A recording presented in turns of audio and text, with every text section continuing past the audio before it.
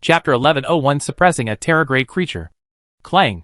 The tip of the wooden club collided with Blood Shaman's saber. Zhou Wen immediately felt an immense force strike him, as he was sent flying along with the club. However, when Zhou Wen was in midair, he had already used borrowed force to dissipate the enemy force. He was like an immortal that flew backward in the wind. When he landed, the force was completely deflected. Zhou Wen roughly knew that Blood Shaman's strength was indeed stronger than his, but it wasn't much stronger. It was probably around 80. However, Zhou Wen still didn't understand what the ability obtained after Blood Shaman's terror transformation was.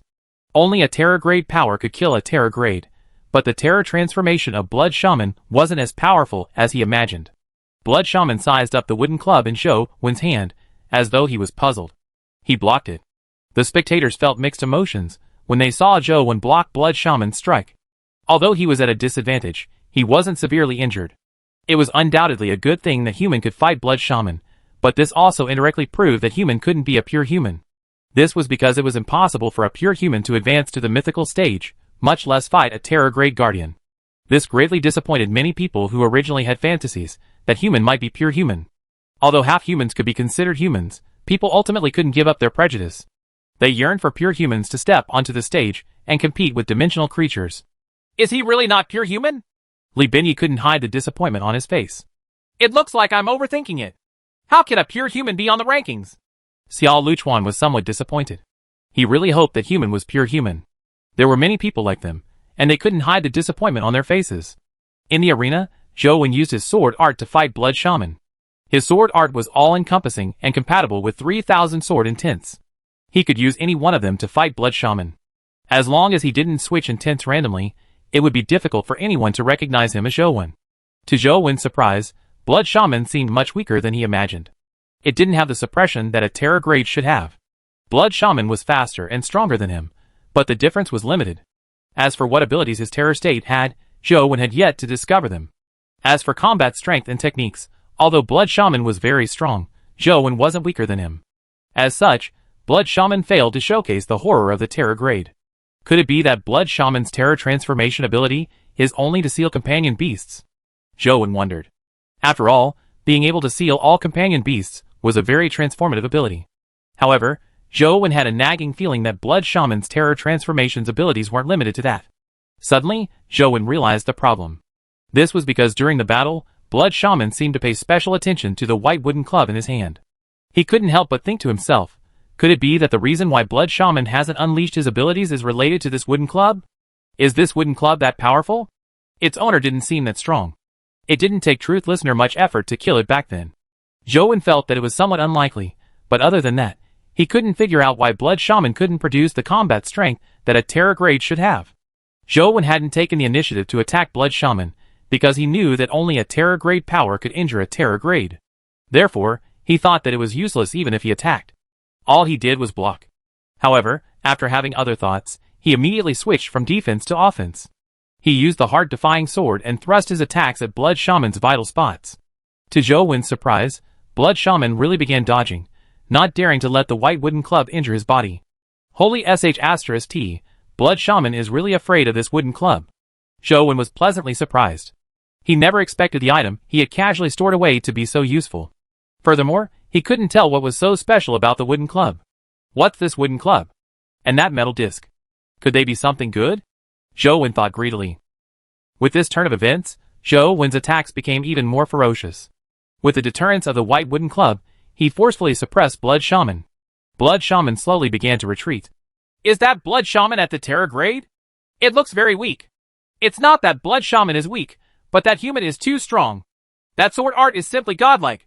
But his body looks very normal. He doesn't look as strange as those creatures in their terror form. Is he at the Terrorgrade? He's definitely at the Terrorgrade. Otherwise, how can he suppress the Terrorgrade Blood Shaman? I don't think so. According to my experience, those Terrorgrade bodies will have obvious changes. They might even become invisible to us, but human remains of flesh and blood. He is still wearing ordinary clothes. From this point of view, he shouldn't have used the power of the Terrorgrade. It's even possible that he's not at the Terrorgrade at all. If he's not a Terrorgrade entity, how can he suppress Blood Shaman? Are you reading too much into it? People were divided into two factions. One faction felt that human wasn't at the Terrorgrade, while the other felt that human was at the Terrorgrade. Even among the 6 families, many people had opposing views. The battle hadn't even ended, but the media had already started a war of words. Human is definitely not at the Terror grade. How can he suppress the Terror grade Blood Shaman if he's not at the Terror grade? Our human is just strong. As a mythical, he can defeat a Terror grade creature. Can't you just accept it? ZZ, have you ever seen a mythical creature fight a Terror grade? Even it can only fight Joyua after breaking through to the Terror grade. Please wake up and stop fantasizing. Ya is ya, and human is human. You can't fight the Terror grade at the mythical stage, but human can. As the two factions were embroiled in a heated argument, someone weakly said, "Could human really be pure human? Without a companion beast, he's only wearing human clothes and an ordinary helmet. He doesn't seem to be a half-human like ya." Such a suggestion was quickly denounced by the two factions. Do you have any common sense? It's impossible for humans to break through to the mythical stage by themselves. Brother, although I also hope that human is pure human, it seems impossible from what we know. In an ancient temple on a plateau, Jing Daoxian looked at the white wooden club in Zhou Wen's hand and frowned as though he was thinking about something. After a while, he muttered to himself. That wooden club! Could it be the morning stick of the impermanence ghosts? Where did this punk get it from? Chapter 1102 Ganking. Celestial Gods. Detion's Palace. An enchanting woman looked at the battle in the cube as her beautiful face revealed a look of surprise. What's that wooden club? It can actually withstand Blood Shaman's blood-thinning powers? Detion said indifferently. It's a terror item of the extreme mean attribute. Furthermore, it has reached the level of a physical weapon. How can such a level of blood-thinning power injure it? If that thing was in the hands of its true owner, Blood Shaman would already be dead. In that case, it's impossible for Blood Shaman to win. Then, we can only hope that the kings of the various races can reach an agreement and kick that person out, the woman said. There's no need for that. Although Blood Shaman no longer has a chance, it has given us an important piece of information, Detion said slowly. What important information? The woman was somewhat puzzled. Although I don't know what guardian that person is fused with, I can now confirm that he hasn't reached the Terror grade. All he can rely on is that Terror grade companion beast and the corporeal terror weapon in his hand. As long as one can resolve these two things, he won't be able to withstand a single blow from the Terror grade, Detion said casually. I'm afraid it won't be easy, right? His companion beast in her terror form is too powerful. Typical Terror grade creatures aren't her match at all. Which guardian would be her match if that companion beast could be summoned? However, Blood Shaman is afraid of that wooden club. There's no chance of winning, the woman said. Since there's no chance for a single Blood Shaman, add a few more to the lineup. Detion slowly stood up. Your Excellency, it doesn't seem appropriate to change the rules of the cube without the approval of the various races, right? The woman immediately understood what Detion was trying to do. There's no need to change the rules. As the host of this cube battle, I still have this tiny bit of authority. As Detion spoke, he took a step forward and passed through space, heading towards the cube. As everyone watched in excitement, Zhou Wen constantly attacked while Blood Shaman retreated in defeat. However, when they suddenly saw a distorted light descend from the void, their hearts skipped a beat. Indeed, the distorted shadow that had appeared a few times previously appeared above the cube's arena again. What does he want again? Could it be that he wants to change the rules because they can't beat us again? What else do they know other than changing the rules? Why don't you just kick human out? You've already done it once anyway. People can't be so shameless. People naturally can't be so shameless. Unfortunately, they aren't humans. They are beasts. The spectators were angry and frustrated as they mocked loudly. Unfortunately, it was useless. Their voices couldn't reach the cube, so Detion couldn't hear them. Even if he could hear them, he wouldn't care. He would only smack them to death with a swat. Detion looked down at the arena and spoke like a god who ruled over everything. In order to quickly determine first place, the top 10 creatures on the rankings can immediately enter the arena to fight. The loser will be immediately eliminated. The rules from before remain unchanged. Every creature only has one chance to issue a challenge. After speaking, Detion tore through the air and returned to the palace of the celestial gods. After everyone heard that, they subconsciously looked at the rankings and immediately cursed. F***CKU. Apart from human in the top 10, the rest are guardians. Isn't letting them in merely to have them gank human? Shameless. The Zhang family's hot-tempered eldest uncle cursed out loud. Do they have any shame? Everyone was extremely furious. They wished they could spit at them and drown the creatures of the dimension. However, despite cursing, several guardians in the top 10 had already entered the arena. In just a moment, 8 guardians in the top 10 had arrived. There was only one guardian in the top 10 who didn't participate. On an island overseas, a cultured young man was about to board the cube when he suddenly retreated. A figure appeared where the young man had stood, as though he had teleported. It was none other than the Terra Grade Guardian, Cave Era. "You'd better stay behind and not go anywhere," said Cave Era as she looked at the young man. "Why?" The young man wasn't angry as he asked with a smile. "Because you can't go on stage," said Cave Era. "I'm also in the top 10. Why can't I go on stage?" The young man asked again. "Do you want to kill that human after you go on stage, or do you want to help him?" Cave Era asked. "Help him," the young man answered. "That's why you can't go on stage. What if I have to go?" The smile on the young man's face vanished as he became serious. "Defeat me and you can go," Cave Era said. The young man suddenly laughed. "Sis, stop joking. Your guardian is already at the Terra Grade, but my guardian hasn't advanced to the Terra Grade. How can I defeat you?" "Then stay here obediently and be a spectator," said Cave Era. "All right." The young man walked towards Cave Era, but his eyes were on the cube's screen. "Sis, do you think that person has a chance of defeating the ganking of those guardians?" "There's no chance." Before Cave Era could say anything, the young man suddenly attacked. He pressed a hand on Cave Era's shoulder, and a flower vine wrapped around her body, instantly wrapping her up like a mummy. Taking advantage of this moment, the young man rushed towards the cube, wanting to enter the cube's arena. However, just as he rushed to the cube, he saw Cave Era standing on it. "You can go if you want, but defeat me first," Cave Era said coldly as she looked at the young man. "Sis, must we do this?" The young man sighed. "Defeat me or watch the battle here," said Cave Era expressionlessly. The young man stared at Cave Era. The gentleness on his face had vanished. He softly spat out 2 words. "Fairy! Burial!" Petals surged out of his body, and gradually condensed into a floral armor that enveloped his slender body. In the arena, the 8 guardians had already surrounded Zhou Wen from different directions. There were guardians blocking his path in every single direction. Their goal was very clear. Just as people had guessed, they had no intention of engaging in a free-for-all battle. Their only target was Human. Furthermore, they had already obtained the news from the dimension. They knew that Human wasn't at the Terra Grade at all. He was only at the mythical stage. They had already guessed this from Zhou Wen's battle with Blood Shaman. Chapter 1103 Mythical Immortal Slaying. Zhou Wen looked at the guardians, and was surprisingly calm. Apart from Zhou Wen himself, there were a total of 9 guardians in the top 10, and Blood Shaman wasn't among them. Zhou Wen only recognized 2 of them. Zhou Wen had seen Night the Arch, Cave Era, Jiuyue, and Great Skyfiend before. The stronger guardians weren't in the top 10. The 2 guardians Zhou Wen knew were Grim Demon and Fairy Burial, but among the 8 guardians in the arena, he didn't see them. Strange. Even if Grim Demon and Fairy Burial are held back and can't enter the arena, there should be 7 guardians in the arena. Why are there 8? Zhou Wen didn't have the time to think about who the additional person was because the 8 guardians had already surrounded him. Zhou Wen was at the mythical stage and couldn't use companion beasts. The only reason he could suppress Blood Shaman was because of the white wooden club in his hand. Now that the 8 guardians had surrounded him, Zhou Wen felt the pressure. Even Zhou Wen was overwhelmed by the 8 different powers and skills. Guardians that could enter the top 10 naturally had their specialties. None of them were weak. If he encountered them normally, it wouldn't be difficult for Zhou Wen to deal with them using various companion beasts. However, now that his companion beasts were restricted and he was kept busy by Blood Shaman, he didn't have the spare energy to deal with them. From the looks of it, there's only one way. Zhou Wen looked at Blood Shaman and knew that his only chance was to kill it. As long as he killed it, he could use his companion beasts. The 8 mythical guardians would then be nothing to him. However, it was extremely difficult to kill the Terra Grade Blood Shaman under the siege of 8 guardians. Unfortunately, I can't use creatures other than companion beasts and guardians on the cube. Otherwise, how difficult would it be to kill Blood Shaman if I summoned Jade Rabbit and Ice Maiden? Zhou Wen thought. The humans watching naturally saw Zhou Wen's predicament.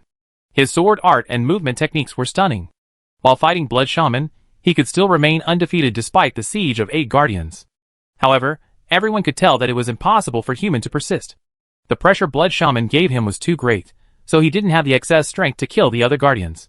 This sword art and movement technique are too powerful. It definitely doesn't belong to humans. Even if he's a half-human, he still has human blood flowing in him. As long as he treats himself as a human, he's a human. That's right. He's human to begin with. Yet is the same. So what if he fused with a guardian? As long as he identifies as human, he's human. His determination is obvious from using human as his name. Zhou Wen was able to remain undefeated despite fighting 9 alone. His godlike sword art and movement techniques were shocking. It also made most of the audience's acknowledgement of him intensify. They even began to ignore the fact that he might be a half-human. However, everyone also knew that no matter how strong Zhou Wen's sword art and movement techniques were, that was all. If this continued, he would only be defeated. The stronger Zhou Wen's performance was, the more regretful the outcome would be. Yeah, is like this, and so is human. Are we humans destined to be toyed with by the dimension? Anger and indignation gradually rose in everyone's hearts. They yearned to rush into the arena and fight alongside Zhou Wen. However, there was nothing they could do. All they could do was watch as Zhou Wen was besieged. They had nowhere to vent their anger. It wasn't only pity for Zhou Wen, but also hatred for their own incompetence. At the same time, it was indignation and shame at having their fates controlled. They could fully empathize with Zhou Wen's predicament. The humiliation made them feel terrible. Why can't humans become the king of Earth? We are the masters of Earth. Anger and humiliation intertwined in their hearts. Instantly, the spectators fell silent. No one said a word as they quietly watched Zhou Wen being attacked by the Guardians, waiting for the outcome they didn't wish to see.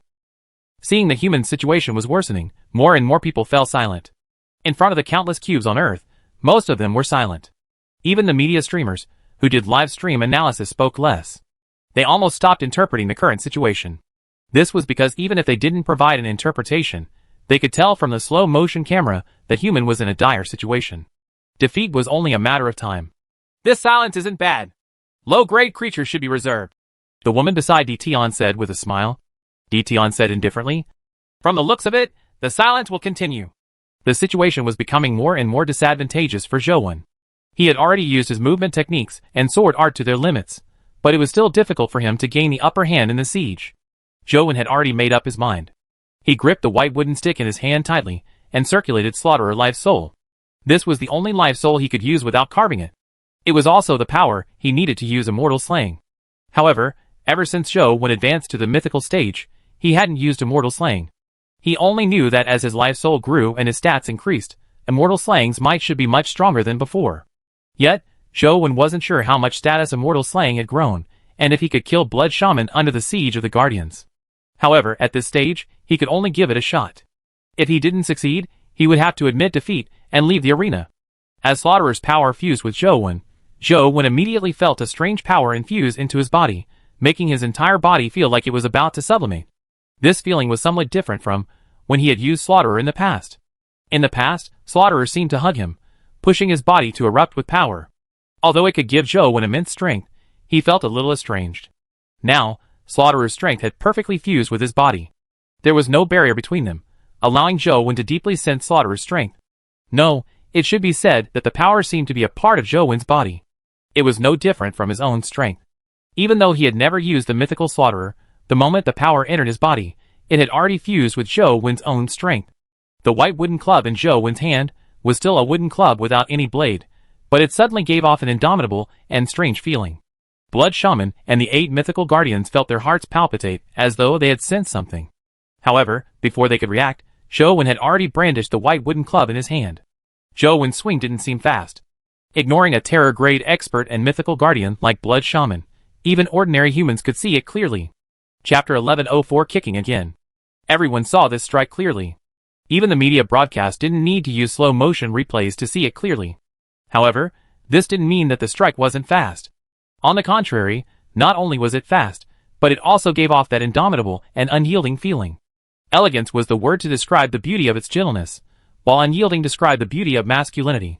These were two extremes that shouldn't have been used to describe the same thing at the same time. However, Zhou Wen's strike had perfectly fused the two opposing beauties into one. It gave off an elegant yet sharp feeling. What was even stranger was that everyone saw the slash clearly. Blood Shaman and the 8 guardians also saw it clearly. However, for some reason, they saw all the minute movements of this move, but their bodies didn't seem to obey their orders. They watched helplessly as the white wooden club slashed at their necks, but their bodies couldn't react or do anything. 7 heads were beheaded almost at the same time. Only Blood Shaman's body emitted a sanguine glow as blood spewed out from his body.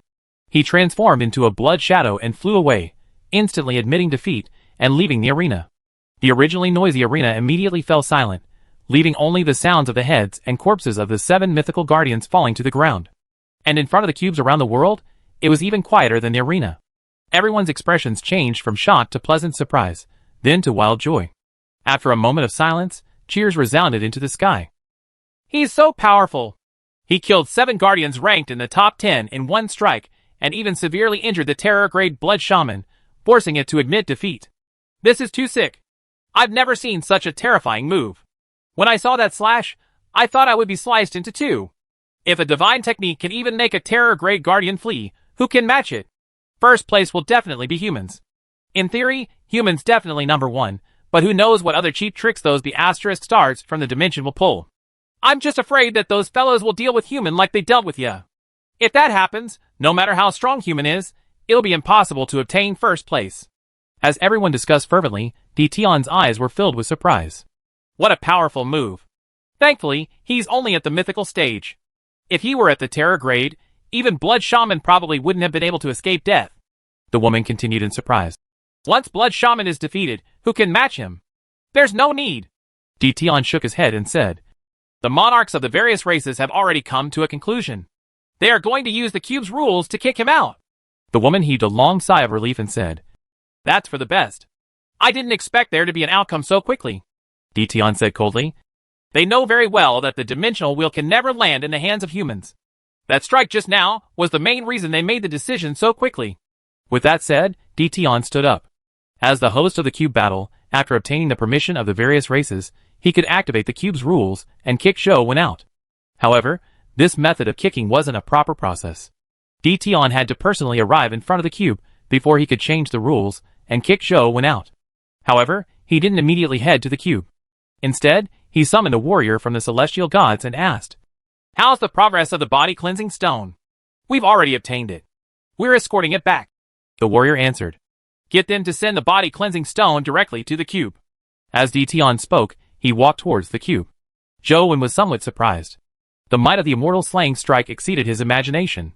He originally wanted to kill Blood Shaman, but he had never expected to slay the 7 guardians together. However, this wasn't the main reason for Zhou Wen's surprise.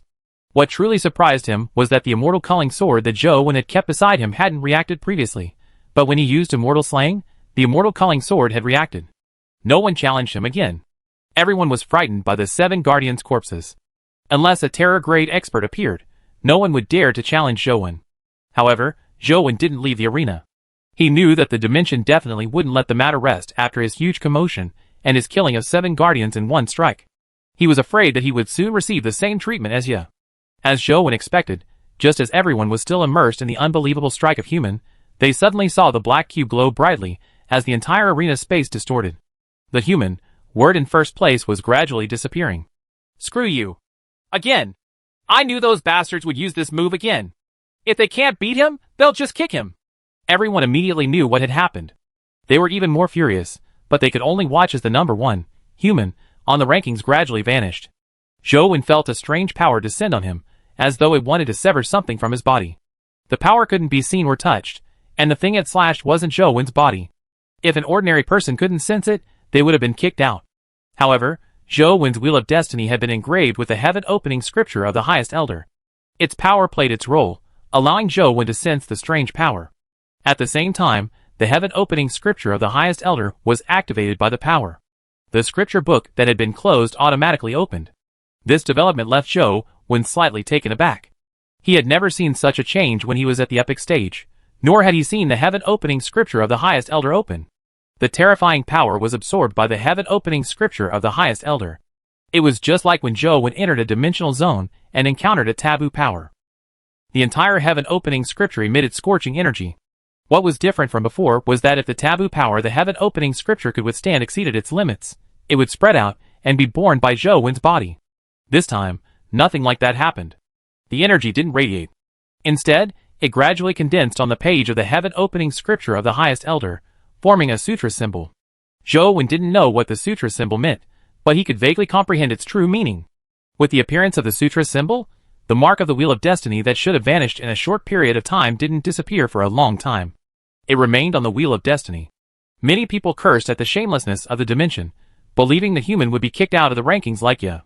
However, after the human word in first place vanished halfway, it didn't continue disappearing. As for Zhou Wen's body, he wasn't kicked out of the arena. In the arena, Zhou Wen stood in midair, as though an invisible force was resisting the distorted force in the arena.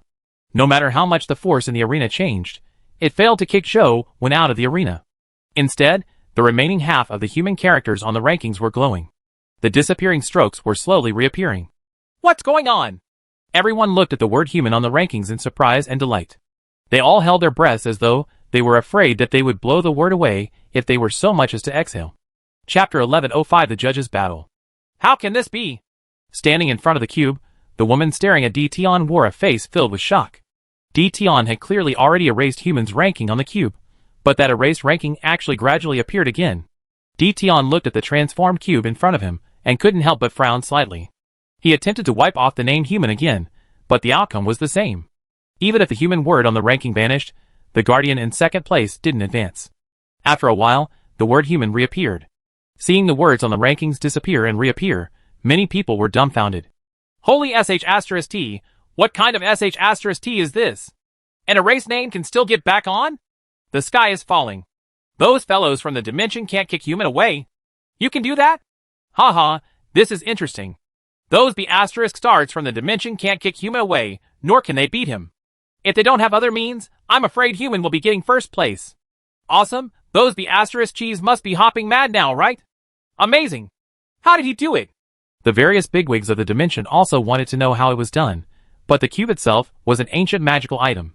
It wasn't man-made and had its own rules. The dimensional creature's research on the cube was still ongoing. They could only use some loopholes in the rules to control it. It was far from being able to do whatever they wanted. Tian had already tried a few times, but the outcome was the same. He was unable to completely remove human from the cube. The woman looked at Zhou Wen's figure through the cube's screen and said, Your Excellency, it's a good thing you had foresight and prepared the body cleansing stone ahead of time. Otherwise, I'm afraid first place will really fall to that person. Tian had already given up on modifying the cube's rules. Clearly, it was useless. I didn't really expect it to be used, Tian said calmly. Your Excellency, who do you plan on letting use the power of the body cleansing stone? The woman asked. Tian didn't answer as he looked at Zhou Wen in the arena. The heaven-opening scripture of the highest elder experienced the invasion of the cube's laws again and again. The sutra symbols in the sutra became more complete and brighter.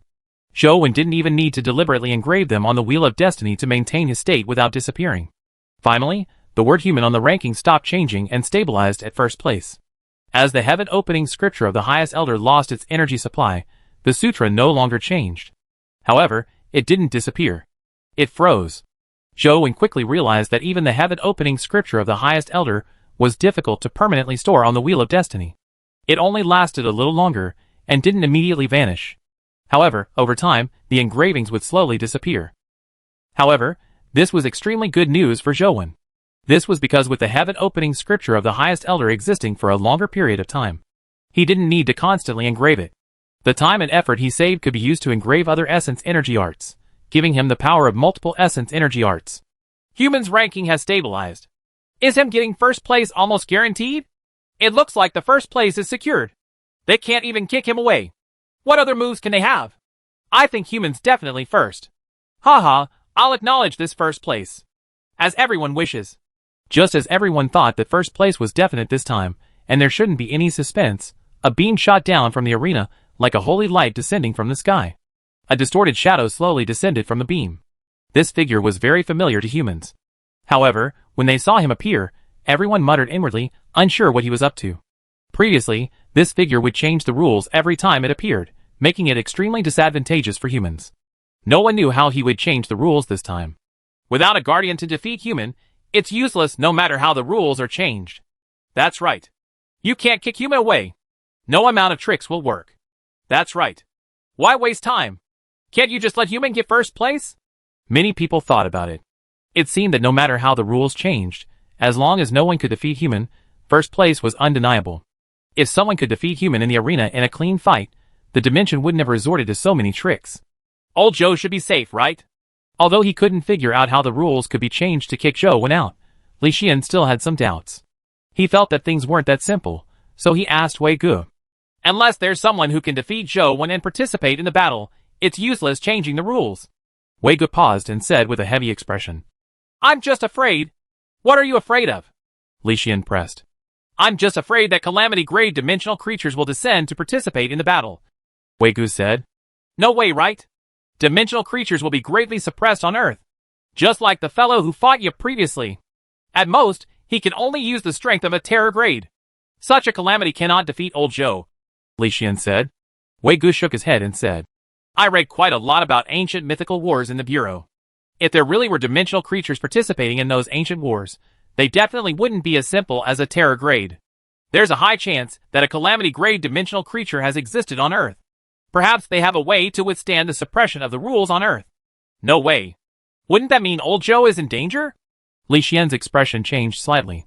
Just as he was about to say something, he suddenly saw a terrifying change in the arena.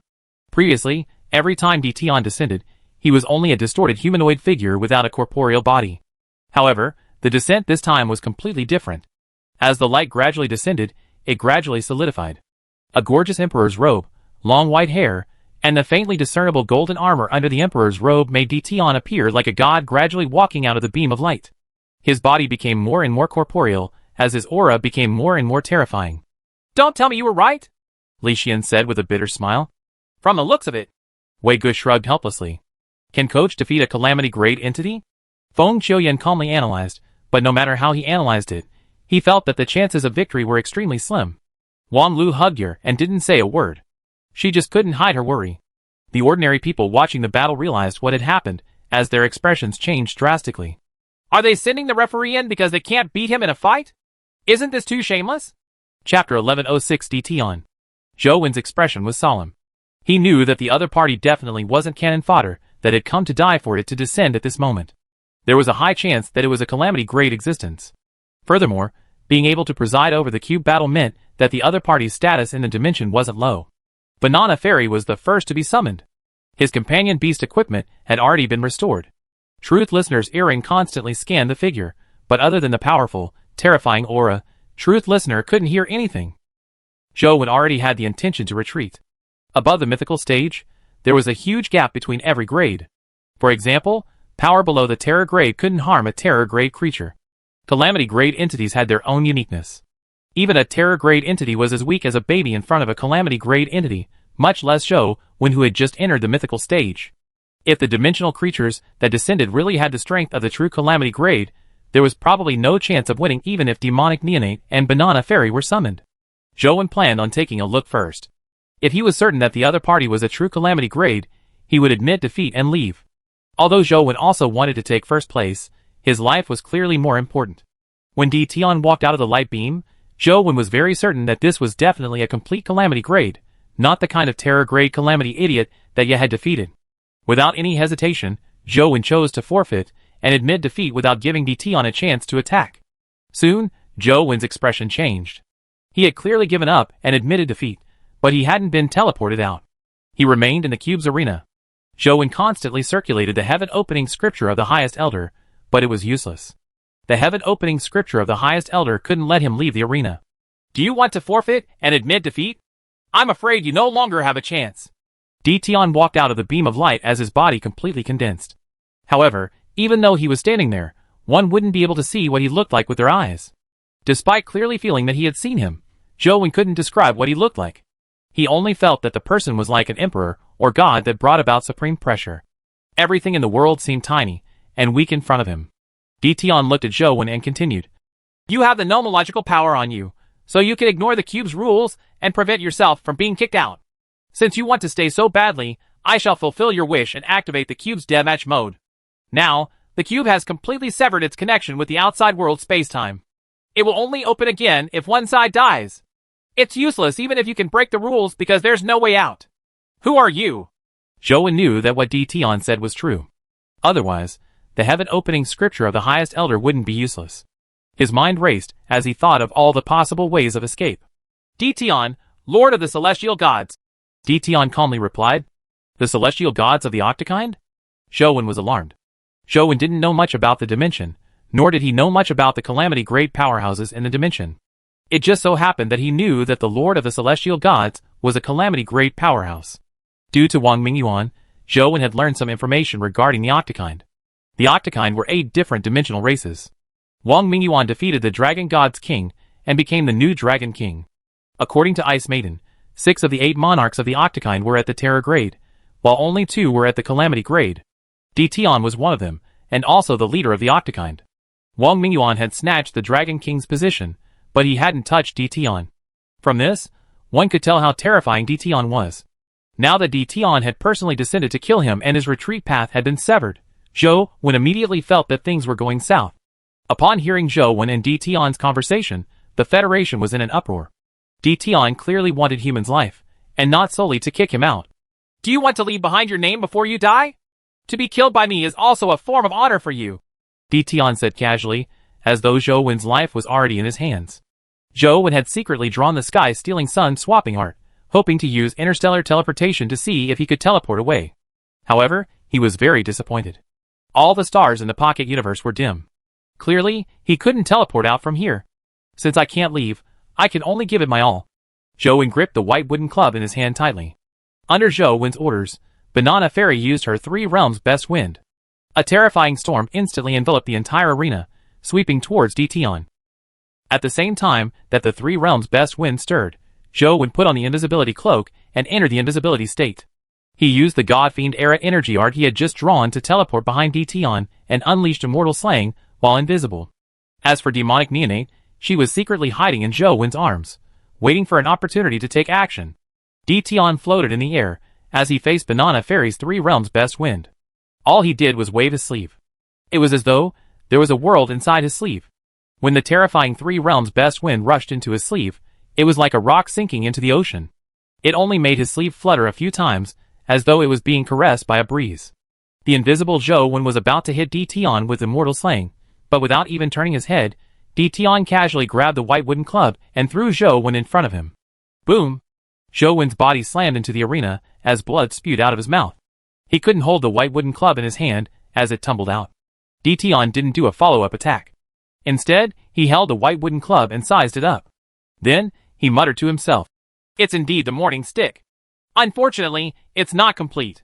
It's just an incomplete item." Banana Fairy was worried about Zhou Wen, so she flew over and stood in front of him. The banana leaf transformed into a fan that fanned at Di Tian.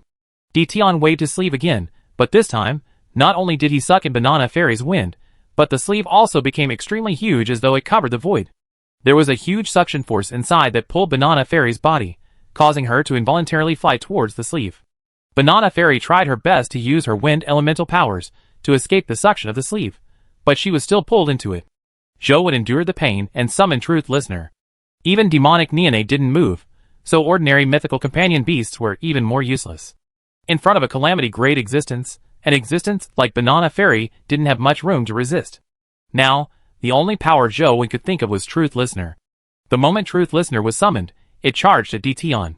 While in midair, the earrings on its 6 ears shattered one after another, as its body constantly changed.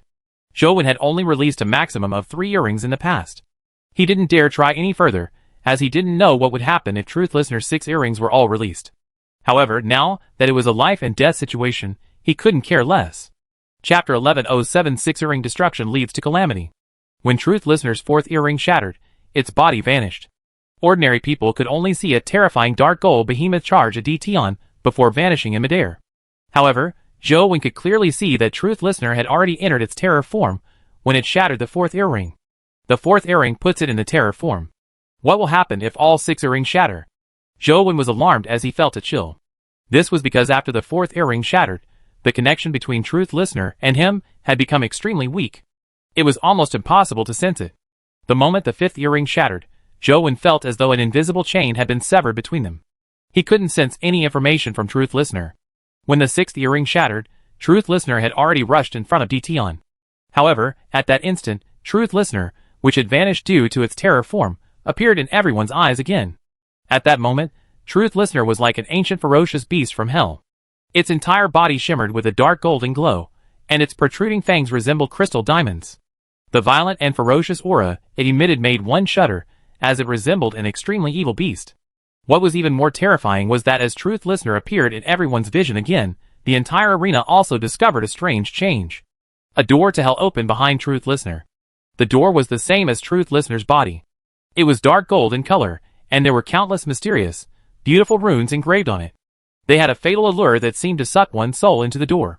With the appearance of the door to hell, countless evil spirits and ferocious ghosts emerged from the ground. Arms extended from the ground as the door to hell opened. Terrifying, ferocious beasts that had never been seen before rushed out. As for the door to hell, it emitted an even more terrifying aura and roar, as though there was an even more terrifying existence rushing out of it. Instantly, the entire arena seemed to turn into Shura hell. There were terrifying hellish evil spirits and ferocious beasts everywhere. As for the hellish aura that constantly spewed out from the door of hell, it filled the entire space. In the increasingly dense hellish aura, most mythical creatures would quickly die, much less fight. Calamity Grade. Zhou Wen was finally certain that Truth Listener, who had released the 6 earrings, had reached the height of a Calamity Grade entity. The power of a Terror Grade was indescribable, but after reaching the Calamity Grade, the power would transform into a Calamity Domain. Even if one were to see it, human strength would not be able to fight a Calamity Grade. They could only struggle and wait for death, or wait for Lady Luck's blessing to survive the calamity. As Truth Listener had already severed its connection with Zhou Wen was also affected by the death aura of hell. In the death aura, the vitality in his body rapidly drained as his body began to age. Thankfully, Zhou Wen had absolute defense armor on him, allowing him to temporarily withstand the corrosion of hell's death aura. However, the horde of evil spirits and ferocious beasts didn't identify Zhou Wen as a friend or Truth Listener's former owner. They surged towards him like a tidal wave, hoping to tear him to pieces. They looked extremely terrifying. Any one of them probably had the strength of a mythical creature. With so many mythical creatures swarming forward, even Zhou Wen felt his heart tremble. With the morning stick snatched away by Ditian, Zhou Wen immediately engraved Supreme Hell King on his Wheel of Destiny. The power of the small perfection of Wisdom Sutra immediately descended on his body, augmenting it greatly. More importantly, after Supreme Hell King fused with Zhou Wen's body, the hellish evil spirits and ferocious beasts seemed to show fear towards him. Or perhaps they treated him as one of them and stopped charging at him. Meanwhile, Truth Listener let out a ruthless roar. With the augmentation of the boundless death aura from hell, it charged at Ditian like a demonic god. A Calamity Grade companion beast. A glint flashed in Jing Daoxian's eyes as he stared at Truth Listener. His expression changed as he fell into deep thought. How is that possible? How can a Calamity Grade companion beast appear on Earth? How long has it been since Essence Energy was revived? It wasn't just the woman. Many races in the dimension watched this scene in shock. A Calamity Grade companion beast had actually appeared on Earth. It was unimaginable. In the eyes of ordinary people, all they could see was hell and countless evil spirits and ferocious beasts. It was as though the entire arena had turned into hell. However, they could no longer see Truth Listener's figure. Truth Listener's speed and ability far exceeded what human vision could capture, but such a scene was enough to let their imagination run wild. Could it be? That's a Calamity Grade companion beast. This is way too ridiculous. How can there be a Calamity Grade companion beast? This doesn't make sense. Ignoring everything else, I really admire humans' companion beasts. I originally thought that the Terror Grade humanoid companion beast was already the limit. I never expected. There's hope. Calamity versus Calamity. That Ditian might not win. Human still has a chance of getting first place. Perhaps. Everyone was extremely excited. They originally believed that there was no hope, but they never expected Human to give them a huge surprise. Calamity Grade. That's a Calamity Grade companion beast. How did young Master Wen do it? And Sheng said excitedly. And Tianzhua looked at the hellish arena in the scene and fell silent for the first time. In Chess Mountain's base, and Jing and the troops on Chess Mountain, who weren't on duty, were watching the live broadcast on the sports field. When she saw Truth Listener showcase its Calamity Grade strength, and Jing's expression turned extremely complicated. That person seemed to be getting further and further away from her. Calamity Grade. That's a Calamity Grade companion beast. How did he do it? The Zhang family's family head's eyes turned red. If the Zhang family had such a companion beast, how could the Holy Temple restrain them? It wasn't just the Zhang family. The core members of the other 5 families were also pleasantly surprised. The appearance of a Calamity Grade companion beast opened a new world for them. It made everyone know that not only could companion beasts resist guardians, but they could even fight terrifying existences of the dimension. The potential of companion beasts was far greater than they imagined. Due to Truth Listener's Calamity Domain, the power of Strength Sleeve decreased drastically. Zhou Wen took the opportunity to unsummon Banana Fairy. As for Ditian, he didn't continue forcefully sucking Banana Fairy because Truth Listener had already arrived in front of him with a boundless death aura and countless hellish evil spirits. Chapter 1108 Humans Don't Fight with the Heavens. Finish him. Zhou Wen could only secretly pray that Truth Listener could kill Ditian. Otherwise, he really didn't have the strength to fight Ditian. In fact, even Zhou Wen had never expected Truth Listener to reach the level of a calamity. This was already a pleasant surprise. However, Truth Listener had completely severed its connection with him after reaching the Calamity grade. It was probably impossible to regain ownership of it. Zhou couldn't tell if it was a blessing or a curse. If Truth Listener defeated DTon, would it count as him winning this battle? Or would Truth Listener kill him, its former owner? Looking at the ruthless Truth Listener that resembled a devil from hell, Zhou felt that the possibility was very high. The entire power of hell seemed to lunge at DTon with Truth Listener. A look of surprise flashed in DTon's eyes, but he didn't show any intention of retreating. He slowly extended his palm to suppress it. With the movement of his palm, the sky was filled with gods and Buddhas. They flew around him, as though heaven had descended from the sky. The spectators were dumbfounded. What they saw was hell rising, and the heaven descending. At the moment of this pandemonic collision, countless terrifying phenomena emerged. If this scene hadn't happened in the Cube's arena but on Earth, a huge city would have been destroyed by this strike. Is this the power of a Calamity-grade entity? Everyone felt their hearts tremble. A single strike was enough to destroy the world. Gods, Buddhas, and ferocious beasts wreaked havoc everywhere. It was like hell on Earth. They didn't dare imagine how many people would die if such a force erupted in human settlements. Even mythical experts would probably die. No good! Li Xian exclaimed. This was because he saw the power of hell descending, and the power of the heaven constantly suppressing it. Zhou also knew that things weren't good. Others couldn't see the clash between Truth Listener and DTon, but Zhou and Wheel of Destiny allowed him to see some of it, especially when Truth Listener and DTon were motionless. DTon's palm pressed down on Truth Listener's dark gold claws, forcefully suppressing it. Truth Listener's huge body was about to be pressed down into the arena. Boom! In the next second, Truth Listener's body had already landed on the arena. It propped its feet on the ground, and used its claws to resist DTon's palm, but its back was bent from the suppression. The hellish scene was almost completely shattered by the scene of heaven. Truth Listener and DTon's figures appeared. Upon seeing Truth Listener being suppressed by a single hand of DTon, its body slowly arching as it started to kneel on the ground, everyone was shocked. Such a powerful companion beast was actually suppressed by DTon to the point of being unable to stand. What powerful strength was this? They didn't know that as the leader of the Octokind, DTon was a top-notch existence among the Calamity grade entities. Although Truth Listener had entered the Calamity grade, its method of entering the Calamity grade had actually been through a trick. It could only be considered as having just entered the Calamity grade, so there was still a gap between it and DTon. It's over. Even such a powerful companion beast can't fight dimensional creatures. Dimensional creatures are just too powerful. Someone sighed, but most people were silent. DTon's strength and invincibility had already been deeply imprinted in the minds of every human. It made them feel an indescribable sense of powerlessness. They felt as if their strength had been sucked away. It wasn't that they really didn't have any strength left. It was just that they were suffering from too much despair in their hearts.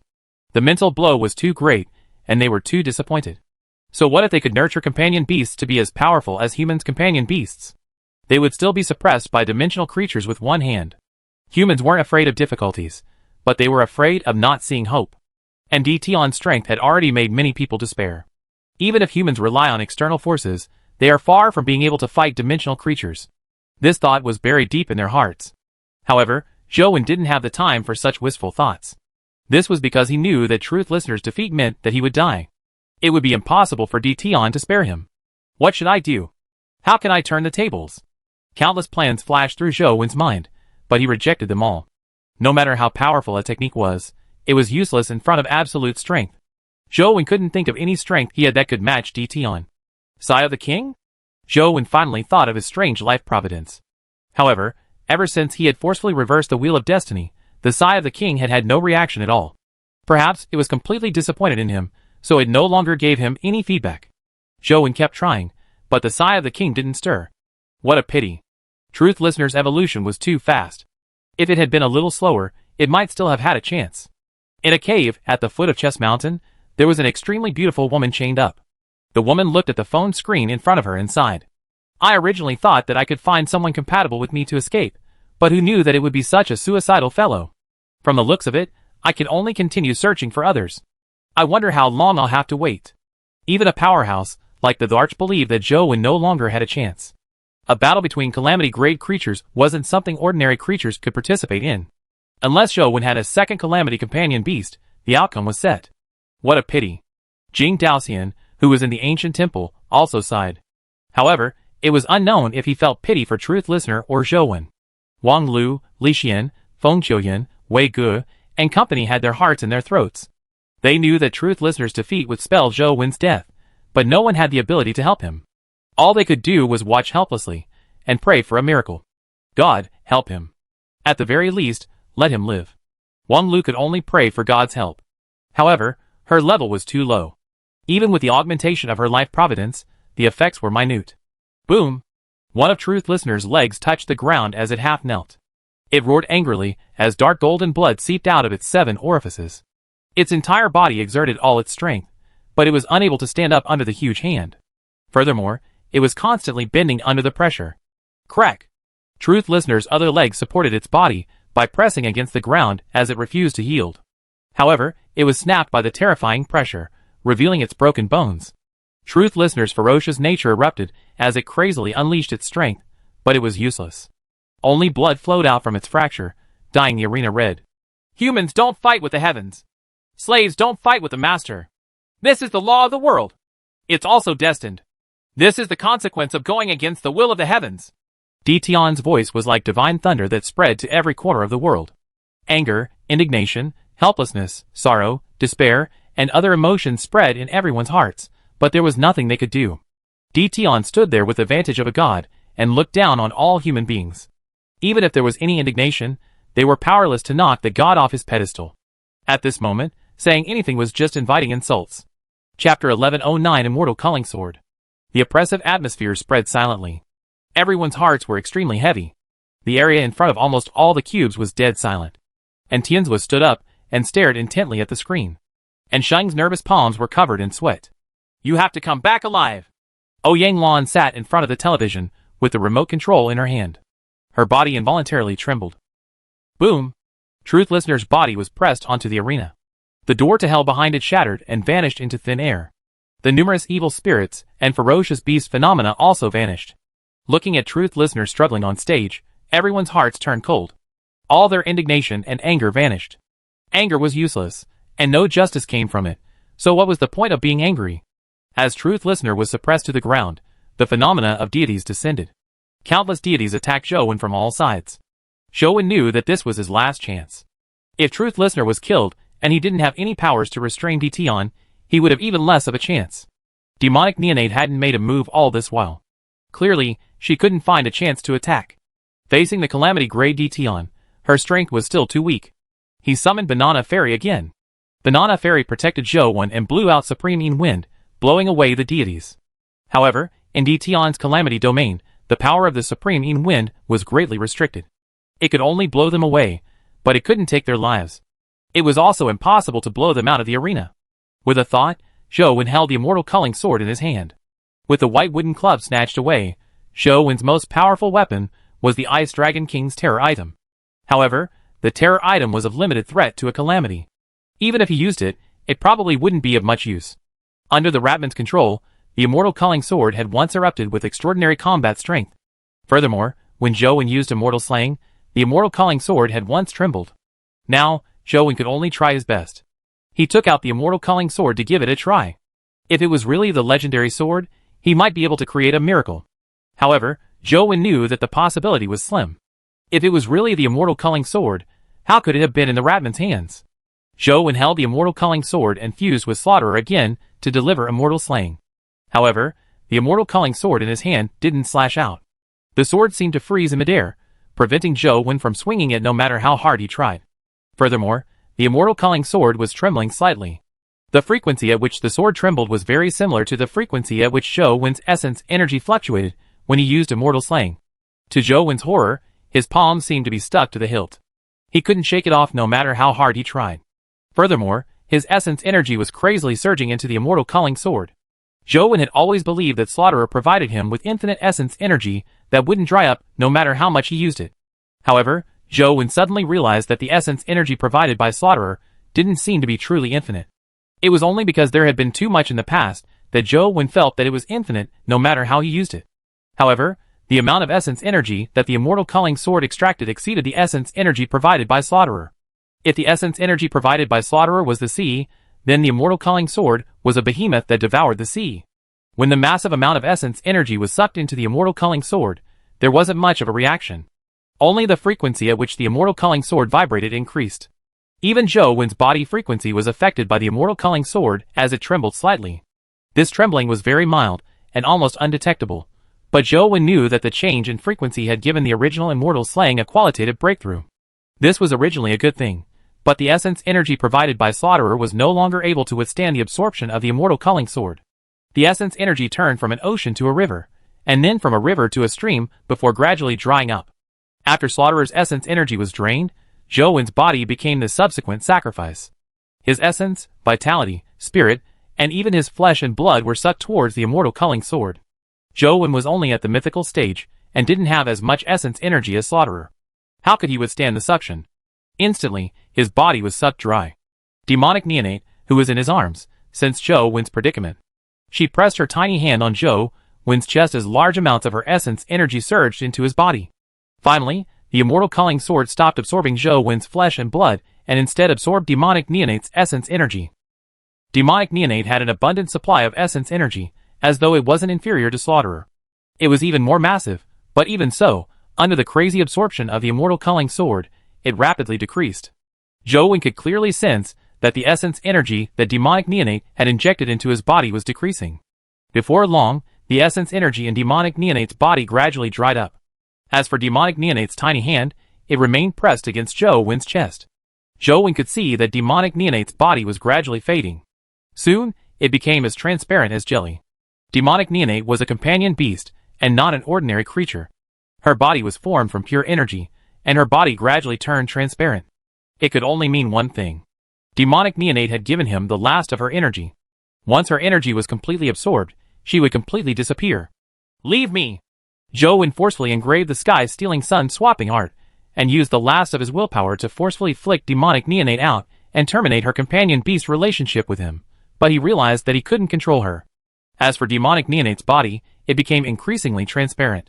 At this speed, it would probably only take a few seconds before it completely vanished. Zhou Wen sighed inwardly. He knew that even if he forcefully removed his relationship with Demonic Neonate in the arena, Demonic Neonate wouldn't be able to escape. She would ultimately die. Even if you have to die, you have to die after me. I'm a very selfish person. I don't wish to grieve for others. Zhou Wen immediately injected his remaining strength into the immortal culling sword. Demonic Neonate was, after all, transmitting energy indirectly. She couldn't do it as directly as Zhou Wen. Under Zhou Wen's guidance, her already emaciated body, which was almost sucked dry, experienced a certain level of improvement. Just as Zhou Wen thought he was about to die, an energy suddenly erupted from his body. It nourished his dry body like spring water, and surged towards the immortal culling sword.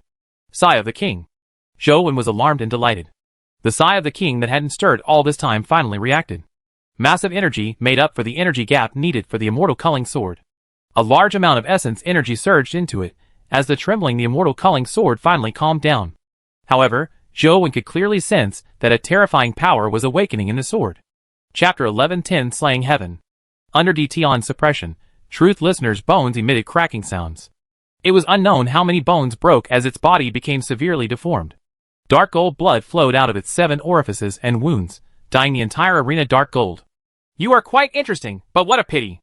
In your next life, remember to be born in the dimension. Don't be associated with humans again. The power in Dtion's hand grew stronger and stronger. The sky was filled with gods, Buddhas, and fairies, all of them bent on obliterating Truth Listener. Everyone looked at Truth Listener, whose body was about to explode from the pressure. They were indescribably shocked as fear silently spread. You keep talking about humans. How irritating. Suddenly, a voice sounded in the arena. Only then did everyone recall that Zhou Wen still existed in the arena. Previously, their attention had been completely attracted by Truth Listener and Dtion's battle, so they had forgotten about Zhou Wen, the true protagonist in the battle. They looked at Zhou Wen and saw him standing in Dtion's calamity domain with a sword in hand. Banana Fairy was beside him, desperately resisting the deities that were lunging at Zhou Wen. Everyone was somewhat depressed. Although Human wasn't dead yet, he would die once Truth Listener was defeated. After all, Human was only at the mythical stage. The Terror-grade companion beast, Banana Fairy, could barely protect herself in the calamity domain. She had no right to fight Dtion. Humans need to know they're standing against the heavenly mandate. If you hadn't insisted on defying the heavens, you wouldn't have ended up in such a state. This is the outcome of defying the heavens. Dtion continued suppressing Truth Listener with one hand. No matter how Truth Listener roared, It couldn't escape from his grasp. No one standing? What do you mean by heavenly mandate? Who's the heavens? You? Zhou questioned Dition. To you humans, I am the heavenly mandate. If I want you to live, you will live. If I want you dead, you must die. Dition said indifferently, his tone as calm as though it was only right. Everyone fell silent. Although Dition's words infuriated humans, they couldn't refute him. In front of the Calamity Grade, humans were as puny as ants. All they could do was beg for mercy from the heavens. If you are the heavenly mandate, what's the harm in defying the heavens? As Zhou spoke, his hand holding the ancient sword finally moved. The ancient sword was still wrapped in a scabbard. Moving with Zhou's palm, the ancient sword was pulled out inch by inch. The sword shimmered with a dazzling light that could steal one's soul, as boundless killing intent surged out from the sword. The sword seemed to have some kind of magical power. In just an inch of unsheathing, it made the people watching through the screen feel ice cold. It was as though the killing intent had penetrated their hearts as their bodies trembled. Dition's eyes focused as he stared intently at the sword in Zhou's hand. Even his hand that was suppressing truth listener paused. Humans don't fight with the heavens. Slaves don't fight with their masters. Unfortunately, you're not the be-all and end-all of humans, nor are you the master of humans. If you let me live, I can live. If you want me dead, I'll slay the heavens and destroy you. With Zhou's cold voice, he completely unsheathed the immortal culling sword. He slashed at Dition with an immortal slaying strike. Dition seemed to sense something as he released his hand that was pressing down on Truth Listener and pressed down on Zhou with both hands. The divine phenomenon also crazily suppressed Zhou. It wasn't just a shockwave. It was even more terrifying and powerful than Truth Listener suppression. Layers of heavenly phenomena descended with Dition's hands. A total of 9 heavenly realms descended, as though the end of the world was approaching. And below the 9 heavens, only one person defied the heavens, as he drew his sword to slash upwards. The seemingly tiny humans under the Calamity domain erupted with unimaginable power, the moment he released his sword beam. The terrifying sword beam instantly penetrated the 9 heavens, and charged into it with an indomitable force. The terrifying sword beam didn't stop as it slashed at Dition, who was above the 9 heavens. Dition's eyes were colored with a look of horror. He wanted to block the terrifying sword beam with both hands, but the sword beam flashed as though it had vanished in front of him. The ancient sword in Zhou's hand had already returned to its scabbard. He stood in the arena as though nothing had happened. Above his head, the phenomenon of the 9 heavens suddenly shattered and vanished in an instant. It turned into light specks that fell like snowflakes. A sword mark appeared between Dition's brows as he stood above the 9 heavens. Then, the sword mark quickly spread. Dition's pupils constricted as his body split into 2. As he fell, he disintegrated along with the 9 heavens domain. How is this possible? The woman who followed Dition to the cube stood there, as though she had been petrified. She didn't dare imagine that such a thing would happen. On Earth, everyone stood rooted to the spot as though they couldn't believe it either. After a brief moment of silence, cheers erupted everywhere in the world. Zhou stood there motionless. It wasn't that he didn't want to move, but that he really couldn't move. If he hadn't pressed down against the immortal culling sword with both hands, and used it as support, he probably wouldn't have been able to stand. The immortal culling sword had extracted too much. Zhou's body was on the brink of collapse. It wasn't easy for him to stand. Truth Listener also collapsed from its injuries, and struggled to stand up to no avail. With Dition killed, the cube's deathmatch mode ended. All the cubes in the world lit up at the same time. All the images on the cube's screen turned into Zhou when standing with a sword. The first name on the rankings lit up as well. The word human shimmered. Finally, the other names on the rankings vanished one by one, leaving only the word human glowing like an eternal existence. Zhou heaved a long sigh of relief. From the looks of it, the cube had already acknowledged him as first place. It hadn't changed because of Truth Listener's existence. However, the dimensional wheel that had been displayed didn't appear. Then, the cube dimmed. Zhou and Truth Listener were kicked out of the cube, and they returned to the town. Zhou wasn't surprised that he hadn't obtained the dimensional wheel. It was a reward given to first place from the dimension, but he was someone they didn't wish to see clinch first place.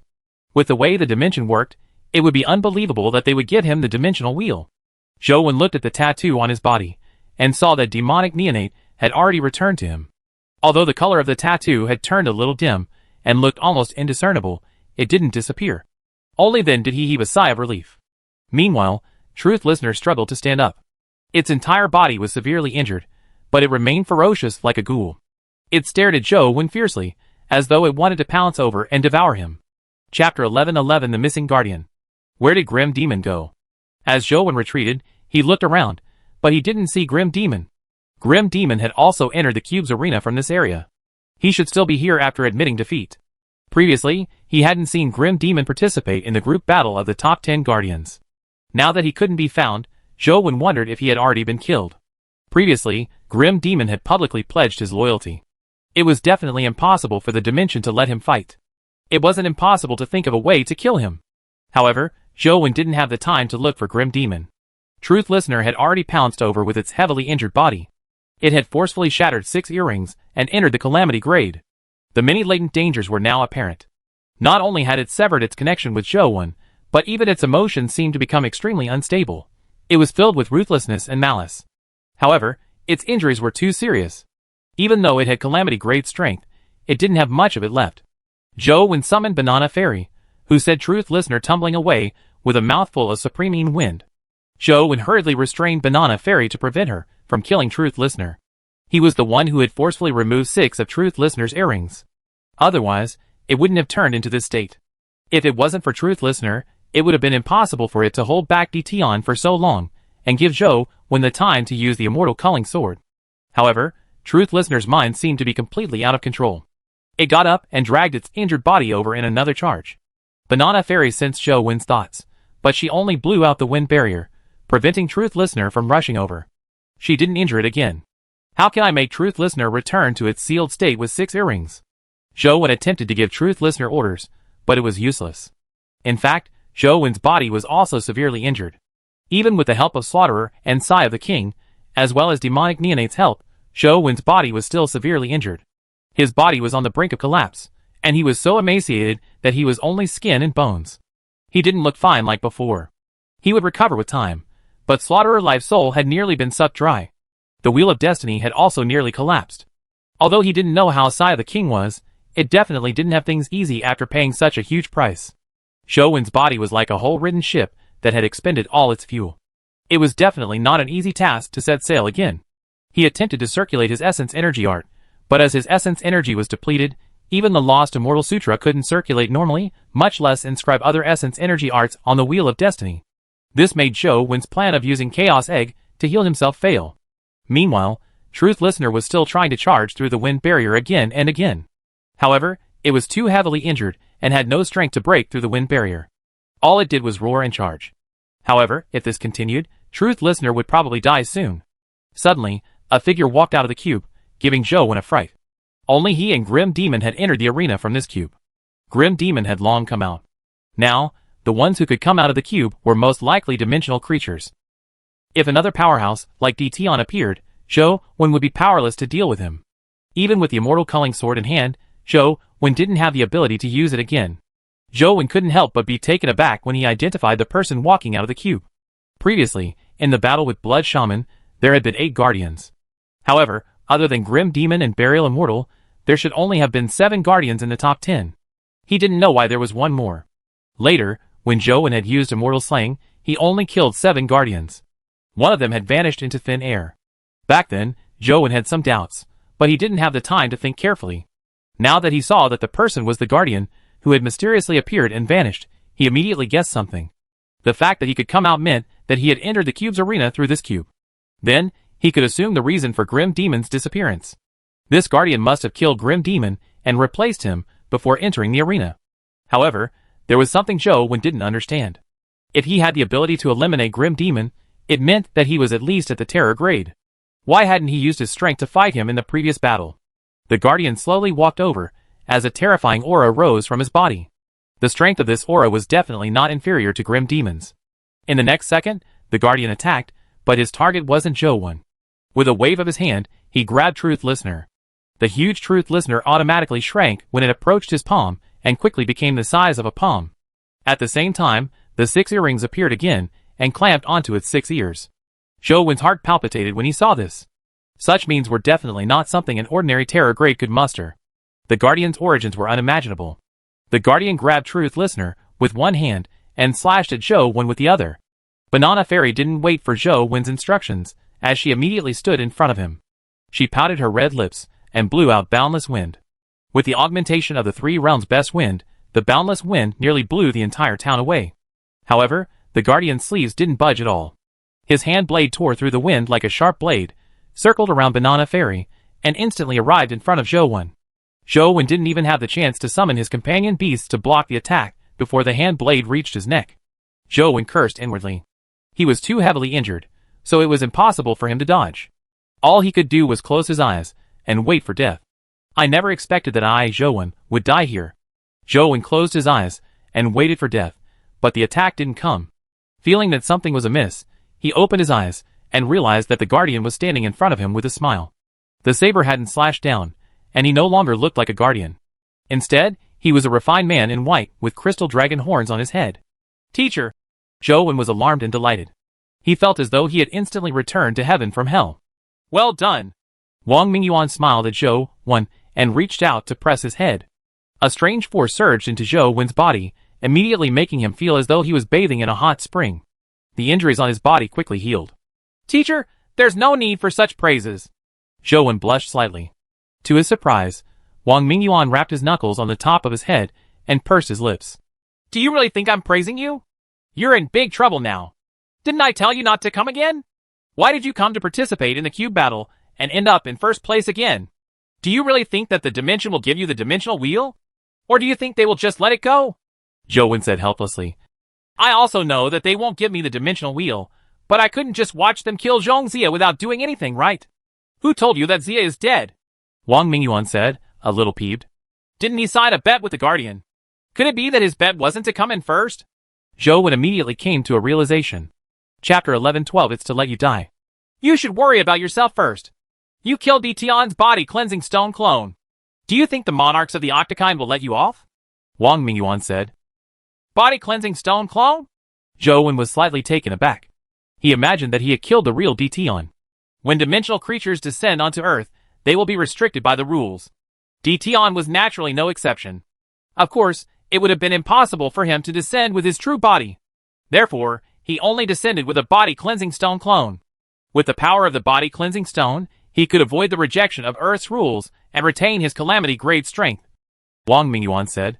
Since it was only a clone and I didn't obtain the dimensional wheel, is there a need to use all means to kill me? Zhou Wen was puzzled. If you had only killed the body cleansing stone clone, they wouldn't have to insist on killing you. But since you killed Dition, things are naturally different.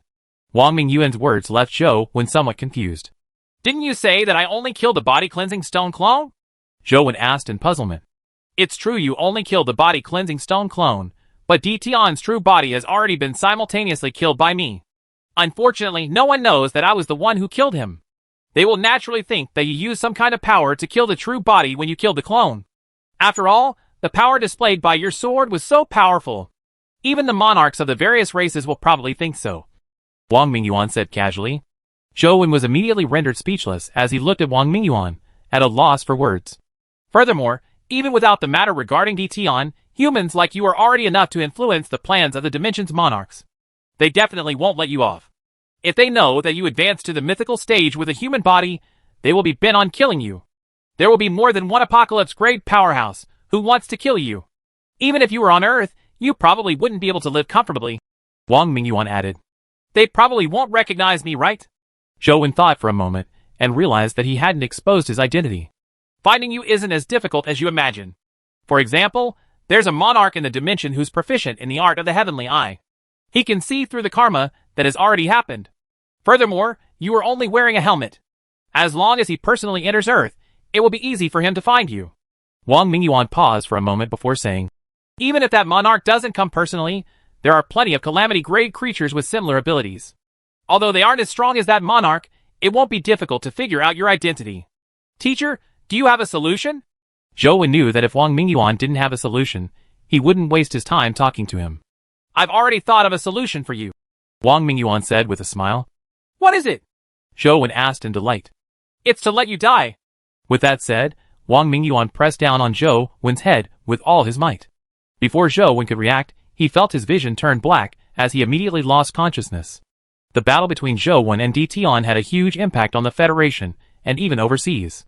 People were guessing the origins of human and who it was. They made all sorts of guesses. Some people even guessed that human might be a real human and not a half-human who had fused with a guardian. Otherwise, why would he be named human? Human was a miracle to begin with. It wouldn't be surprising if there were more miracles. Why couldn't he be a pure human? However, another group of people believed the human couldn't be pure human. After all, pure humans couldn't advance to the mythical stage. Both sides held their own views and kept arguing. No one could convince the other. However, there was one thing that everyone acknowledged. Humans' contributions to humanity were indelible. The most famous self-media, Federation Freedom Investigation Bureau, even called Zhou Wen by the name of human sovereign. Of course, this was because the Federation Freedom Investigation Bureau was a supporter of the theory that human sovereign was pure human. And the reason why they used the word sovereign was because the dimension had called first place King of Earth. Using the word sovereign instead of king meant that they didn't acknowledge the so-called King of Earth. There had been no King of Earth in the past, nor would there be in the future. There would only be a sovereign of humanity.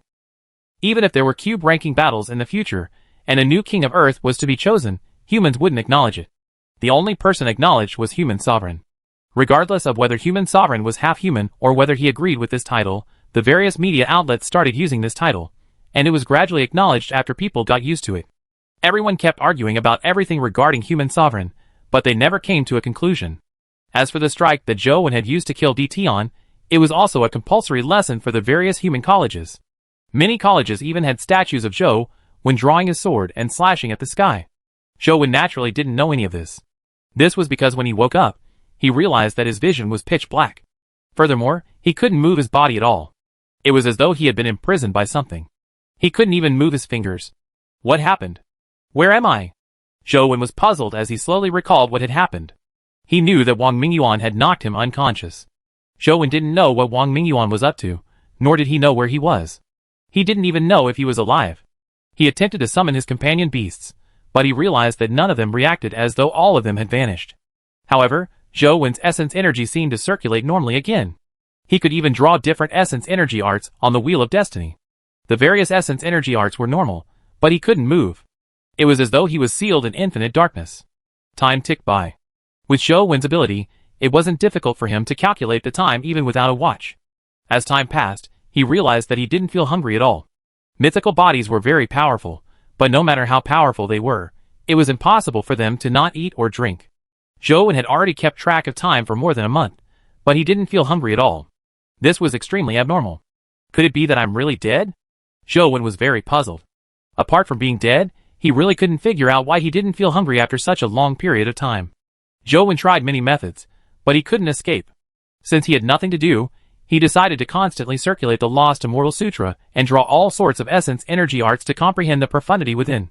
After experiencing the matter of a scripture appearing for the heaven-opening scripture of the highest elder, Zhou Wen could engrave the heaven-opening scripture of the highest elder together with the scriptures.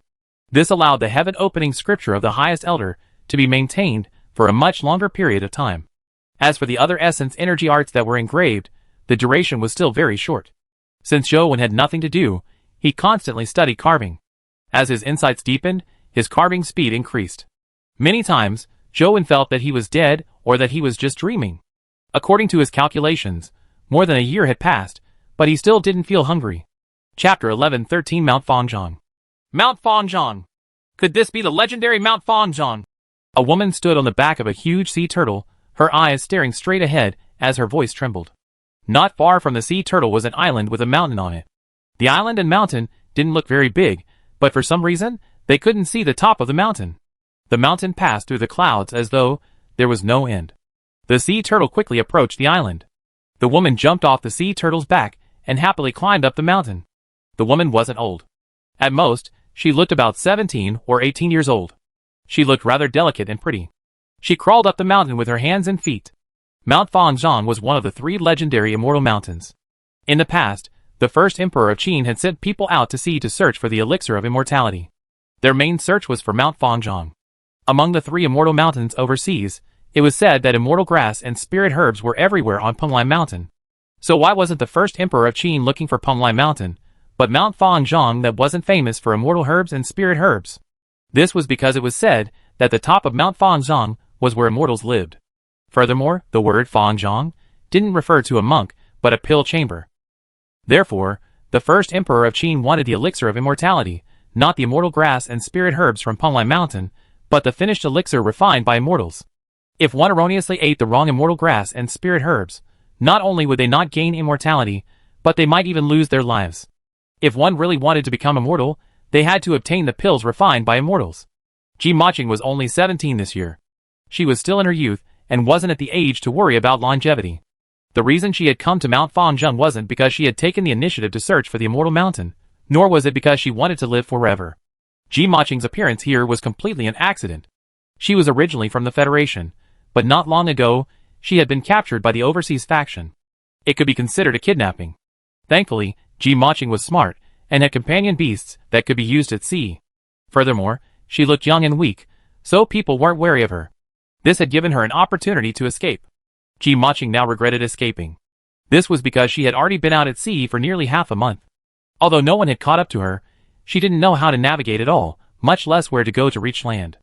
Therefore, in this half a month, Ji Maching hadn't even drunk a drop of water. If this continued, she would definitely die of thirst. She was so excited to see Mount Fanzheng not because she felt that she could find the elixir of immortality, but because she felt that she might find water and food here. However, Ji Maching was quickly disappointed. This place, which was suspected to be the legendary Mount Fanzheng, was completely bare. There was not even a single weed, much less water. Ji Maching refused to give up. She wanted to climb to the top of the mountain to take a look. Even if there was no water source, eating an immortal pill if it existed would be of some use. However, after climbing for a long time, to the point of making her hands bleed, Ji Maching looked up and saw the peak that seemed to extend infinitely, as though there was no end to it. What F***ed up mountain is this? I've been climbing for so long. I should have reached the top long ago. Why can't I see the end of it? Ji Maching was puzzled, but she knew that it was too late for regrets. Her body would no longer allow her to go to other islands to find water sources, so Ji Maching could only pin her hopes of reaching the top of Mount Fanzheng before she died of thirst. She wanted to see if there was any elixir of immortality that could quench her thirst. Even if there was no elixir of immortality, it was fine to find some water. Ji Maching didn't ask for much. However, after Ji Maching climbed for a long time, the mountain still didn't seem to have a top. No matter how hard she climbed, she couldn't reach the top. I can't take it anymore. I really can't crawl anymore. I might as well die of thirst. Ji Maching crawled to a protruding part of a mountain rock and sat on it, panting heavily. Now, she didn't have any strength left. She also knew that if this was really Mount Fanzheng, there was definitely something odd about it. It was impossible for her to easily climb to the top. Ji Maching's desire to live was very strong. She had only said those words in a fit of anger. When she sat there to rest, her eyes were still sizing up her surroundings, hoping to find a way to scale Mount Fanzheng. After watching for a while, Ji Maching's eyes suddenly lit up as though she had discovered something. The mountain was extremely steep, and there were no obvious protrusions on the mountain wall. Only the spot where she was sitting had such a stone protruding out. Furthermore, the texture of the stone was somewhat odd. Ji Maching observed carefully, and realized that the protruding rock was not fundamentally different from the rocks on the mountain wall beside it. Although the stone was the same, Ji Maching realized that the texture of the stone did not match the texture of the stone beside it. If such a steep mountain wall had a crack, it should have fallen very quickly. This protruding rock didn't fall, but its texture doesn't match the nearby rock patterns. There must be something wrong with it. The more Ji Maching thought about it, the more she felt that she was right. She seemed to gain some strength in her body, as she summoned a companion short sword. Then, she grabbed the short sword and used the tip of the sword to dig out the spot where the rock connected to the mountain wall. She slowly dug out a space in the rocks. These rocks didn't seem to be as hard as she imagined. They were easily dug out by her short sword. Strange. Even if this isn't Mount Fanzheng, it should be a dimensional zone. Logically speaking, it shouldn't be so easy to dig through it. After all, this is only a mortal companion beast sword. Ji Maching thought to herself as she continued digging with the short sword in her hand. She was just too tired and didn't have much strength left. To be able to last until now was testament to her extremely strong desire to live. Clang. Suddenly, when Ji Maching dug down again, the short sword seemed to touch something and snapped. On a careful look, a blade-like object was revealed in the dug-up rock. Her short sword had been snapped by the blade. What a loss. Ji Maching was somewhat depressed. Although her companion beast, the short sword, was only at the mortal stage, a mortal companion beast was sometimes more expensive than an epic companion beast. This companion beast had been bought by her family for a large sum of money, but now, it had snapped. Ji Maching touched the blade embedded in the rock and felt an extremely cold feeling, as though it was made of cold metal. However, only a part of the blade was revealed.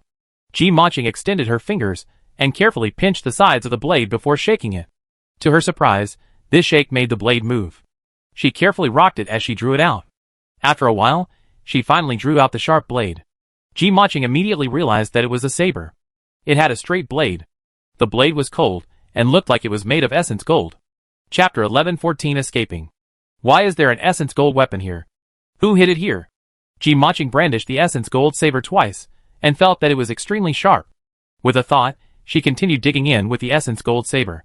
This essence gold saber was much better than her short sword. Soon, it dug through the hole. Before long, the tip of the essence gold saber dug into something with a clang. Ji Maching hurriedly retracted the essence gold saber and looked in the direction where the tip of the saber had just stabbed. She saw that there was actually a piece of metal exposed from the rock. Ji Maching followed the exposed part of the metal and dug out the rocks beside it. Soon, she realized that it was a bamboo-shaped scabbard. She took out the scabbard and inserted the essence gold saber into it. It matched seamlessly. Clearly, this was a set to begin with. This essence gold saber's forging standards are extremely high. It might even be the best essence gold weapon now. And this saber looks like it must have been used for many years. Ji Maching held the bamboo blade and carefully sized it up. However, she didn't know that the moment the bamboo blade returned to the scabbard, some ephemeral object hidden in the scabbard had been severed. And on the mountaintop of Mount Fanzhong, some strange changes ensued. Zhou Wen was trapped in the strange area as he silently counted the days. He originally imagined that Wang Mingyuan was definitely trying to use the method of faking his death to fool the monarchs of the dimension. After everything was over, he would release him. However, no matter how long Zhou Wen waited, Wang Mingyuan didn't appear to rescue him. If it were any ordinary person, they would probably go crazy after the solitary confinement. After all, this place was just too lonely.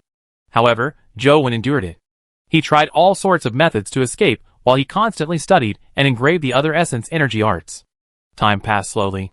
In the beginning, Zhou Wen could only draw one life soul. Then he could draw two at the same time. Finally, he could draw several life souls at the same time. However, such success wasn't a coincidence. This was because according to Zhou Wen's calculations, he had been trapped here for nearly 10 years, but Wang Mingyuan had not come to save him. Could Teacher have encountered some trouble? Or could it be that the dimensional monarchs discovered that he had killed Di Tian and captured him? Zhou Wen thought. Time continued to pass as Zhou Wen constantly meditated every day. His comprehension of the other 8 essence energy arts had already sublimated. With a thought, he could carve a life soul on the wheel of destiny. He could even carve several life souls at the same time.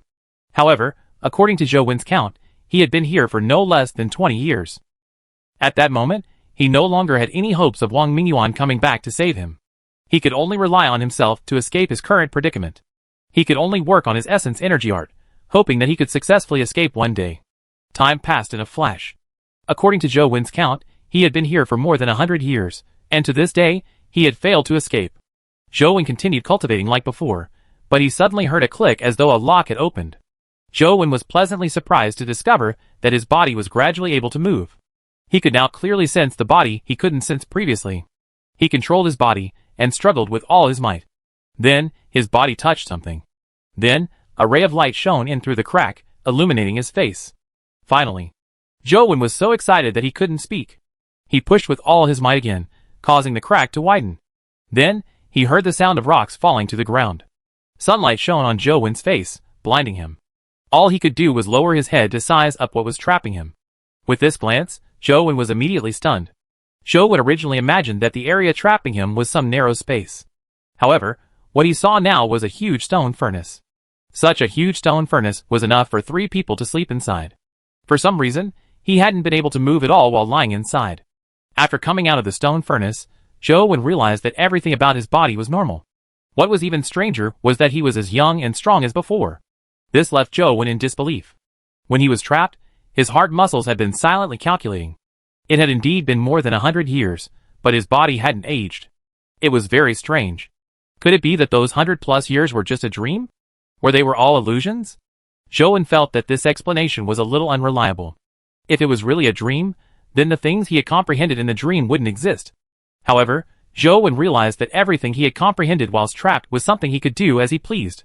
It was impossible for it to have been a dream. What's going on? Have I been trapped for more than 100 years? Just as Zhou Wen was feeling puzzled, he suddenly heard knocking coming from the foot of the mountain.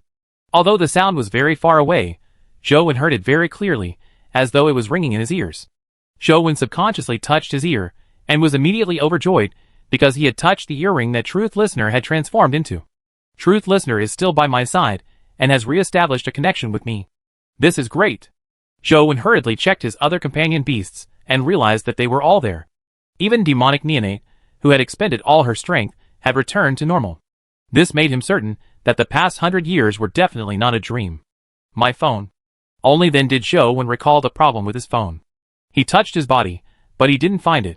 Looking down, he realized that there was a package in the stone furnace. Many of Zhou things were inside, including the mysterious phone. He switched on his phone and entered some dungeons.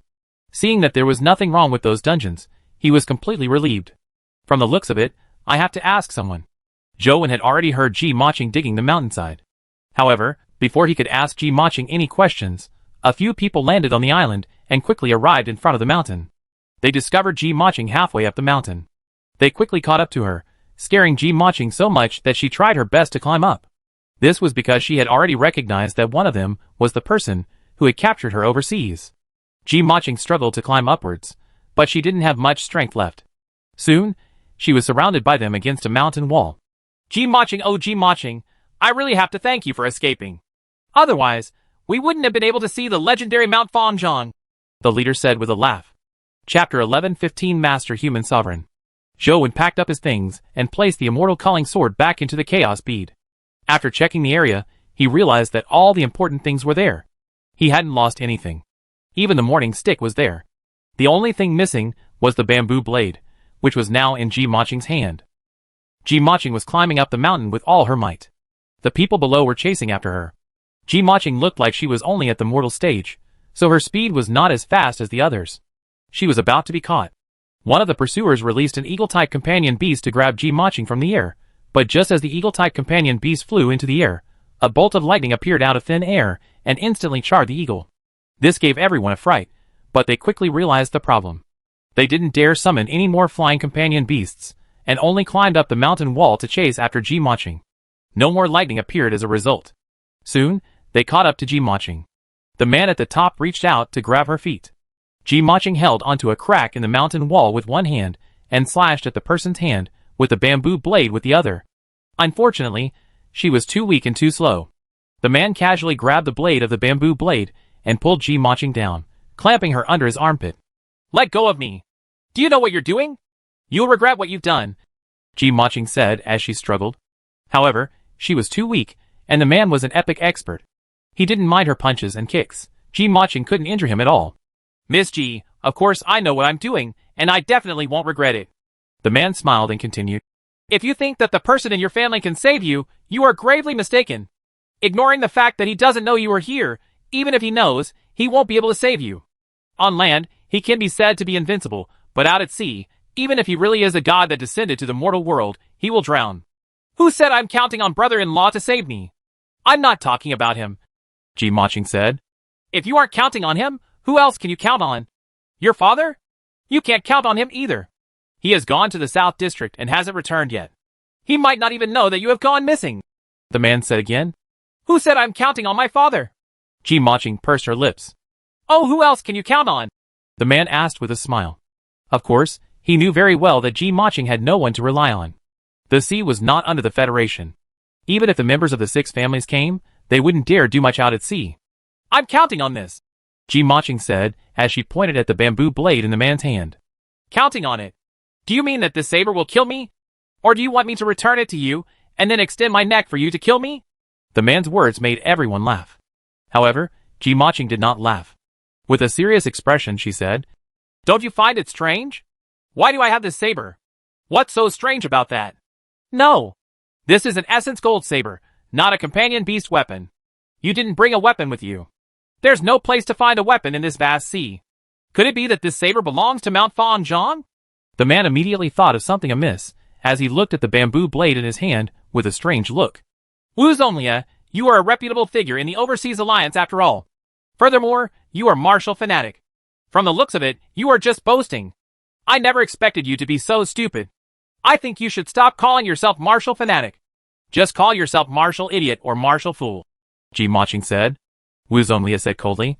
Don't think that we won't dare to do anything to you just because we want to use you to threaten your brother-in-law. Believe it or not, If you spout any more nonsense, I'll chop off one of your hands. Having one hand missing won't affect anything. However, Ji Maching wasn't afraid at all. She even said plausibly, Is there anything wrong? When have you seen an essence gold weapon in a dimensional zone? Or do you think a dimensional creature will forge an essence gold saber in a place like Mount Fanzhong? That makes sense. Wu Zonlia frowned slightly when he heard that. He looked at Ji Maching and said, Where did you get this essence gold saber? Someone naturally gave it to me. Ji Maching said. Who? Wu Zonlia and company sized up their surroundings. Ji Maching was right. Since there was an essence gold saber here, it meant that someone was here. I'm afraid I'll scare you if I tell you the truth. You'd better obediently return the saber to me and kowtow to me respectfully to beg for my forgiveness. When the owner of the saber comes, I can even put in a few good words for you so that he can spare your lives. Ji Maching said seriously. It's not that I'm bragging, but there's no one in this world worthy of me, Wu Zonlia, kneeling and begging for mercy. Furthermore, out in the sea, even if there's someone here, they are from our overseas alliance. Why would anyone save you? Wu Zonlia scoffed. What if this person isn't from the overseas alliance? Ji Maching asked. Even better. If those fellows from the Federation dared to come to the sea, I would let them know the glory of us powerhouses out at sea, said Wu Zonlia. You mean to say that you want to compete with Human Sovereign? Ji Maching sneered. Human Sovereign? Wu Zonlia and company were alarmed. That's right. It's His Excellency, Human Sovereign. When he passed by this place, he saw that I had an extraordinary physique and was smart, kind, adorable, and extremely talented. Therefore, he took me in as his disciple, and even gave me the saber to protect myself. Ji Maching spoke without blinking, as though she was speaking the truth. Do you think I will believe you? If it's really as you say, why wouldn't Human Sovereign come to save you? Why would you have to come up with so many lies? Wu Zonlia said disdainfully. The last time Ji Maching had escaped, it was because she had been so eloquent that she had managed to fool all of them. This had given her an opportunity to take advantage of. This time, Wu Zonlia naturally wouldn't believe her no matter what. Furthermore, ever since the ranking battle 5 years ago, Human Sovereign had not appeared again. In this vast sea, the chances of Ji Maching meeting Human Sovereign were even lower than striking the lottery. How could there be such a coincidence? That's something you wouldn't know. Although my master is an unparalleled hero, he's old after all. He's not very good in some aspects. Ji Maching blinked and said. The expressions of Wu Zonlia and company turned odd. Wu Zonlia sneered and said, Did Human Sovereign tell you that? Of course not. Men all care about their pride. How can he tell me these things? However, I heard from Master that there's something wrong with his relationship with his wife. That's why he came here to look for the elixir of immortality. That's my guess, Ji Maching said. Chapter 11:16 Knit and Flying Immortal Palace. When Wu Zonlia and company heard her say that, they suddenly felt that it made sense. Seeing that they seemed to believe her, Ji Maching struck while the iron was hot and continued. Now, my master has gone to the top of the mountain to get the elixir of immortality. When he comes down with the elixir and doesn't see me, you will be in trouble. Therefore, if you release me now, and kneel down politely to apologize, I can even put in a few good words for you and spare your lives. However, Wu Zonlia didn't believe her. He sneered and said, Then shout. Get your Human Sovereign Master to kill us. Ji Maching was still too young after all. She complained in her heart. Wu Zonlia had suffered once, so it seemed like he didn't believe her at all. It wouldn't be easy to fool him again. When Wu Zonlia saw Ji Maching's gaze, he knew that his guess was definitely right. He was delighted as he said with a smile. Ignoring the fact that Human Sovereign can't be here, even if he was, I would definitely make sure he doesn't return. It's good to know how powerful I, Martial Fanatic, am. Perhaps the two of you will kneel down and beg for mercy together. Wu Zonlia naturally said all this to vent his anger on Ji Maching. He wasn't really that arrogant. The people beside him echoed. Human Sovereign defeated Dtion. Lord Martial Fanatic, if you defeat Human Sovereign, it will be a beautiful story of the new generation replacing the old. I believe Human Sovereign will be gratified. Zhou Wen listened from the mountaintop for a long time. In the beginning, he didn't know who the Human Sovereign they were talking about was. Only when he heard the last sentence did he suddenly realize that they were talking about him. He couldn't help but be at a loss whether to laugh or cry.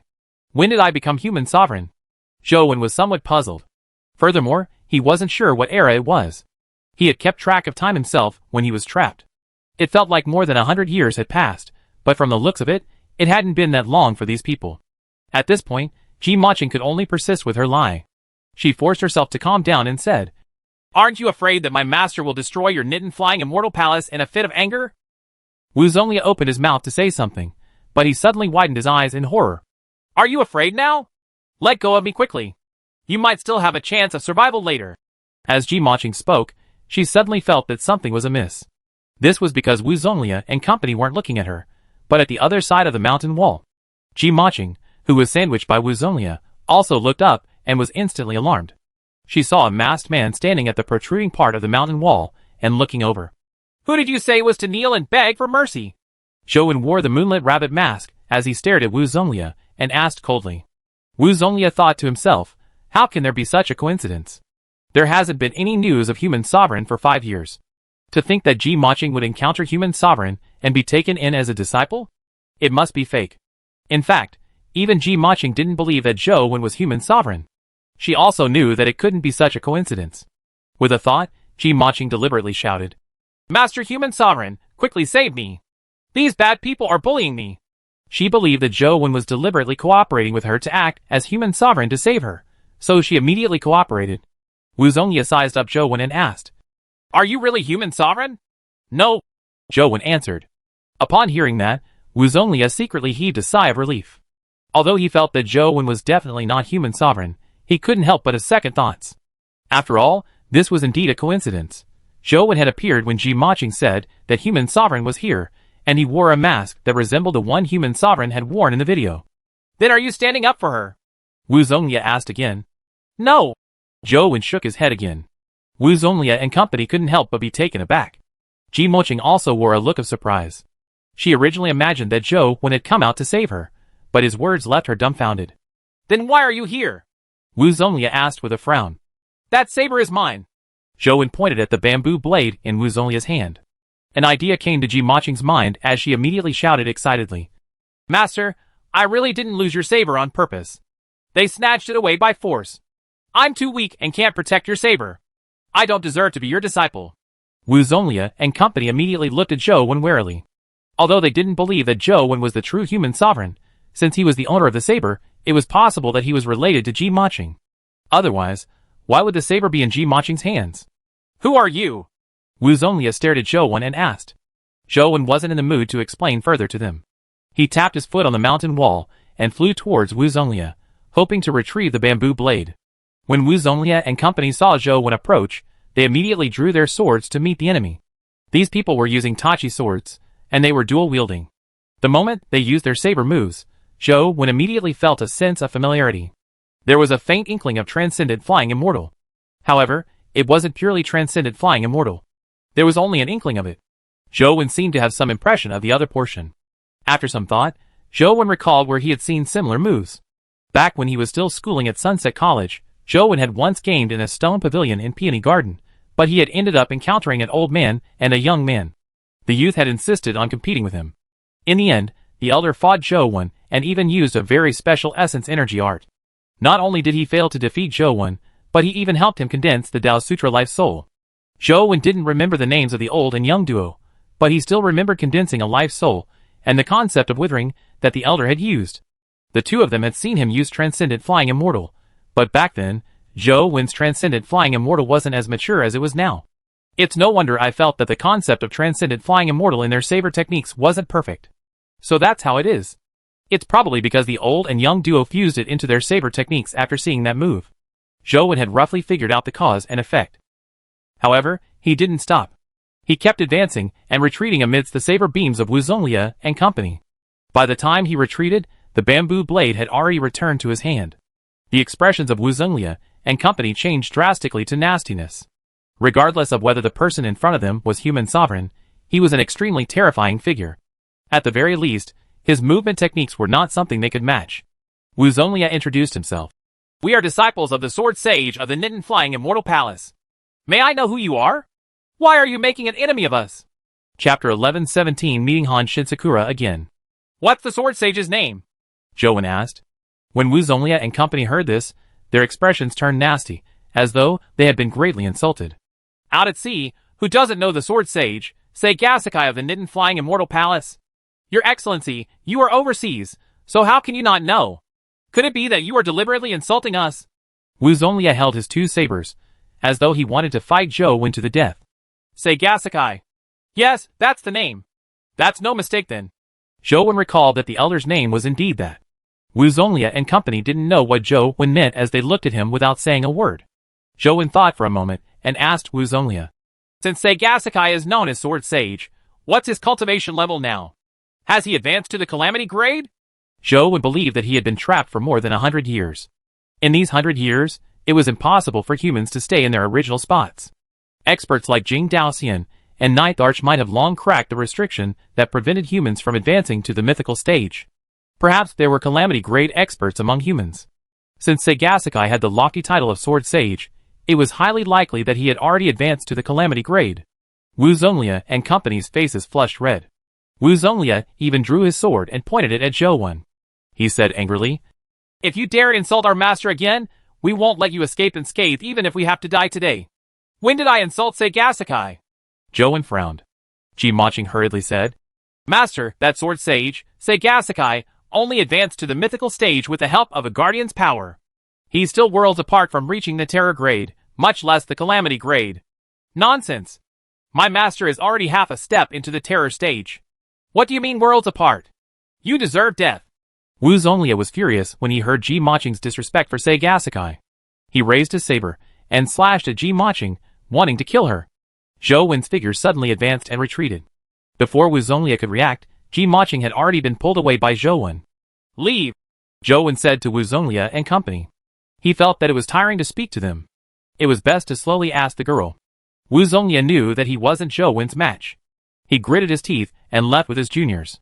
After Wu Zonlia and company left, Zhou Wen carried Ji Maching to the foot of the mountain. He placed her on the ground and asked, "Did you bring your phone? They took everything away when they caught me." Ji Maching brushed away the soil on her buttocks and stood up to say to Zhou Wen, "Furthermore, even if I had a phone, there's no signal here. It would be useless even if I had it." Zhou Wen didn't want his phone to go online, but to check the date to determine the time. He had a nagging feeling that something was amiss. It was as though he hadn't been trapped for 100 years. "Since they're all gone, stop pretending. My brother-in-law sent you here, right? Where's brother-in-law? He didn't come himself, right?" Seeing Zhou Wen standing there motionless, Ji Maching reached out to grab his mask. "Han Shinsakura is definitely nearby. After they meet Han Shinsakura, he will definitely be able to guess that you were sent by my brother-in-law. It's useless to wear a mask. Quickly take it off. It makes me uncomfortable." Zhou Wen dodged slightly, but he still took off his mask. Ji Maching couldn't help but be taken aback when she saw Zhou Wen's face. Then, she sized him up and said, "I never expected you to be so powerful at such a young age. As expected of my brother-in-law's man." Just as Zhou Wen was about to say something, Ji Maching pulled Zhou Wen and ran towards the beach. "Let's not talk about this now. Let's leave quickly. When Wu Zonlia finds Han Shinsakura, we'll be in trouble." However, after taking a few steps, Ji Maching's legs went limp, and she nearly fell to the ground. Ji Maching hadn't eaten or drunk for more than 10 days. After such a long time, she was already at her limits. "Did you bring any food or water?" Ji Maching asked Zhou Wen. Zhou Wen took out a packet of biscuits and a bottle of water from the Chaos Bead and handed them to her. Thankfully, the time and space in the Chaos Space were different from the outside world. Food didn't go bad. Ji Maching opened the bottle and poured water into her mouth. Then, she stuffed the biscuits into her mouth. As she stuffed them into her mouth, she walked towards the beach. She said in a daze, "Let's leave quickly. Don't let them catch up. It's probably too late to leave now," Zhou Wen said as he looked into the distance. Ji Maching looked up and saw a huge whale swimming over from the distant sea. Wu Zonlia and company were standing on the back of the whale, but the person in the lead wasn't Wu Zonlia. Instead, it was a young man in a white sword outfit. "It's over, it's over. Han Shinsakura actually came so quickly. I can't escape. Leave quickly. Go back and tell my brother-in-law that there's no need to worry about me. I have a way to escape and get him to not go to the Nitten Flying Immortal Palace." Ji Maching pushed Zhou Wen, indicating for him to leave quickly. On the whale's back, they also saw Zhou Wen. Wu Zenglia pointed at him and said, "Senior brother Shinsakura, it's that punk who disguised himself as human sovereign and snatched Ji Maching away.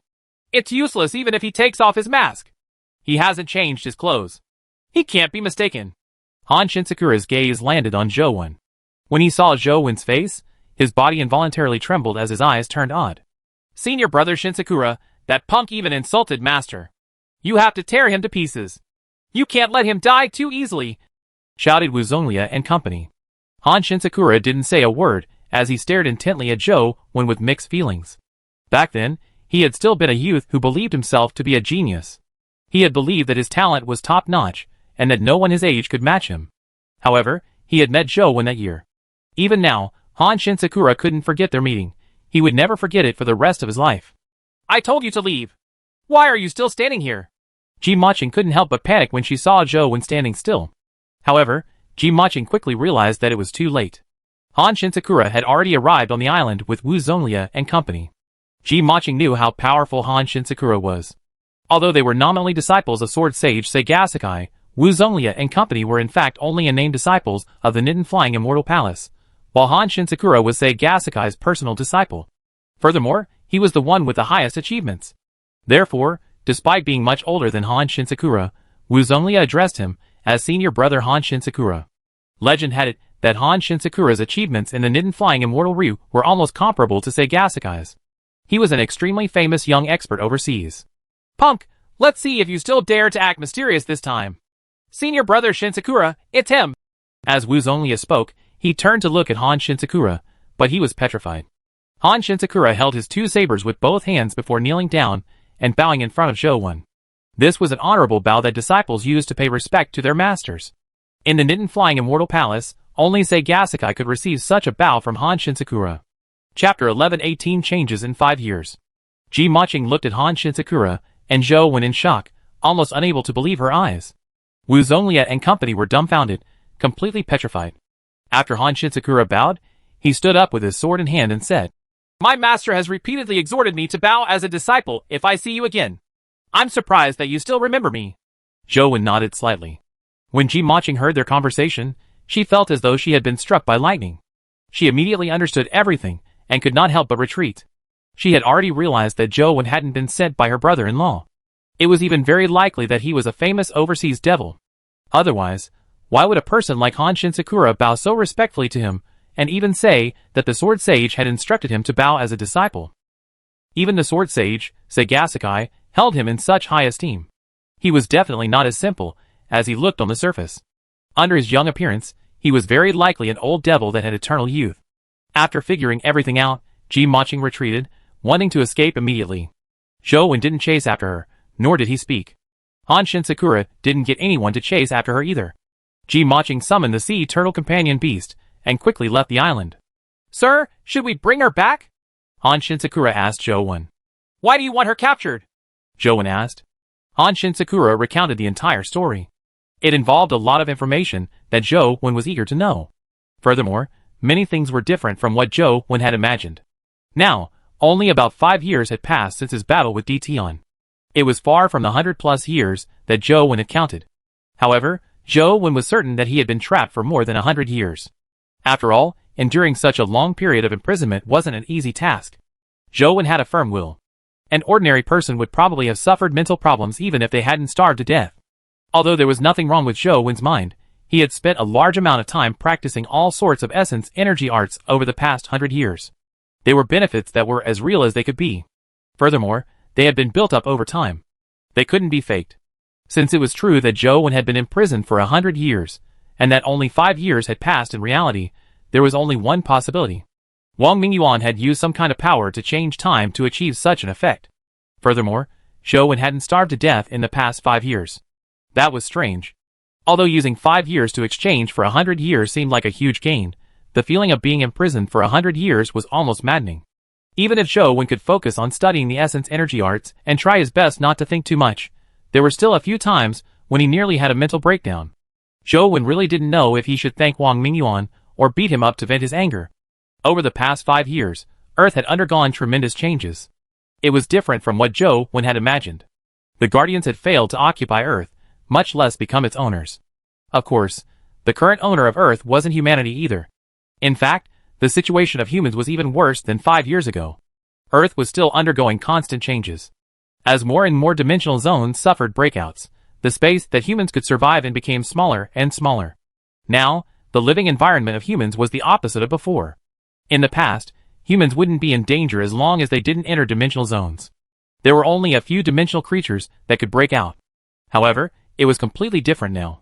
If humans didn't enter dimensional zones, the chances of survival were much lower. Earth was filled with dimensional creatures that could break through the restrictions. There was no lack of mythical, and even terror-grade existences. Even calamity-grade dimensional creatures occasionally appeared. Humans could only enter dimensional zones, and use the dimensional zone's rejection of alien, breakout dimensional creatures. Only then could they live an abject existence. The dimensional zones that humans had previously viewed as a forbidden zone of death had now become humanity's final refuge. Of course, the dangers in dimensional zones still existed, but as long as one was familiar with the dangers, they could effectively avoid them. Many humans had already established human factions in various dimensional zones. In such a harsh environment, the Federation surprisingly didn't completely perish. However, the Federation was different from before. It was no longer an era where the six families controlled everything. Up to now, no pure-blooded human had relied on their own strength to break through to the mythical stage. And now, the common way to advance to the mythical stage was still to contract with guardians. Absorbing and fusing guardians was still a very rare way to advance. This was because this advancement method had very high requirements for humans. Not everyone had the ability to fuse with guardians. However, another relatively more mature advancement method had appeared 2 years ago. It was to extract energy from the bodies of dimensional creatures to strengthen human bodies, to achieve the goal of advancing to the mythical stage. However, this method also had many problems. For example, a mythical creature could only be used to create a single mythical serum. A single mythical serum could only be provided for one person. As for whether this person could advance to the mythical stage with the help of the mythical serum, it depended on many factors. The overall success rate was only a few %. Furthermore, if they failed, there would be many side effects. They might even instantly die. Even if the person succeeded, their life providence, life soul, and wheel of destiny would be affected by the mythical creatures. In other words, the strength of the mythical creatures used to create the mythical serum determined the strength of this person after advancing to the mythical stage. It also determined the possibility of them advancing further in the future. Furthermore, just like fusing with a guardian, the genes of humans would mutate. Their appearance would be somewhat different from ordinary humans, and some would even completely beastify. As for whether there would be other latent dangers in the future, it was still unknown. However, up to now, most of the mythical powerhouses among humans had used this method to advance. Now, a large portion of the Federation system relied on the mythical serum. As for the faction that controlled the mythical serum, it was now the actual ruler of the Senate. When Zhou Wen heard the name of the creator of the mythical serum, his expression couldn't help but turn odd. Hui Haifeng, Federation President. Zhou Wen repeated the name silently. To him, this was a memory from 100 years ago, so he found it somewhat unfamiliar. Furthermore, the two terms together sounded even more unfamiliar. Heavens! What happened in the past 5 years? Zhou Wen snapped to his senses and groaned inwardly. What surprised Zhou Wen wasn't just that the changes in the past 5 years had been too drastic, but he wished he could immediately return to land and see how his family and friends were doing. However, from what he gathered from Han Shinsakura, the Yin family still resided in Luoyang. Not only had it not declined, but it had also become stronger. The Yin family ran quite a number of dimensional zones in Luoyang, and had taken in many refugees who had fled to Luoyang. They were now considered one of the few major factions in the East District. Even the people from the Senate were somewhat afraid of the Yin family. Chapter 1119 Fuji Island. Zhou Wen got Han Shinsakura to capture Ji Maching before following him to the Nitten Flying Immortal Palace. It wasn't that Zhou Wen didn't wish to return to Luoyang immediately, but what was about to happen overseas had piqued his interest. The reason Han Shinsakura had wanted to capture Ji Maching was because he wanted to obtain the help of someone in Ji Maching's family. The ability and companion beast that person had might be able to help the Nitten Flying Immortal Palace tide through a calamity. Now, Earth's anomalies were extremely intense. There were terrifying dimensional creatures everywhere. Occasionally, they would encounter existences at the terror grade. Many people died without knowing how. The only refuge for humans was the dimensional zones that had been previously occupied by dimensional creatures. Under normal circumstances, dimensional creatures that weren't from the corresponding dimensional zone would find it difficult to enter. Or rather, some force-restrained dimensional creatures, preventing them from entering dimensional zones that didn't belong to them. However, such a situation would lose its effect in one circumstance. Dimensional creatures could enter different dimensional zones without any scruples. That would be humanity's greatest disaster whenever it happened. Based on the research done over the past few years, there weren't many possibilities for such a situation to happen. Most of it was due to the descent of a calamity creature. Every calamity creature that descended would trigger a large number of dimensional creatures to go berserk. Humans suffered heavy losses every single time. Now, there were signs of a calamity creature's descent overseas. Once a calamity creature truly descended, the dimensional zones would no longer be able to protect humans. Humans had to directly face the dimensional creature tide that accompanied the calamity creature. The reason why humans hadn't been wiped out in all the disasters wasn't because humans were powerful. Part of it was because humans had tenacious vitality, but the most important reason was that the calamity creatures had no intention of destroying Earth and humanity. Or rather, humans were nothing to them. Not long after every calamity creature descended, they would rush out of Earth and disappear. This was the biggest reason why humans had survived until today. If those calamity creatures really wanted to destroy humanity, humanity would have long ceased to exist in this world. Even the Guardians, who had advanced to the Terror grade, were unable to fight against the calamity creatures born on Earth. The King of Earth created by the dimension looked like a joke now. The Nidan Flying Immortal Palace didn't plan on fighting the calamity creature. They only hoped to survive the terrifying calamity and minimize the losses. As for the calamity creature this time, there was something special about it. The dimensional creature tides it triggered all had extreme Yin attributes. Therefore, Han Shinsakura wanted to use the power of extreme Yang to protect the foundation of the Nidan Flying Immortal Palace. Ji Maching's brother-in-law, Fang Mingsu, had an extreme Yang elemental guardian and companion beast. Therefore, Han Shinsakura had captured Ji Maching and wanted to use her to threaten Fang Mingsu. This matter had been done secretly by Han Shinsakura without Seigasakai's knowledge. Although Han Shinsakura wasn't happy about doing such a thing, in order to protect the foundation of the Nidan Flying Immortal Palace, Han Shinsakura was willing to lose his reputation, and even had the resolve to be expelled by Seigasakai. Hayaki Yagyo, the night parade of 100 demons? Zhou couldn't help but think of a myth when he heard Han Shinsakura and company's description of the descent of the calamity creature. That's right. It's the ghost parade. Han Shinsakura nodded slightly. In fact, they used this word to describe the coming disaster. When Wu Zonglia and company saw how Han Shinsakura treated Zhou when as though he were an elder, they couldn't help but wonder about his origins. They shared the same thoughts as Ji Maching. They felt that Zhou definitely wasn't as young as he looked. He was definitely an old monster who knew how to retain his youth. He just looked young. Under their lead, Zhou arrived at the dimensional zone where the Nidan Flying Immortal Palace was. Beside the dimensional zone known as Fuji Island, Zhou saw the tiny palm symbol he hadn't seen in a long time. He took out his phone and snapped a picture of the palm engraved with the words, Fuji Island. The phone quickly entered the download screen. It's been a long time since I downloaded a dungeon. It wasn't for gaming or farming equipment. It was just that his hands were itching. The taboo power in Fuji Island is extremely strange. Apart from pure physical strength and the power of swords and sabers, you can't use any other powers. Otherwise, it will trigger the taboo power and be instantly destroyed. The power of all kinds of companion beasts is included. Before entering the island, Han Shinsakura specially exhorted Zhou. That's a little odd. If I have fire elemental powers, can I use them? Zhou asked. No.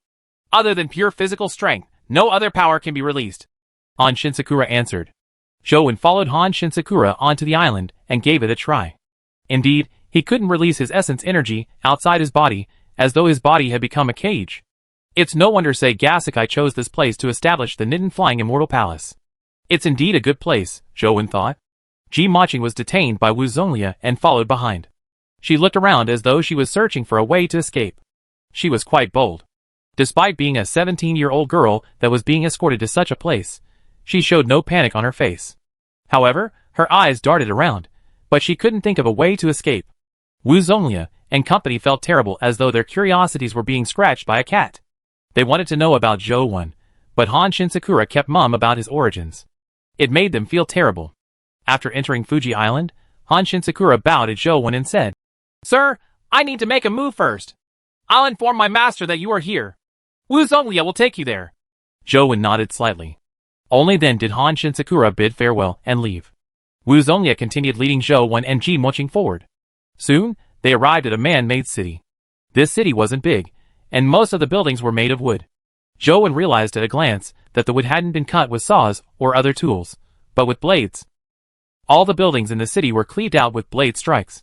Furthermore, there were definitely many people who used them. After entering the city and walking along the streets, the disciples of the Nidan Flying Immortal Palace sized up Zhou and Ji Maching curiously. Just as they took a step down the street, they suddenly saw a group of people rushing over. Zhou recognized the person in the lead. It was the elder, Seigasakai, whom he had met in Peony Garden. However, not only had Seigasakai not aged, but he also looked younger. Furthermore, his aura was more elegant and ethereal. Chapter 1120 Returned Blade. The surprise in Wu Zonglia and company's hearts intensified. With Sei Gasakai's current status overseas, even if those famous devils came, they had to treat him with respect. There was no reason for Sei Gasakai to welcome him. Now, not only had Sei Gasakai come out to welcome him, but he had even walked as far as half a street. From his looks, if Zhou hadn't entered Fuji Island, he would probably have directly welcomed him at the dock. The ordinary disciples on the way didn't know what had happened. However, when they saw Sei Gasakai appear on the long street, they automatically retreated to the side and stopped to watch. Soon, Sei Gasakai arrived near Zhou. He had originally wanted to walk in front of Zhou, but he seemed to think of something and stopped a few steps away from him. "All disciples of the Nidan Flying Immortal Sect, listen up," Sei Gasakai said with a solemn expression. His voice spread throughout the Nidan Flying Immortal Palace. The disciples in the palace looked at Sei Gasakai and respectfully waited for his orders. "Return blade," Sei Gasakai said. Everyone was taken aback, but they quickly reacted. They sat on the ground in a kneeling posture before unsheathing the blade at their waists. Together with the scabbard, they carefully placed it on the ground in front of them. Return blade was a ritual of the Nidan Flying Immortal Ryu. Typically, when juniors sought guidance from their seniors, they would respectfully place their blades in front of them to indicate their intentions. They didn't know why Sei Gasakai wanted them to perform blade return. However, Sei Gasakai was the creator of the Nidan Flying Immortal Ryu. He was a god-like existence in the hearts of his disciples, so no one dared to question his orders. Although they didn't understand, they did as he said. On the long street, only Zhou and Jimaching and Sei Gasakai were still standing. Sei Gasakai also pulled out the two blades attached to his waist. He held them with both hands and offered them to Zhou. "Sir, in front of you, Sei Gasakai doesn't dare carry a blade. Please accept them." With that said, many disciples were shocked beyond words. Sei Gasakai was publicly acknowledged as the #1 in the Sword Dao overseas. Although he wasn't the strongest in terms of level and strength overseas, he was the true #1 when it came to swords. Many famous experts overseas, such as Yasuji now, had once consulted Sei Gasakai regarding sword arts and had benefited greatly. Sei Gasakai was no longer just a single person. He symbolized a spirit. To be recognized as a sword sage overseas, his status in the hearts of many overseas experts was obvious. However, such a person just claimed that he didn't dare hold a blade in front of Zhou. It was as though it was an insult to the blade. How could they not be alarmed? Wu Zonglia was dumbfounded. He originally imagined that Zhou and Sei Gasakai were old acquaintances or related by blood. Therefore, Sei Gasakai had made a disciple like Han Shinsakura treat him as an elder. However, from the looks of it, that wasn't the case. Sei Gasakai's actions were shocking. This fellow is definitely a super devil. Could he be Jing Daoxian? Jimaching was extremely alarmed. Apart from Jing Daoxian, she couldn't think of anyone else who was worthy of Sei Gasakai's treatment.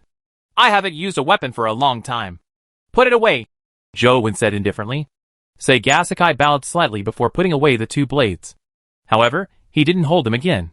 Instead, he threw the two blades on the ground and said to the disciples, "Without Mr. Zhou, there wouldn't be the present me and the Nidan Flying Immortal Ryu. In the future, you have to treat him with more respect than you treat me. If there's any disrespect, I will personally kill you." With that said, he led Zhou into his residence. The disciples knelt on the ground with their blades placed on the ground, as they watched Zhou and Sei Gasakai leave in a daze. Only when the two of them entered Sei Gasakai's Sword Sage Palace did Han Shinsakura retract his blade and stand up. Then, he bowed slightly in the direction of Sword Sage Palace before retreating. Devil.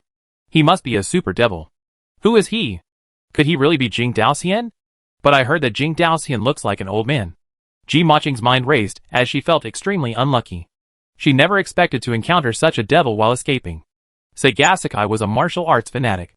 He discussed swords with Zhou. It would probably be very difficult for an ordinary person to communicate normally with this elder known as Sword Sage. However, Zhou had been trapped for 100 years, and had already developed the heart-defying sword formed by the 3,000 sword intense to its limits. He didn't dare say anything else, but his cultivation in the Sword Dao was probably inferior to Sei Gasakai's.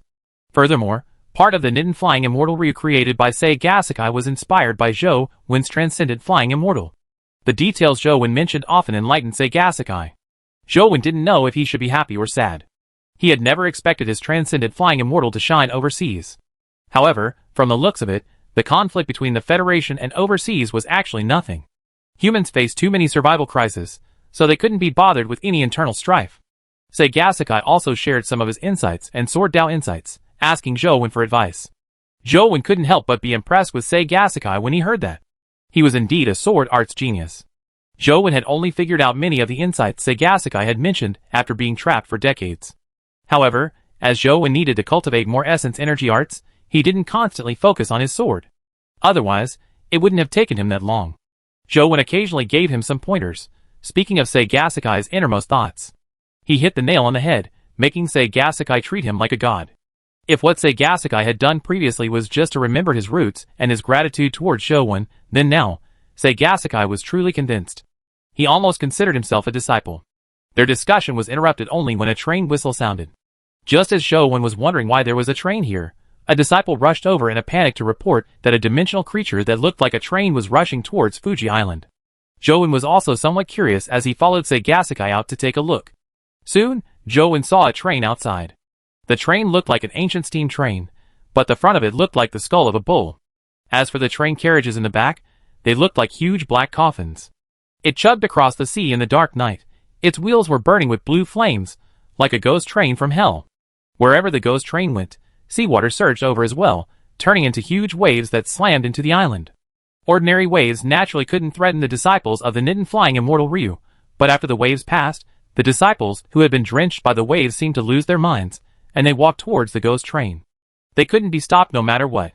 Chapter 1121 Ghost Train. Hum! With a sword hum tearing through the night sky, Han Shinsakura slashed at the strange train with his two blades in hand. Han Shinsakura held a long blade in one hand and a short blade in the other hand. The two blades flowed with pink flames, and his body looked very strange. He was very different from ordinary humans. He was wearing armor. It wasn't guardian armor, but an ordinary companion beast armor. However, at that moment, the companion beast armor was dyed pink by the pink flames flowing out of his body. Furthermore, as the pink flames constantly seeped out, they turned into points of light that resembled scattering snowflakes. The light seemed to be emitted from his flesh and blood, not his essence energy. Jowen also sensed a powerful dimensional creature's aura in the flames. Could this be the mythical serum he mentioned? Jowen thought. Han Shinsakura slashed at the train, like a flying immortal, with intense pink flames. Just as the blade in his primary hand was about to slash at the train. Woo! The train steam whistle suddenly sounded, as it spewed out large amounts of smoke from the exhaust. When Han Shinsakura's blade beam collided with the smoke, he was immediately enveloped by it. The pink flames immediately dimmed. Oh no! Thanks to the effects of the Ghost Parade, the taboo power of Fuji Island is weakening. Sagasakai's expression changed slightly. He stepped forward and raised his blade above his head. His other hand also grabbed the hilt and swung down with both hands. The invisible blade beam slashed at the train head, and a large amount of smoke spewed out from the mouth of the ox skeleton head at the train head. After making contact with Sagasakai's invisible blade beam, Sagasakai's invisible blade beam immediately vanished like a rock sinking into the sea. Sagasakai appeared to the left of the train as though he had teleported. He slashed with his blade repeatedly, and with every strike, his figure would switch to another position. His figure flickered, making him look like a ghost. The continuous blade beams formed an invisible blade net. With the size of the train, it seemed impossible to dodge such blade beams. The smoke it spewed out was only at the front of the train. The coffin-like carriages behind weren't enveloped by smoke. Sagasakai's target was those carriages. Indeed, the train couldn't dodge Sagasakai's blade beam net. Blade beam slashed at its carriage. The distant disciples were overjoyed. They believed that Sagasakai had succeeded, and the train monster would be slain. However, in the next second, they were alarmed to discover that Sagasakai's mythical level blade beams, which he produced with the help of the guardian armor, struck the train carriage like water entering a sponge. They were instantly absorbed and didn't leave any marks on the carriage. Jowen frowned slightly because he could already tell that this train monster was likely a terror-grade existence. With a thought, a clown symbol appeared on his life wheel. The clown symbol was ghostly and demonic, as though it was an unreal existence in the void. It also seemed very corporeal. The red color on the clown's face was vivid like blood. On the other side of the life wheel, a sword pill appeared, causing Jowen's sword intent to flourish. In the next second, Jowen's figure appeared in front of the train. The bamboo blade in his hand slashed through the thick smoke with a terrifying sword beam. He extended his hand and pulled Han Shinsakura, who was about to be sucked into the train. Before the smoke could envelop them, he teleported out again. On the other side, Sagasakai's aura had already reached its limits. His entire body and guardian armor emitted a powerful aura. The originally invisible blade beam condensed into something corporeal in his hand, turning into two blades, one long, one short. The blades were filled with vitality. Under the influence of the long blade, The flowers and plants in the nearby area quickly bloomed. As for the short blade in his other hand, it had a deathly aura. Any creature that came into contact with that aura immediately withered. The dual blades in Sagasaki's hand danced as they matched his body, that seemed to be spirited away. He constantly appeared in different spots around the train. As he dodged the smoke, he released blade beams of life and death at the train. The blade beams of life and death slashed at the train carriage, scuffing it. However, the scuffs were too shallow. Furthermore, the carriage seemed to have self-healing abilities. In an instant, the scuffs vanished. Sagasakai seemed to have expected this situation. His expression remained unchanged as the two blades fused into one in his hand, turning into a saber. The saber had life and death coexisting, as though it had some fateful power of reincarnation, causing all life in the surroundings to turn upside down. The withered grass regained its vitality once again. The tree that was originally filled with vitality instantly withered. In the same area, it was as though death and the goddess of life had simultaneously released their divine powers. The power of life and death constantly intertwined. Finally, Sagasakai raised his saber high and slashed down. A single strike separates the path of life and death. Destiny is not in the hands of humans. What a powerful will of life and death. It's no wonder Sagasakai can be called a sword sage. Just this strike alone makes him worthy of the title. Jowen marveled inwardly, but he didn't believe that this strike could seriously injure the train monster. As the terrifying saber beam slashed down, the train's steam whistle sounded again. However, this time, what spewed out wasn't smoke, but blue spectral flames. The spectral flames instantly spread across the entire train. When the raging blue flames had enveloped the entire train, it made the strange train even more illusory. The carriages seemed to have turned into blue flames, allowing one to see straight through the carriage. Sagasakai's life and death saber beam failed to injure the train. The saber beam passed through the train's body, as though the train was only an illusion, and not a real existence. Woo! The train suddenly accelerated, and slammed into the disciples of the Nidan flying immortal Ryu lineage. After the disciples were hit, they didn't fly out with tragic cries. Instead, they vanished as though they had been devoured by the ghost train. It also made people realize that the train wasn't an illusion, but a real terror creature. A true terror-grade dimensional creature. Retreat immediately to the valley. Sagasakai's face was somewhat pale, as he ordered all the disciples to retreat. He was known as a half-step terror, which meant that his realm of thought had reached the terror grade. However, his true strength and level weren't at the necessary level. It was impossible for him to fight a terror grade creature. Surprisingly, the disciples of the Nidan flying immortal Ryu didn't panic. They retreated in an orderly manner, but their speed of retreat was far inferior to the train. They watched as the train roared and charged forward again. The eyes of the disciples at the back were filled with horror, but they didn't scatter in random directions. Instead, they turned around and charged at the train with blades in hand. Their faces were filled with determination, as though they wanted to use their bodies to buy time for their companions to escape. However, Jowen knew very well that their actions were no different from courting death. With a thought, Jowen's wheel of destiny changed again. Chapter 11:22 Might of the Hell King. 1. On the wheel of destiny, a third symbol appeared. It was an existence that resembled a god or devil. It sat cross-legged with its eyes closed like an old monk in meditation, but also like a sleeping devil. When the symbol was complete, a huge Hell King projection appeared in front of Jowen. As for Jowen, he had already teleported above the train. The Supreme Hell King shadow, that resembled a giant god fiend, slammed down on the head of the train. The chugging ghost train slowed down. Supreme Hell King blocked the front of the train with both hands, but his body was rapidly pushed back by a terrifying force. His hands, that had made contact with the front of the train, were also being devoured by the strange blue flames. Jowen was somewhat delighted when he saw that Supreme Hell King's strength was effective against the train. Supreme Hell King was still at the mythical stage after all. To be able to reduce the ghost train's speed in a head-on collision meant that Supreme Hell King's strength had a powerful restraining effect on the ghost train. Otherwise, other mythical life souls would have long been devoured by it. Jowen seemed to gain some insight, as he sensed the information from Supreme Hell King. After 100 years of cultivation, the small perfection of wisdom had been pushed to the limits of the mythical stage by Jowen. Supreme Hell King was also at the peak of the mythical stage, but for some reason, he had failed to take the next step forward.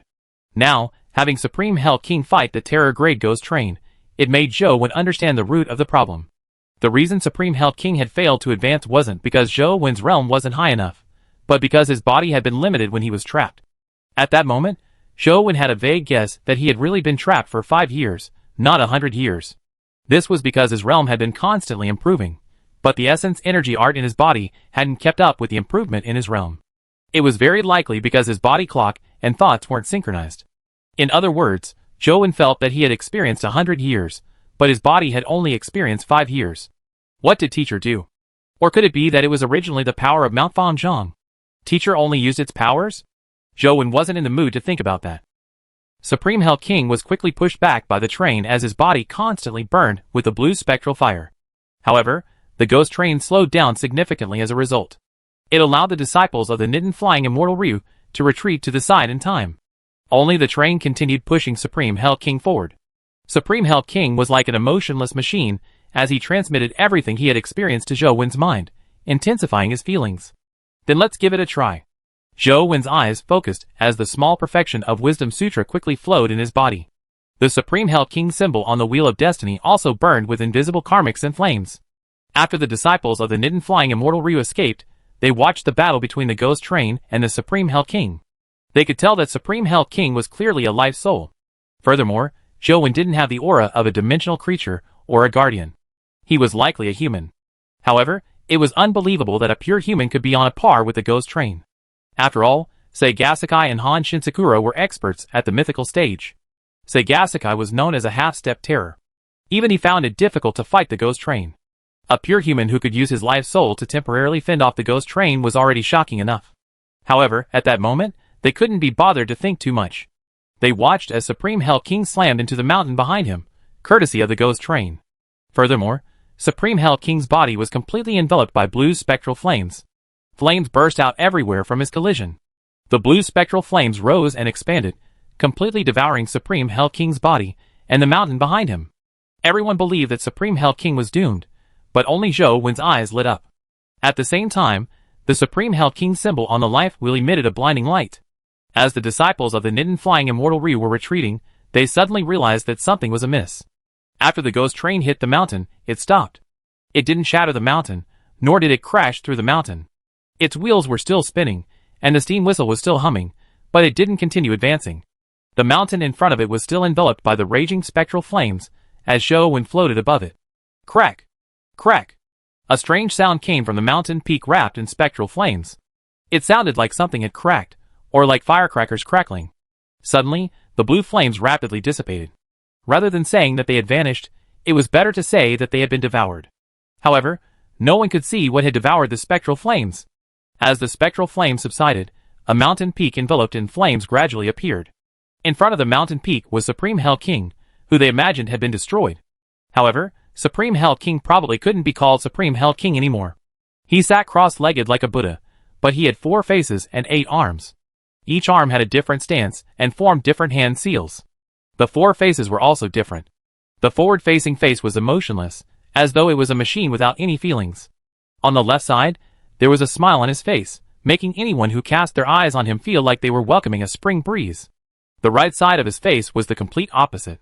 There were faint tears of blood at the corners of his eyes, as he wore a look of pity and sorrow. The back-facing face was indiscernible, but one could vaguely sense that the eyes on the face seemed to be prying into the secrets of all life.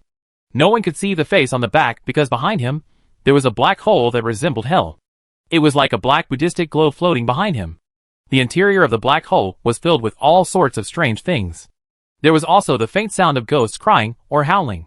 Although one couldn't see anything, it made them feel endless fear. As for the Ghost Train, it no longer advanced. Not only did it not advance, but it also began to retreat. Its wheels spun in the reverse direction and a siren sounded, but its body failed to retreat. Not only did it not retreat, but it was also pulled by a strange force as it constantly approached Supreme Hell King. Supreme Hell King's eyes were slightly closed as one of his palms slowly slapped down.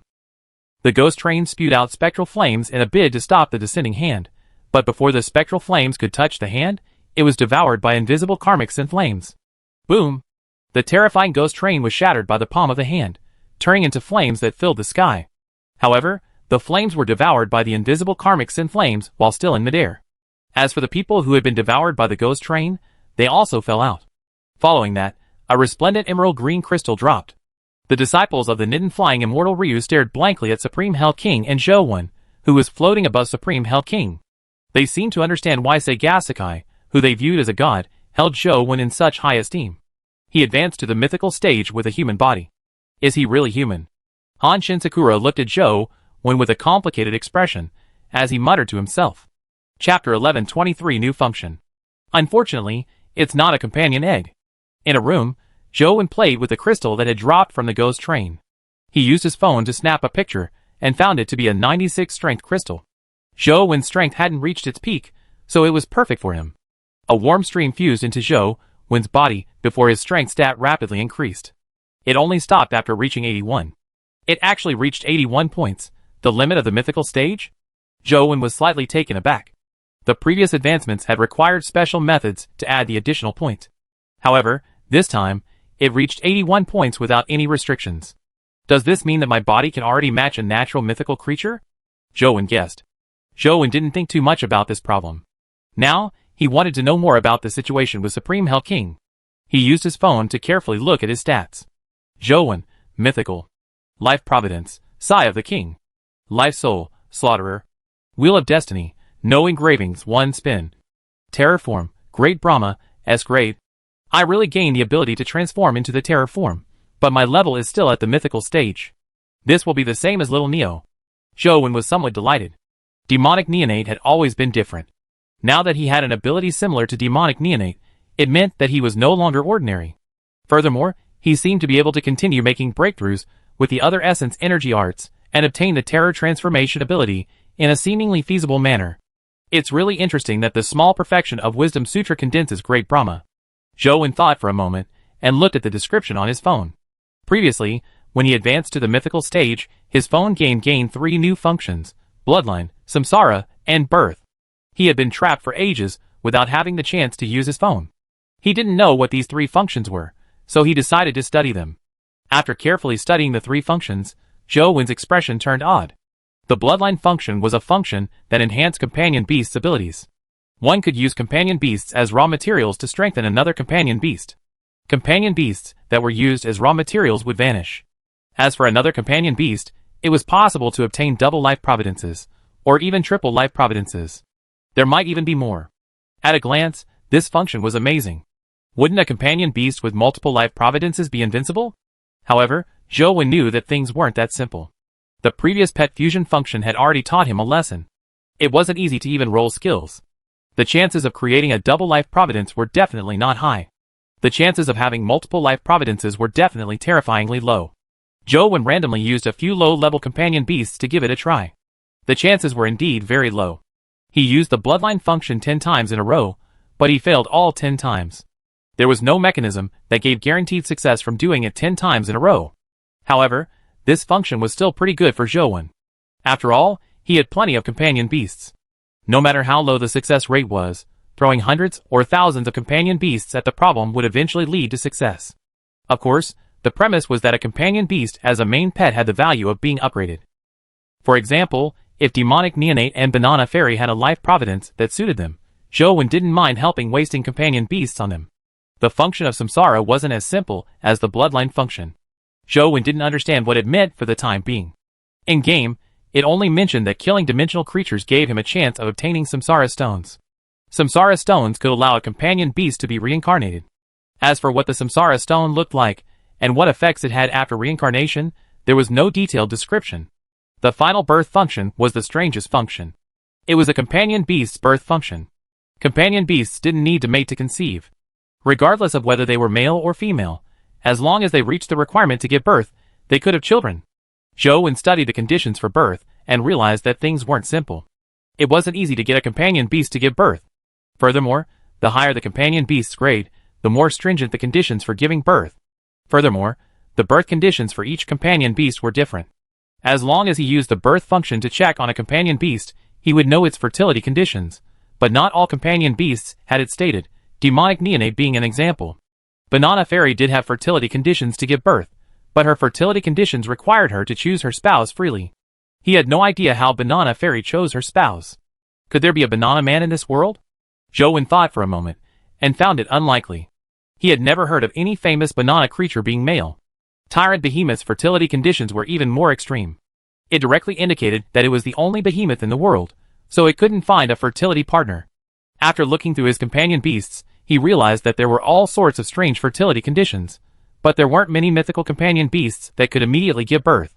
Now, the only ones who could meet the fertility requirements were the Light Concealment Sword and the Night Immaculate Sword. The fertility conditions of these two mythical swords were sword-type partners. They happened to be matched as a pair. Since Zhou Wen didn't use them much, he decided to give it a try and see what the birth function could produce. He placed the Light Concealment Sword and the Night Immaculate Sword in the selection box before clicking on birth. Then, he saw the Light Concealment Sword and Night Immaculate Sword light up at the same time before flying together. Just as they were about to collide, the phone screen turned black. Then, a notification appeared. Birth in progress. It will take 36 days.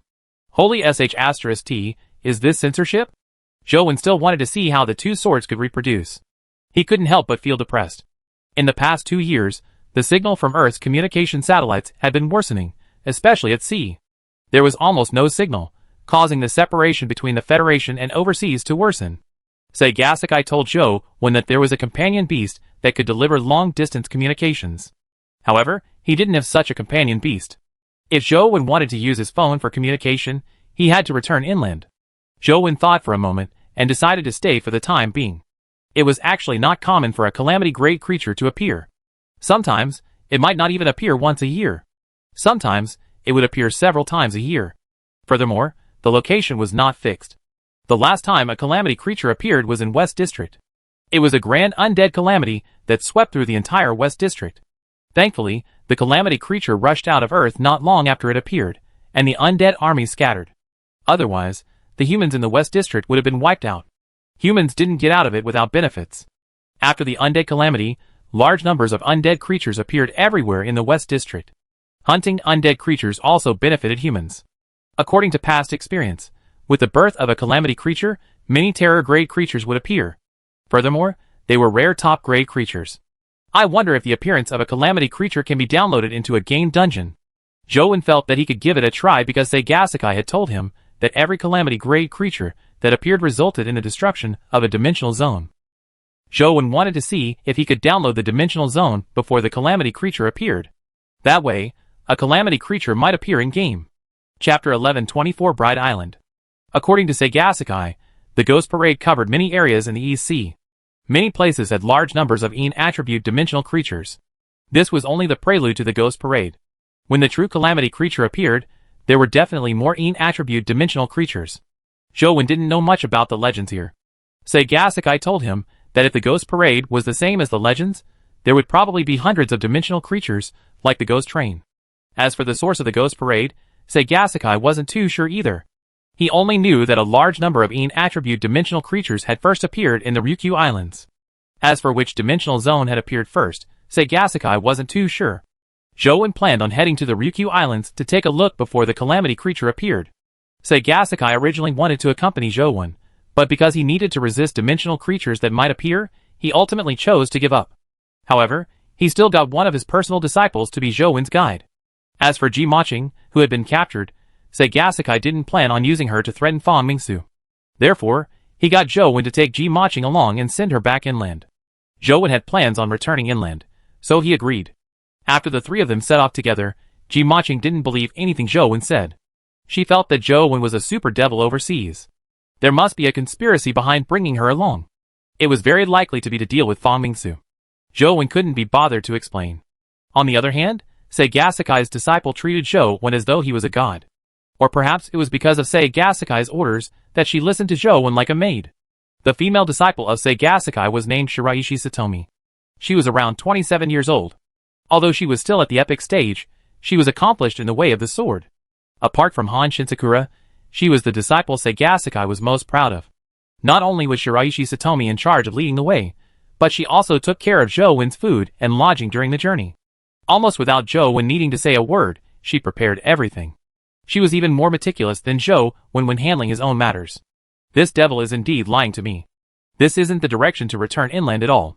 Ji Maching cursed inwardly, but she didn't dare show it in front of Zhou Wen. Under Shiraishi Satomi's guidance, Zhou Wen quickly arrived at the Ryukyu Islands. Indeed, he realized that there were many EN attribute dimensional creatures on the islands. What famous dimensional zones does Ryukyu have? Zhou Wen asked Shiraishi Satomi. Ryukyu isn't too far from the overseas islands or inland. Its culture has been affected by two aspects.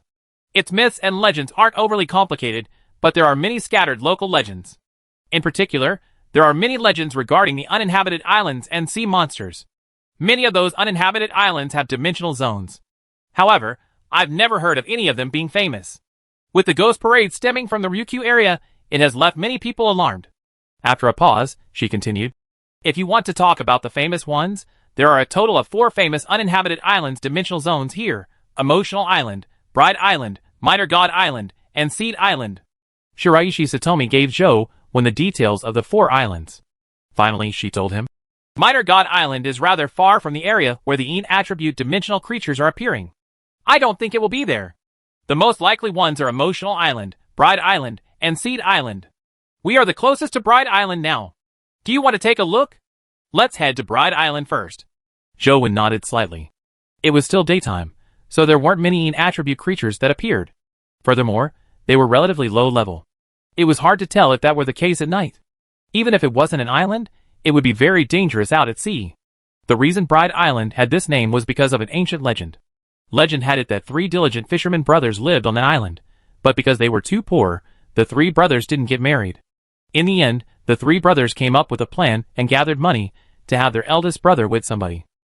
Furthermore, they agreed that after the eldest brother got a wife, the 3 brothers would continue working hard together and save money for the second brother. The 3 brothers gathered enough money and got a wife for the eldest brother, who was overjoyed because of her beauty. Early the next morning after the wedding, the eldest brother went out to sea to catch fish.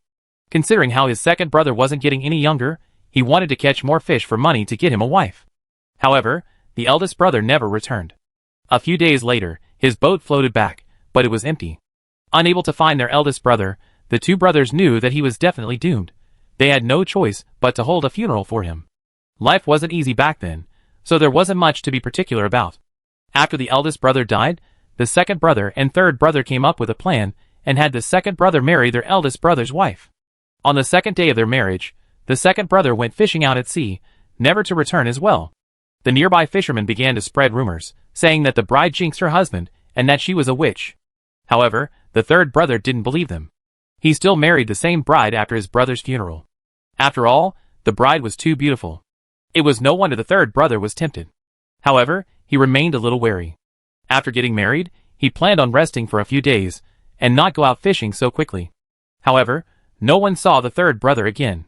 After a period of time, someone boldly went to the island and arrived at the 3 brothers' house. It had already been abandoned. In the house, there was a man's skeleton, but the bride was nowhere to be seen. The nearby fishermen said that the bride was a sea demon. No one dared to go to the island again, and that was how the name Bride Island came about. After the dimensional storms, dimensional zones appeared on Bride Island. The nearby fishermen had once heard females sobbing on the island. None of the people who boldly went to the island returned alive. This island thus became notorious.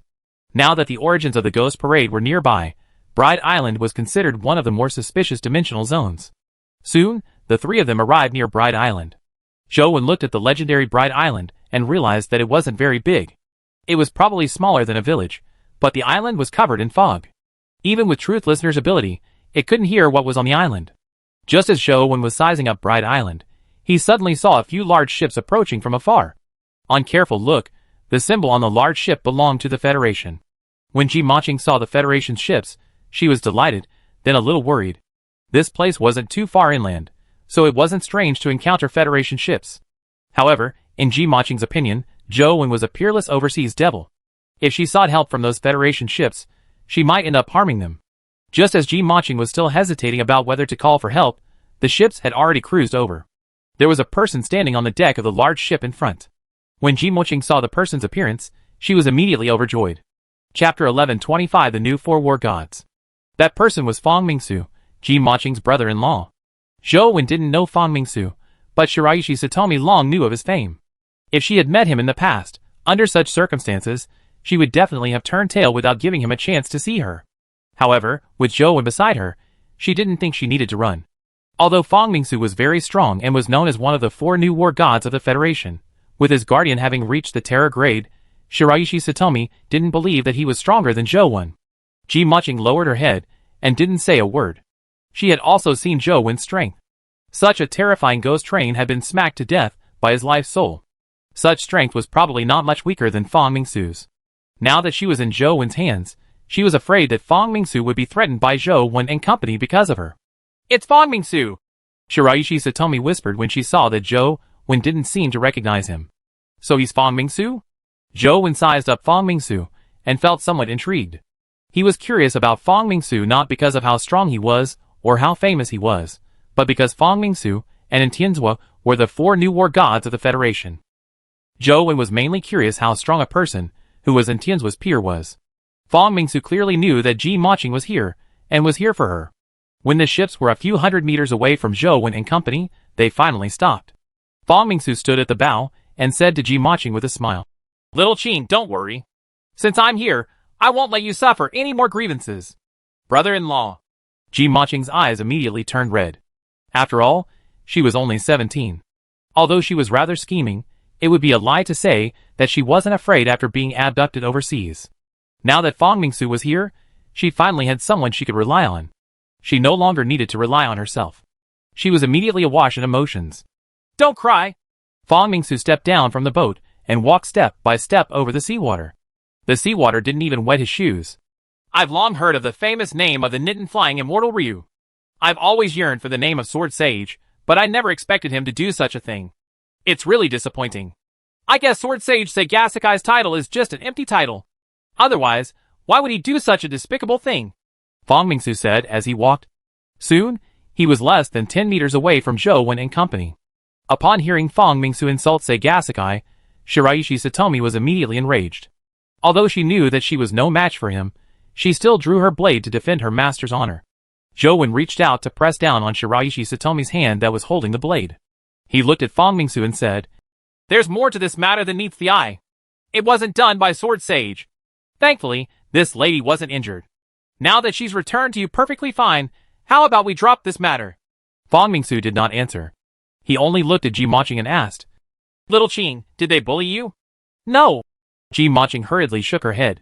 If it were any other time, with Fang Mingsu as her backer, she would definitely add fuel to the fire and complain. However, after seeing how terrifying Zhou Wen was, she also hoped that this matter would end here and not cause any further problems. "I'll leave her to you. We'll take our leave now." Zhou Wen gestured for Shiraishi Satomi to throw Ji Maqing at Fang Mingsu before turning the boat's bow and leaving. Fang Mingsu caught Ji Maqing and again asked her if she had suffered. On the other side, the other ships blocked Zhou Wen's path. "What's the meaning of this?" Zhou Wen asked Fang Mingsu. Fang Mingsu didn't even look at Zhou Wen as he continued speaking to Ji Maqing. Many humans appeared on the ship. One of them was a brawny, bald man in a military uniform with a huge axe over his shoulder. He said loudly, "Do you think our marshal's sister is someone you can capture and release as you wish? Would you be willing to have me abduct your wife for a month before returning her to you? Then what must be done to satisfy you?" Zhou Wen felt that although the man's words were crude, they weren't wrong. This matter was indeed Han Shinsakura's fault. It was not their fault for being overbearing.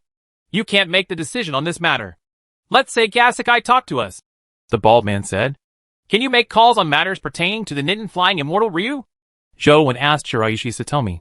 Shiraishi Satomi first shook her head before nodding at Zhou Wen. "I can't make the decision, but you can, according to Master before you left. You can even have our lives." Zhou Wen nodded and looked at the bald man. "I can make some decisions regarding the Nitin-flying immortal Ryu. I'll get Han Shinsakura to apologize and let you vent your anger. He didn't do anything out of line. How about letting him live?" The bald man was slightly taken aback, as though he never expected Zhou Wen to be so easygoing. He couldn't help but look at Fang Mingsu. Only then did Fang Mingsu look up and say to Zhou Wen, "You can't make the decision on this matter. Take me to Seigasekai. He has to personally give me an explanation." Zhou Wen couldn't help but frown slightly as he looked at Fang Mingsu and said, "This matter has nothing to do with the Sword Sage.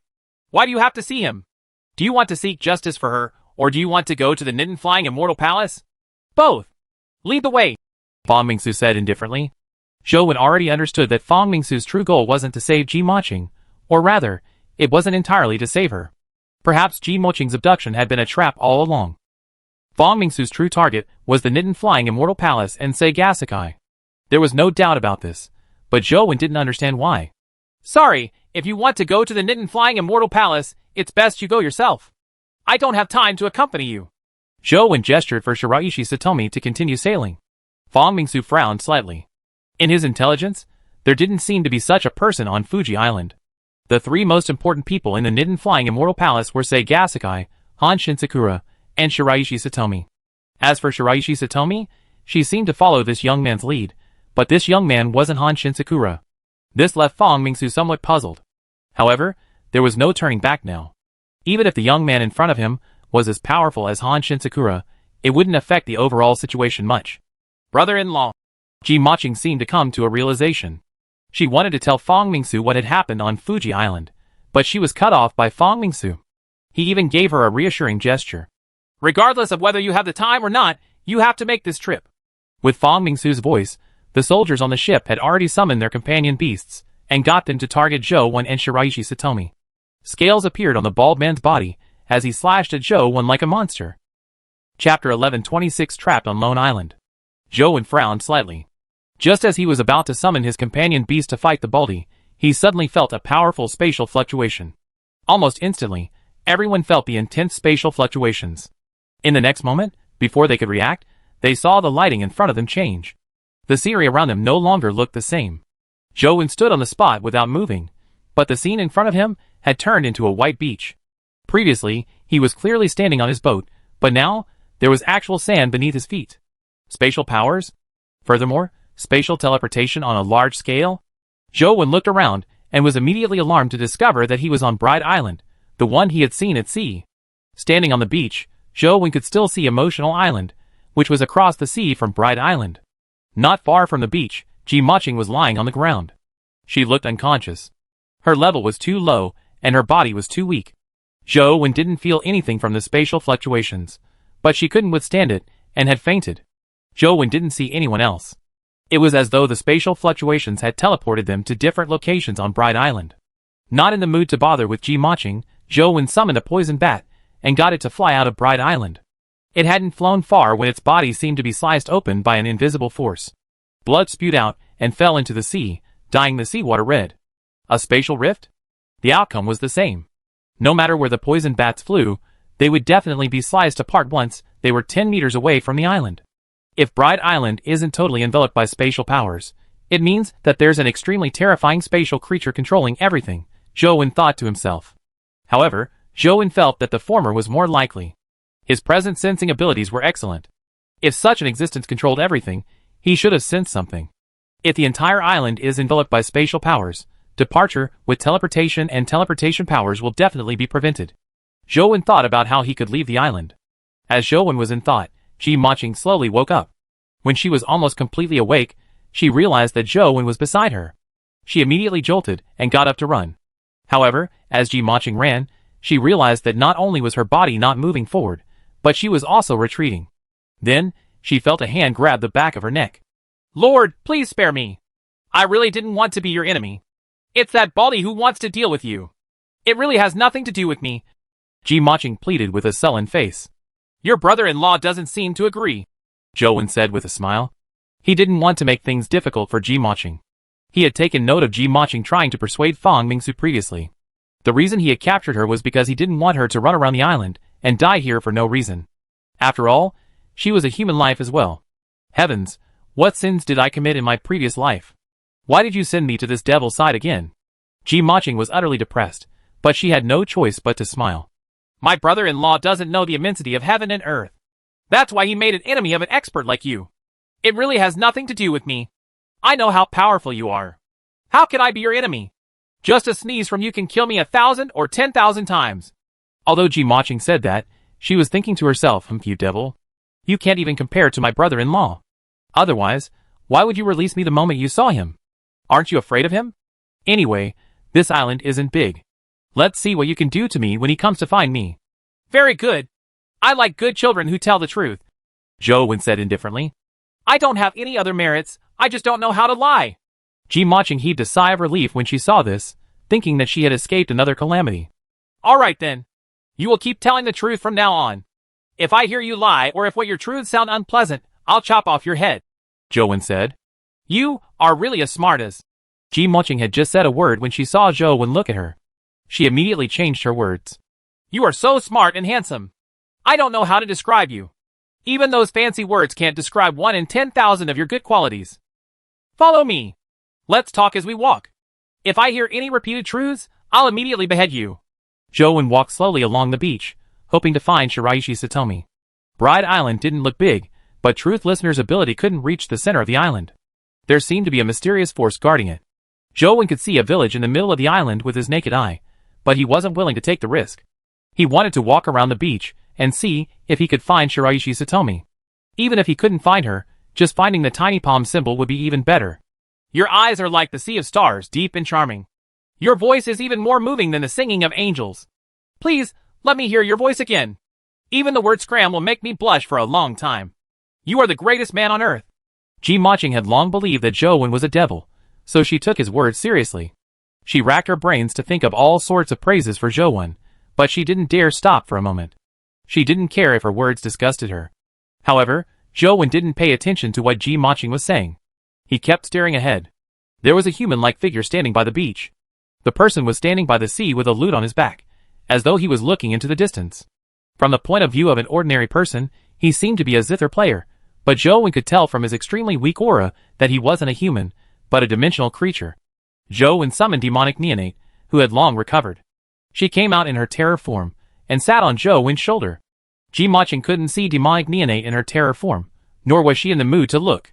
She was still pondering over what words to praise Zhou with. However, the zither player by the sea seemed to sense something as he turned to look at Zhou. Zhou's heart stirred as he prepared for battle, but he heard the zither player say to him, "The path ahead is dangerous. It's best you return." Zhou didn't know if he really had no ill intentions or if he had other motives, so he asked, "What's the danger?" "I can't say." The zither player shook his head and turned back to continue looking at the distant sea. Seeing that he had no intention of fighting, Zhou attempted to circle around him and continue walking forward. "If you encounter a woman standing by the bridge, don't approach her or speak to her." Zhou had already walked over with Ji Maching when the zither player suddenly said this, but he obviously had no intention of chasing after him. Chapter 11:27 The Woman on the Bridge. This was the first time Zhou had seen such a dimensional creature. He suspected that he was up to no good, so he didn't dare trust him. He continued walking forward with Ji Maching. Bride Island was indeed very odd. He could see as far as the eye could see in the direction of the sea, but when he looked into the island, he could only see up to a few meters away. When he looked further into the distance, he felt that there was a fog enveloping the island. The forest and the village were faintly discernible. He couldn't see them clearly. After walking for a short distance, a small river appeared in front of him. The small river slowly flowed around the village. The clean green water and green bamboo made one find it unbearable to step on them. Even breathing seemed to taint the air here. "A woman!" Ji Maching suddenly pointed ahead and shouted. Zhou naturally saw that there really was a woman in front of him. Furthermore, she was standing on the bridge over the river. It was a wooden bridge. It was unknown when it had been built, but the wood was the color of the original wood. There were no traces of paint. Time had left marks of wind and frost on the wood. Not only did it not affect the beauty of the wooden bridge, but it also gave off an ancient feeling. Amidst the bamboo forest with the bridge and rivers, the woman in a kimono with red flowers embroidered on it stood on the bridge, holding a paper umbrella in her hand. Her black hair cascaded down her back like a waterfall. A breeze blew past, and a few bamboo leaves fluttered. As her sleeves fluttered slightly, one could vaguely see her fair skin and graceful figure. Although it was just her back view, it was already infinitely beautiful. So beautiful! Even as a woman, Ji Maching couldn't help but be attracted by the woman's back. Zhou was also sizing up the woman, but his focus wasn't on her beauty or figure. He had been sensing her aura, but no matter how hard he sensed, she was a living woman without any dimensional creature aura. There are still humans on this island? Zhou frowned slightly. When they approached the bridge, the woman finally turned around. Her face seemed to be filled with joy and anger, and there was a hint of delicateness in her softness. "Why are you here? Don't you know that Bride Island is very dangerous?" the woman said worriedly when she saw Zhou and Ji Maching. "What danger can there be? Aren't you here too?" Ji Maching asked. "I'm different from you. I'm trapped here and can't leave. It's best you leave quickly. Otherwise, when night falls, I'm afraid you won't be able to escape death," the woman on the bridge said. "Why are you trapped here? Who trapped you here?" Ji Maching asked again. "It's a dimensional creature with a lute on his back. However, this has nothing to do with you. Leave Bride Island quickly before it turns dark," the woman on the bridge said. "We want to leave, but the entire island is enveloped by a spatial rift. We can't leave either," Ji Maching said. At fixed distances along the way, Zhou would use the poison bats to probe, but none of them had managed to escape. Ji Maching naturally had seen all of this. Walk forward from here. After passing through the bamboo forest, you will see a mountain. Go around the mountain from the left. There's a ferry crossing behind. If you leave Bright Island from there, you won't encounter the spatial rift, the woman on the bridge said. Ji Maching looked at Zhou Wen. Clearly, she couldn't tell if the woman on the bridge was telling the truth. Zhou Wen sized up the woman. He had already tried using many skills to look at her, but they all showed that she was human. However, Zhou Wen felt that something was amiss. Previously, the dimensional creature had said to be careful of the woman on the bridge, but this woman had said that the dimensional creature with the lute had imprisoned her here. It was unknown who was lying. Zhou Wen thought for a moment, and ignored the woman on the bridge as he continued walking forward. How did you get trapped here? Can you leave with us? Ji Maching couldn't bear to leave the woman behind and asked. Unless the dimensional creature with the lute on his back is killed, I won't be able to leave this bridge. It's just too difficult. He's a terror-grade dimensional creature. You are far from his match. It's best you leave quickly. If you are going to Nankai Island in the future, please inform my parents and tell them not to worry about me. I'm fine here. There's no danger to my life, the woman said. Why did that dimensional creature trap you here? Why didn't he kill you? Ji Maching continued asking. Beauty is a woman's greatest sin. The woman sighed and didn't explain much. Then, she urged Zhou Wen and Ji Maching to leave quickly. It's getting late. Leave quickly. Otherwise, there won't be a chance to leave after dark. Let's go, Zhou Wen said indifferently as he continued walking forward. He's indeed a cold-blooded devil, Ji Maching couldn't help but think. Despite encountering his own kind, and such a beautiful woman at that, Zhou Wen had no intention of saving her. Only devils would do such a thing. Ji Maching was only at the mortal stage, and didn't have the ability to save the woman. All she could do was bid farewell to the woman and continue walking forward with Zhou Wen. The woman stood on the bridge and watched them leave, but she didn't do anything abnormal. After walking for a short distance, they heard someone behind them.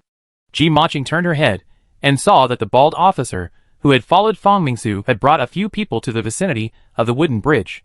Ji Maching was delighted. The bald officer was a mythical expert. Perhaps he could save the woman. It didn't seem as if they had encountered the dimensional creature with a lute on its back. When they arrived in front of the wooden bridge, they exchanged a few words with the woman.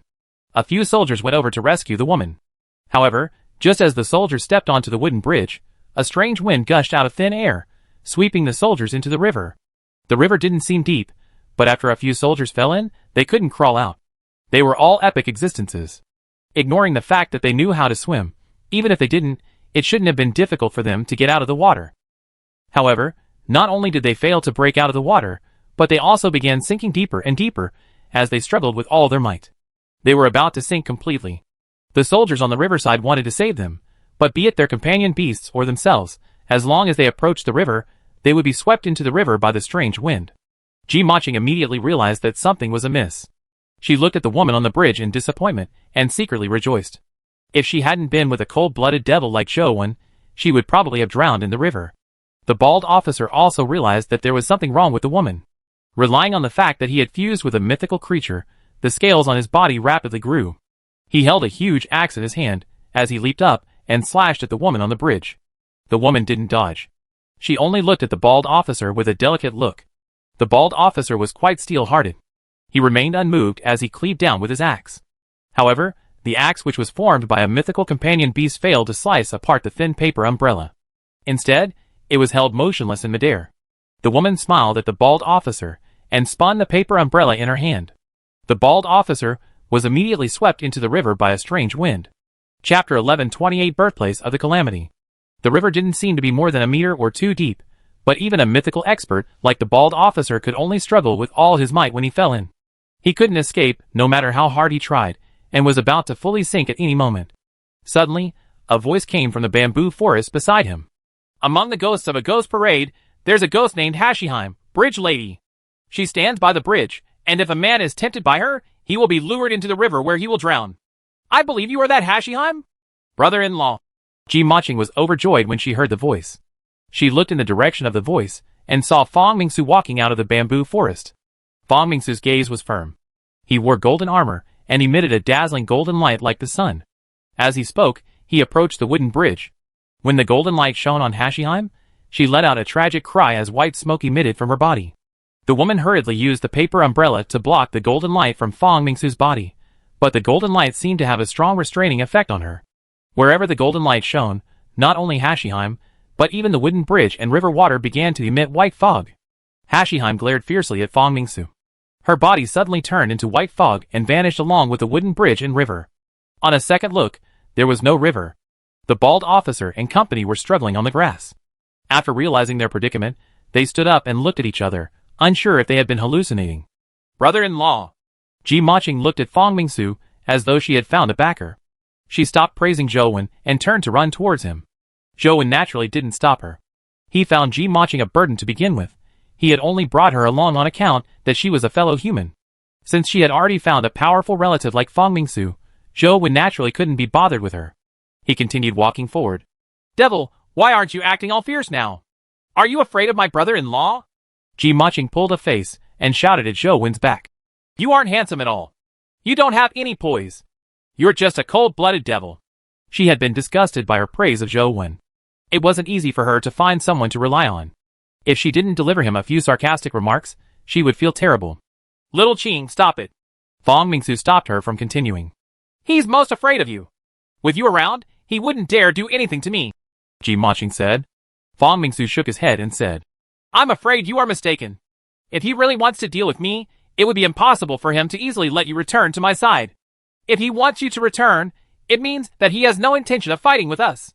With that said, Fang Mingsu shouted in Zhou Wen's direction.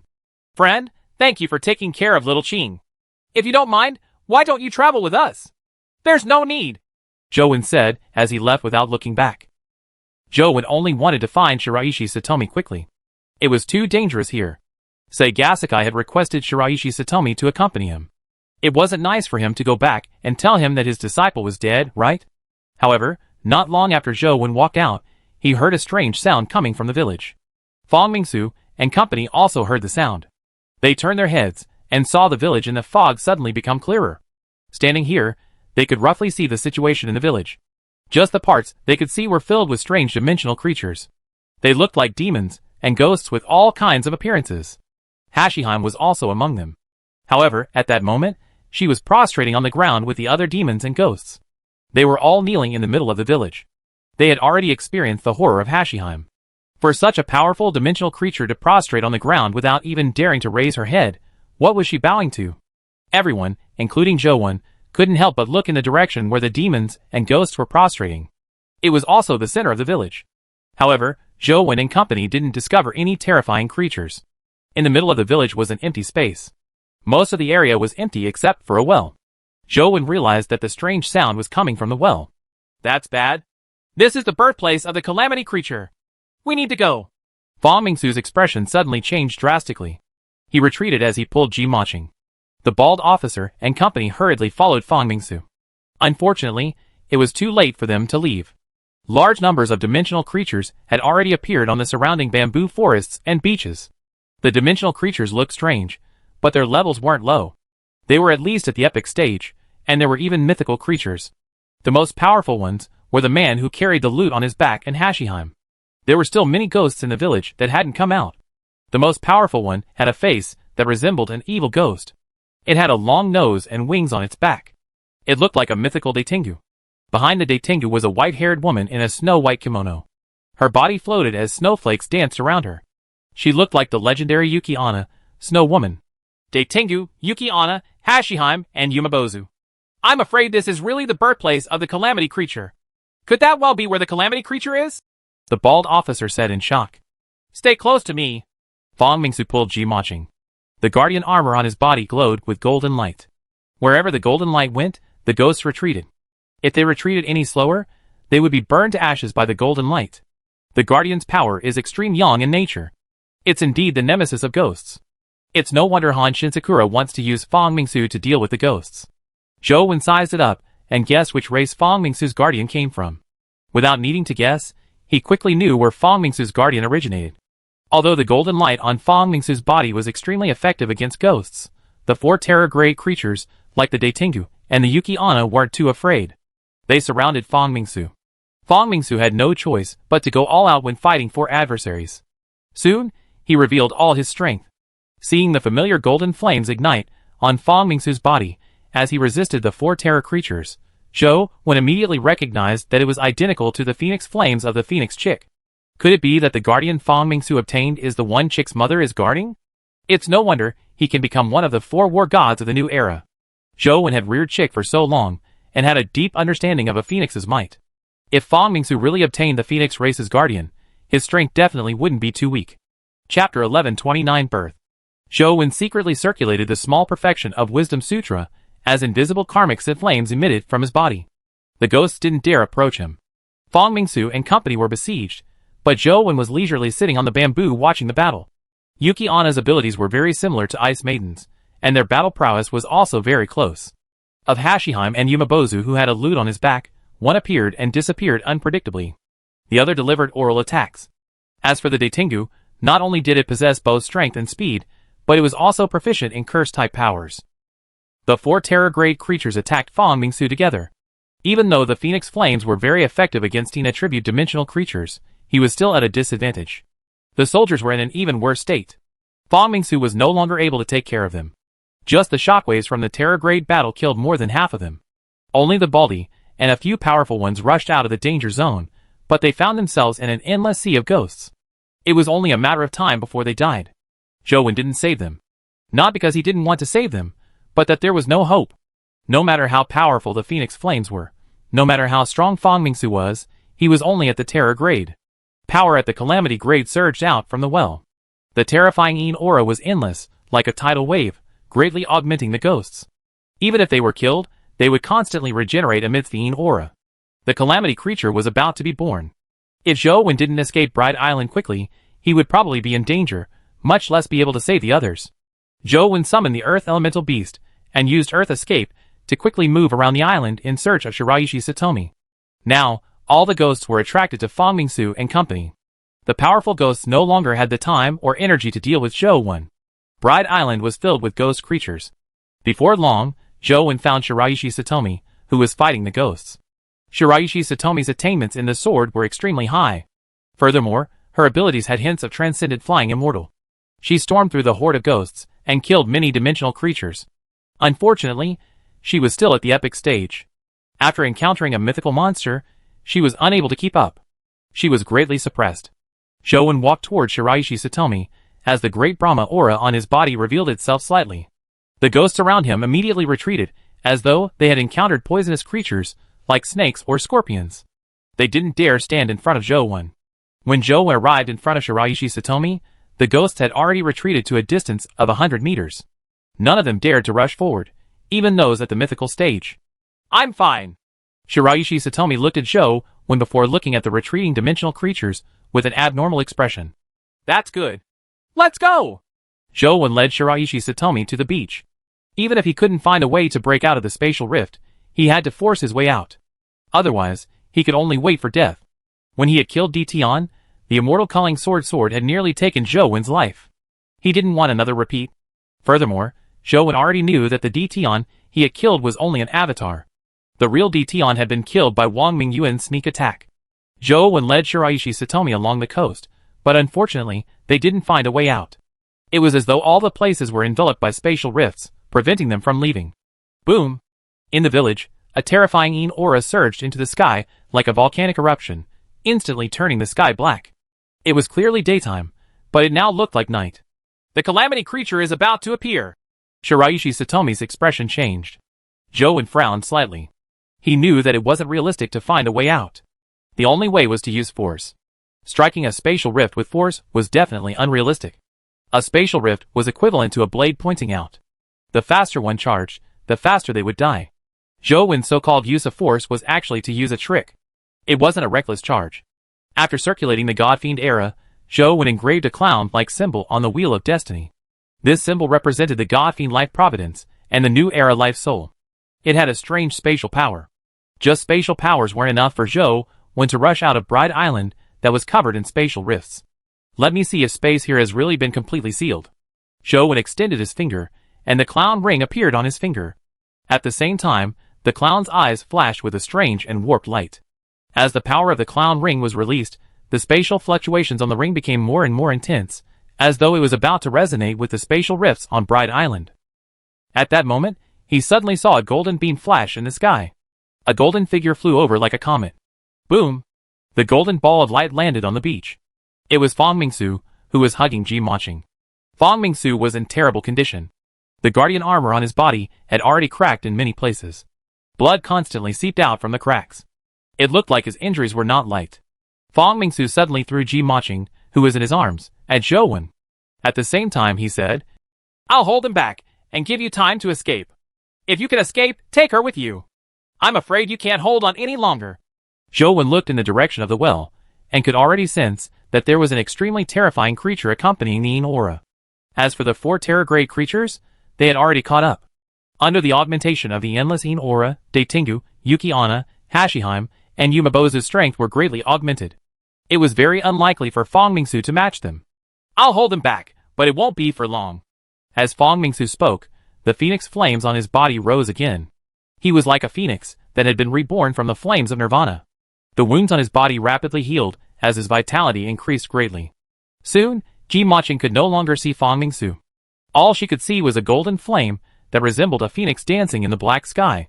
The fire phoenix charged between the 4 terror creatures and forcefully suppressed them. The ordinary ghosts around them were reduced to ashes by the phoenix flames. It was unimaginably terrifying. The phoenix's guardian is indeed terrifying. He can actually produce such terrifying strength in such a harsh environment. Although Zhou Wen felt that Fong Mingsu was indeed very strong, he didn't believe that he could stall for too long. This was because Zhou Wen had already sensed that the calamity creature in the well had been born.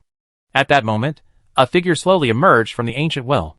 The flaming phoenix that Fong Mingsu had transformed into danced wildly. Wherever it passed, golden flames would destroy the world. The Yuki Onna was restrained too much and could no longer participate in the battle. Daetinga's hair and beard were charred black, making it look extremely pathetic. Hashiheim and Yumabozu couldn't approach Fong Mingsu either.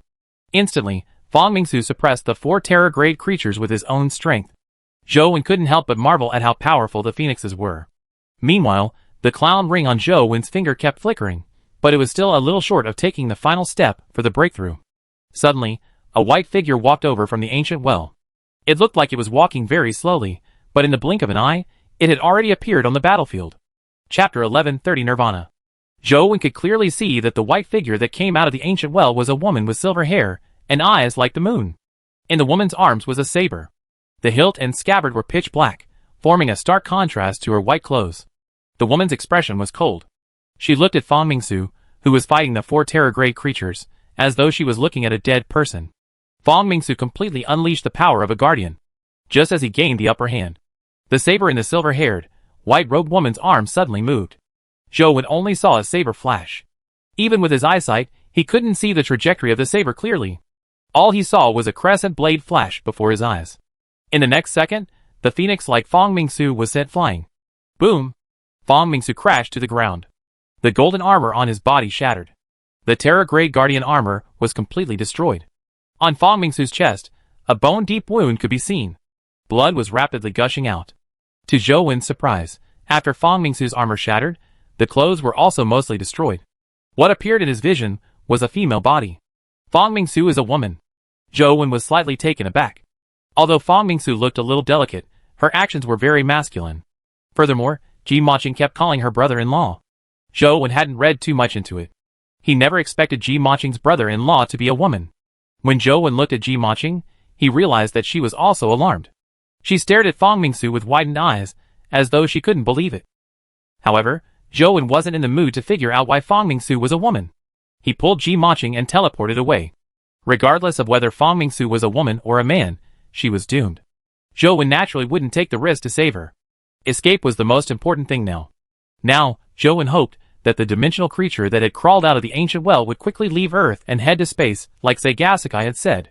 However, Zhou Wen soon realized gloomily that the woman didn't continue pursuing the heavily injured Fong Mingsu. She had cast her gaze at Zhou Wen and walked towards him. As the entire island was enveloped by spatial rifts, Zhou Wen was unable to teleport out. All he could do was teleport elsewhere on the island and distance himself from the woman. After Zhou Wen teleported out, he was immediately alarmed to discover that the woman had already arrived in front of him. She was looking at him with her emotionless eyes. Zhou Wen immediately teleported again.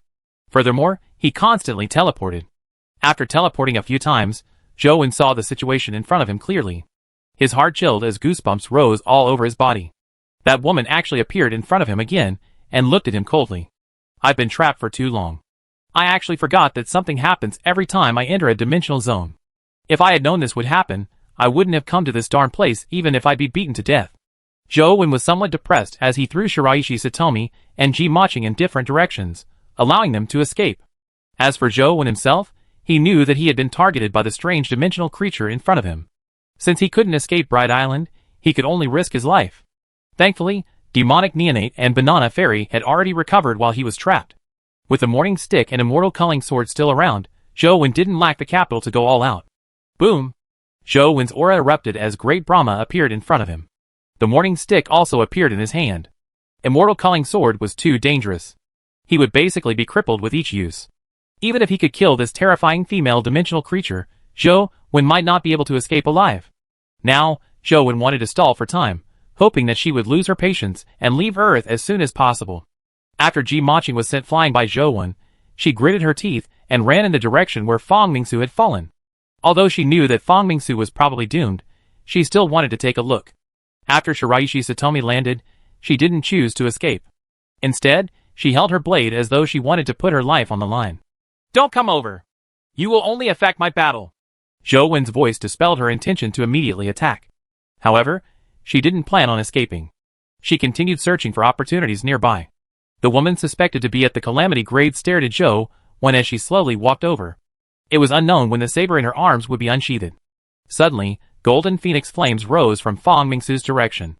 Fang Mingsu, whose guardian armor was almost completely shattered, was surrounded by a group of dimensional creatures. Just as she was about to be dismembered, terrifying phoenix flames suddenly erupted around her.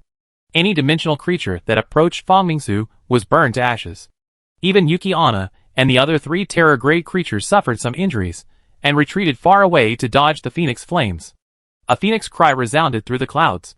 The phoenix flames that filled the sky transformed into a phoenix that circled around Fang Mingsu a few times before flying towards her body. As the fire phoenix fused into her body, the shattered guardian armor on Fang Mingsu's body rapidly recovered amidst phoenix flames. Soon, it formed brand new golden armor. Fang Mingsu was bathed in phoenix flames. The power that erupted from her body was even stronger than back when she had given her all. Boom! Fang Mingsu's figure flew across the sky like a phoenix. She was unbelievably fast. Datingu was actually unable to dodge her punch. Under its forceful resistance, it was sent flying by Fang Mingsu's punch. The clothes on its body and the feathers on its back burned. Datingu circulated its strength, but it was unable to extinguish the phoenix flames on its body. In the end, it could only cut off the burning part in a sacrificial act. Yuki Onna, Hashihime, and Yumabozo all surrounded her, but this time, their siege seemed even more powerless in front of Fang Mingsu. In just a moment, they were beaten back by her. Firstly, it was because the phoenix flames were very effective against ghost-type dimensional creatures. Secondly, it was because after her guardian armor underwent Nirvana rebirth, the might it could produce was much stronger than before.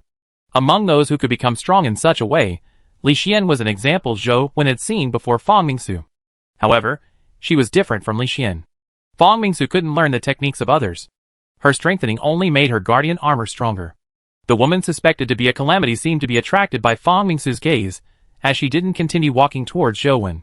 On the other side, Fang Mingsu had beaten back the Yuki Onna and the others. She began a massacre as though she had entered a no-man's land. The phoenix flames on her body became more and more intense, almost turning half of Bright Island into a sea of flames. Ji Maching couldn't help but be overjoyed when she saw that not only was Fang Mingsu still alive, but that she had become even stronger. However, before she could run over, Fang Mingsu had already charged towards the woman, who was suspected to be a calamity with a sea of flames. Chapter 11:31 Spatial Stillness. Fang Mingsu also knew that if they wanted to escape Bright Island, they had to defeat that woman. Otherwise, even if they killed all the dimensional creatures here, there was no chance of survival. Back then, Human Sovereign could defeat the Calamity Great Powerhouse, Dtion. Brother-in-law can do the same. Ji Maching secretly prayed for Fang Mingsu. However, when she thought that Fang Mingsu was actually a woman, Ji Maching's expression became complicated. How could Fang Mingsu not want to defy the heavens and change her fate like Human Sovereign did, and defeat a Calamity Grade dimensional creature? Furthermore, she had to do it, or death was the only outcome. When the woman looked at the flames and Fang Mingsu, her eyes remained unchanged. The phoenix flames on Fang Mingsu's body grew stronger and stronger. The flames on her back engulfed the world like a pair of phoenix wings that covered the sky. As Fang Mingsu threw a punch, the phoenix flames that filled the sky also cascaded down like a waterfall. When the phoenix flames arrived in front of her, the woman finally moved again. The pitch-black saber in her arms was unsheathed once more, as a beam of moonlight flashed. The phoenix flames that filled the sky were instantly shattered, and Fang Mingsu's armor was slashed apart again. However, the injured Fang Mingsu didn't fall again. The phoenix flames on her body rapidly healed her shattered armor. The wings on her back spread out, and she attacked the woman from another direction. Ji Maching's heart felt like it was on a roller coaster, unable to settle down as the situation developed. However, when she saw the woman slash at Fang Mingsu again, and how she had recovered each time, Ji Maching's hope was gradually ignited. He can do it. He definitely can do it. If Human Sovereign can defeat Di Tian, brother-in-law can definitely defeat this calamity-grade creature. However, just as she had this thought, she suddenly saw an unbelievable scene. When Fang Mingsu attacked the woman again, the woman didn't continue drawing her saber. However, the pupils in her eyes were like the moon, constantly evolving into crescent moons hidden behind dark clouds. In the next moment, something unbelievable happened. Everything around them seemed to freeze. The rising flames turned still. Fang Mingsu, who was flying in the air, was also frozen in place. Ji Maching, who had her mouth agape in shock, maintained that posture the entire time. She couldn't even move her eyes. The whole of Bride Island seemed to become a painting, including the other dimensional creatures.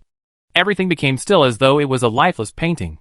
Only the woman was alive, and could walk in the painting.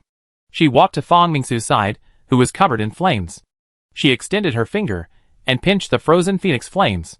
With a casual rip, the motionless phoenix flames were torn off, and thrown to the side by the woman. The woman moved her fingers again, and the phoenix flames around Fang Mingsu's body were completely torn apart.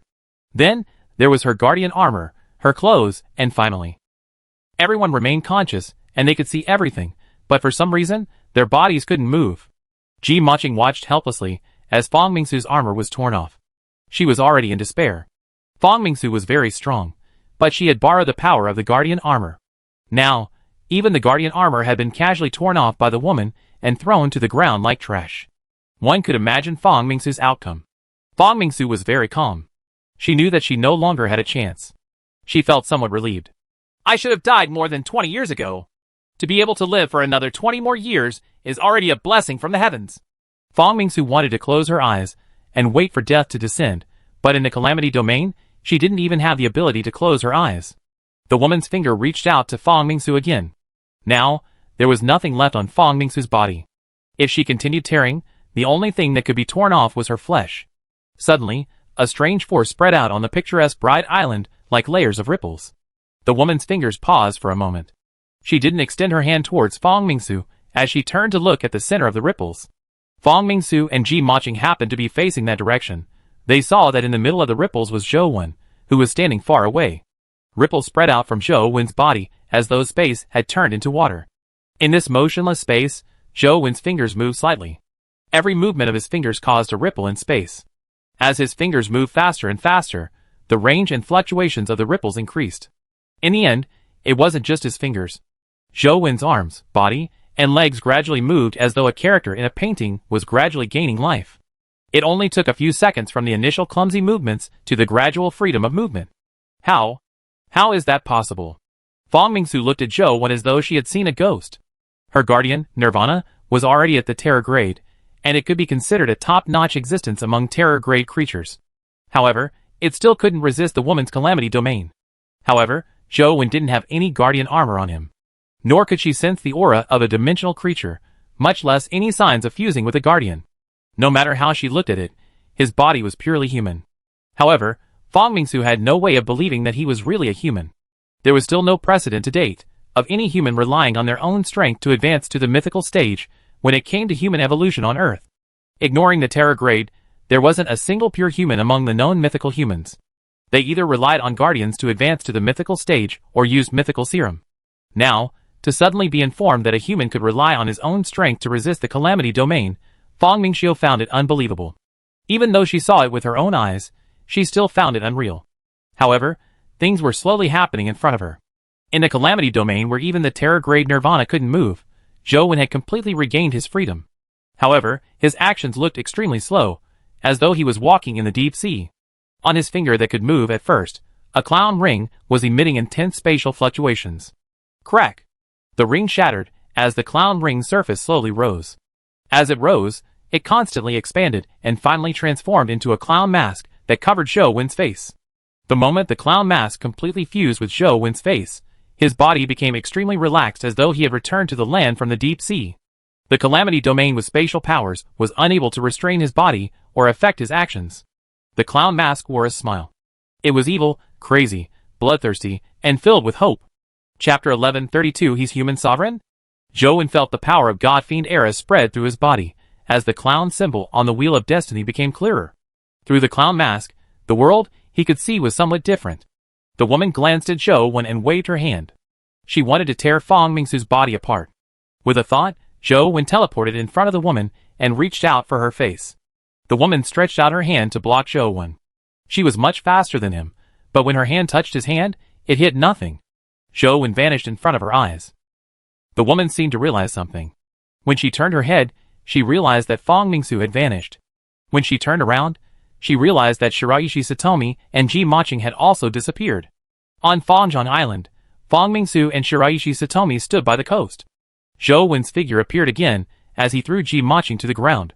After God-fiend Era's terror transformation, Zhou Wen's understanding of space had broken through to an extremely high realm. The spatial rifts on Bright Island couldn't trap him anymore. In the blink of an eye, not only did his teleportation range greatly increase, but there were almost no restrictions. He could continuously teleport without limit. Everyone run for your lives! I need to escape as well! With that said, Zhou Wen teleported away, not daring to stay for a moment. It wasn't that he didn't want to take Shiraishi Satomi back to Fuji Island, but the Calamity creature was also a spatial type creature. If she could teleport from afar, taking Shiraishi Satomi back to Fuji Island would be equivalent to bringing destruction to it if she were to track him down. Therefore, Zhou Wen had taken them to the uninhabited Fangzhong Island before letting them leave by themselves. When that happened, even if the Calamity creature chased after them, she would only track Zhou Wen himself. Take us with you! Ji Maching shouted twice, but no one answered her. He doesn't need to escape. Fang Mingsu with her restored guardian armor said thoughtfully, as she looked at the spot where Zhou Wen had vanished. No need to escape. Why? Didn't he already escape? Ji Maching asked in puzzlement. Although Zhou Wen could save them, and was indeed very powerful, a Calamity-grade creature was a Calamity-grade creature. Even if humans could escape one, it was difficult for them to fight one. Because he's human sovereign, sovereign of all humans. He's an existence that has slain a calamity. There's no need for him to escape. Fang Mingsu said with certainty. He's human sovereign? Impossible. Isn't he an overseas devil? How can he be human sovereign? Ji Maching was momentarily unable to digest the information Fang Mingsu had given her, as she spoke incoherently. Fang Mingsu glanced at Shiraishi Satomi and continued. I've been paying attention to him. Earlier on, I saw him take out a white wooden stick. It's identical to the white wooden stick that human sovereign used when he fought Dtion. I thought it was just a resemblance, but from the looks of it, it's not just that. It's the same wooden stick. He's human sovereign? Ji Maching repeated what she had said in a daze. She really couldn't connect the great devil with human sovereign that quickly. It can't be wrong. I originally thought that the claim that human sovereign was pure human was nothing more than humanity's self-consolation. It's impossible for such a thing to happen. Now, it looks like I was wrong. Human sovereign is actually a pure human. It's hard to imagine how he did it. A pure human advancing to the mythical stage can actually be done. Furthermore, he did so 5 years ago. Fang Mingsu looked at Shiraishi Satomi, as though she wanted to hear what she had to say. Unfortunately, Shiraishi Satomi didn't know anything. She was still awash with adrenaline and had nothing to say. He's human sovereign. Then he's going. Ji Maching's mind cleared up as she thought of a possibility. That's right. He must have gone to kill that calamity creature to prevent her from bringing disaster to the human world. Fang Mingsu sighed and said, Over the years, I thought I had done very well. I could be considered somewhat accomplished among humans, but compared to human sovereign, I'm nothing. I really never expected human sovereign to be a pure-blooded human, and he's so young. Isn't he an old monster who has some way to retain his youth? Ji Maching had always felt that Zhou would only look young, but was actually an old man in person. Otherwise, how could he have such a powerful cultivation level? Of course not. My Nirvana Guardian is most sensitive to vital energies. Although he looks very accomplished, something expected from age, he is still a very young life. He's actually not that old. He's only in his early 20s. Fang Mingsu said after some thought. In his early 20s. That's impossible. How old was he when he defeated Dtion 5 years ago? Ji Maching thought about it carefully and felt that what Fang Mingsu said was too fantastic. It didn't make sense at all. Although I'm equally unwilling to believe it, the truth is right in front of us. When he defeated Dition, he was probably not even 20 years old, Bong Mingsu said with a sigh. She originally believed that she was already considered a top genius among humans, but after seeing Zhou Wen, she realized that so-called geniuses were nothing. Less than 20 years old. Is there really such a human in this world? Is he really human sovereign? Ji Maching looked out into the sea with a complicated expression. It's very simple to know if he's human sovereign. When a calamity appears, it will definitely bring calamity to the world. Only human sovereign can kill a calamity to stop the disaster, Bong Mingsu said. Ji Maching's eyes immediately lit up.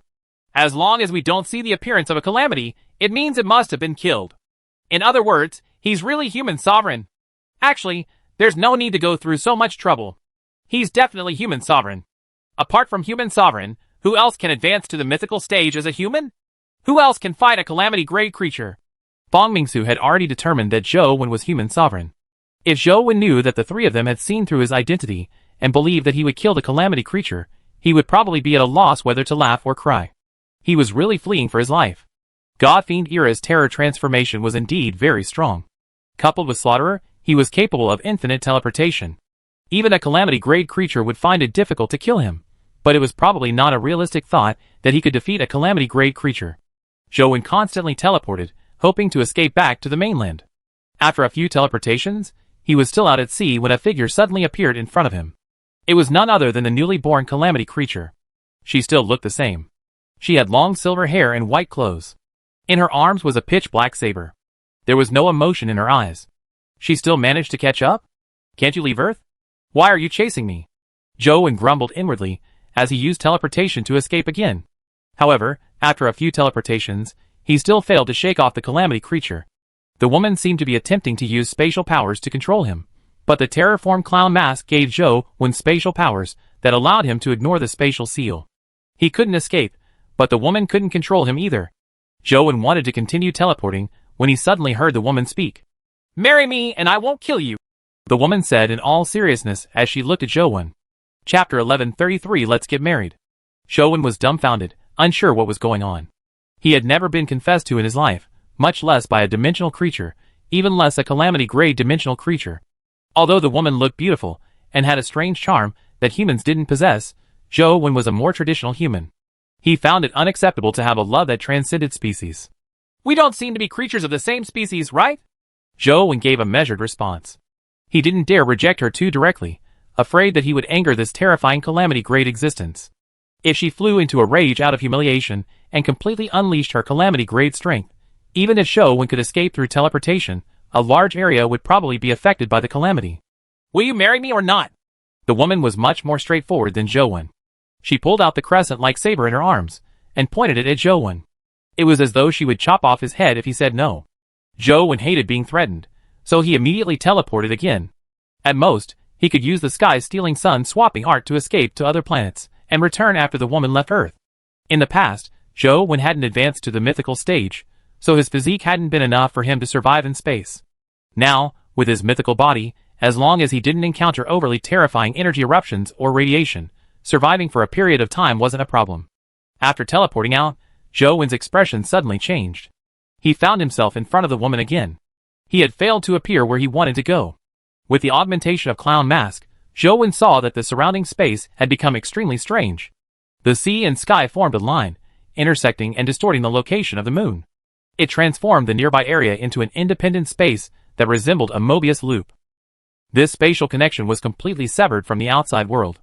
No matter how Zhou Wen teleported, he was still in this space and couldn't leave. Only then did Zhou Wen realize that this calamity-grade woman was far more terrifying than he had imagined. "Are you marrying me or not?" The woman continued pointing her saber at Zhou Wen as she asked expressionlessly. "I am. Why do you want me to marry you?"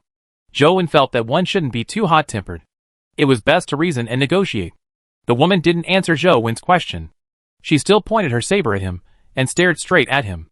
Clearly, she only wanted an answer and didn't wish to answer the question. Seeing that the woman didn't take action directly, Zhou Wen continued. "Legend has it that the bride on Bride Island married 3 brothers, but all 3 brothers died. Don't tell me you are that legendary bride?" The woman finally spoke. "How can the place where I live be a place where mortals live?" Although the woman didn't say if she was the bride, she had indirectly admitted that the myth did exist. The deaths of the three brothers were related to her. I'm also immortal. Don't tell me you want to marry me before killing me? Zhou asked again. No, the woman answered with certainty. Why? Zhou pressed. Are you marrying me or not? The woman clearly didn't wish to answer this question as she once again forced Zhou to give an answer. Since you wish to marry a human, you should at least follow human rules, right? Zhou wanted to stall for time to see if he could find a way to escape. We can get married immediately by doing the rites. The woman clearly knew some human rules, but the rules she knew seemed to be ancient. Those are rules from the past. Things these days are different. As Zhou spoke, he attempted to use the sky-stealing sun-swapping art to escape, but it was useless. The stars in the pocket universe were dim. In this strange space, it was clearly impossible to use interstellar teleportation. Oh, what are the rules now? The woman asked with a frown. Rules these days talk about free love. If you want to get married, you have to fall in love with the other party first. Zhou said as he stalled for time. The woman seemed to understand Zhou's words as she sheathed her saber. Zhou secretly heaved a sigh of relief, believing that he had finally convinced the woman. All he needed to do was find an excuse to escape from her.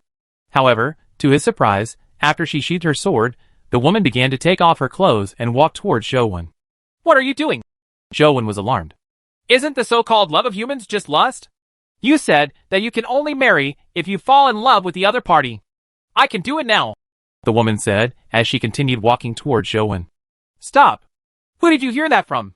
It's not like that at all. Zhou retreated as he called for a stop. What is it then? The woman stopped and asked Zhou. That's... Zhou thought for a moment and couldn't think of something. All he could do was say what he could think of.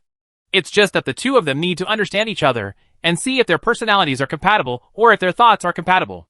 Humans are still as hypocritical as ever, the woman said with a frown. After a pause, she continued. Then let's get to understand each other. We shall get married after understanding each other. How do you want to understand me? Zhou looked at the woman in a daze, momentarily at a loss for words. Understand? What the hell? Zhou had no intention of dating a dimensional creature. Ignoring dimensional creatures, even if a living person stood in front of Zhou, he wouldn't know how to date her, much less a terrifying calamity-grade creature. That. Why don't we watch a movie first? Zhou recalled that Li Xian had once said that if he felt bored dating girls, he would take them to the movies. He had at least an hour and a half to relax or sleep. Zhou felt that this wasn't a bad idea. Perhaps he could take this opportunity to think of a way to escape this woman's clutches. What's a movie? The woman asked with a frown. Zhou roughly explained what a movie was. The woman nodded. All right, let's watch a movie. Going to a movie is a very pleasant thing. If we end up covered in blood, it will affect our mood. Shouldn't we restrain ourselves a little? Zhou was already beginning to regret taking a calamity creature to a human city to catch a movie. Zhou felt that this idea was too stupid.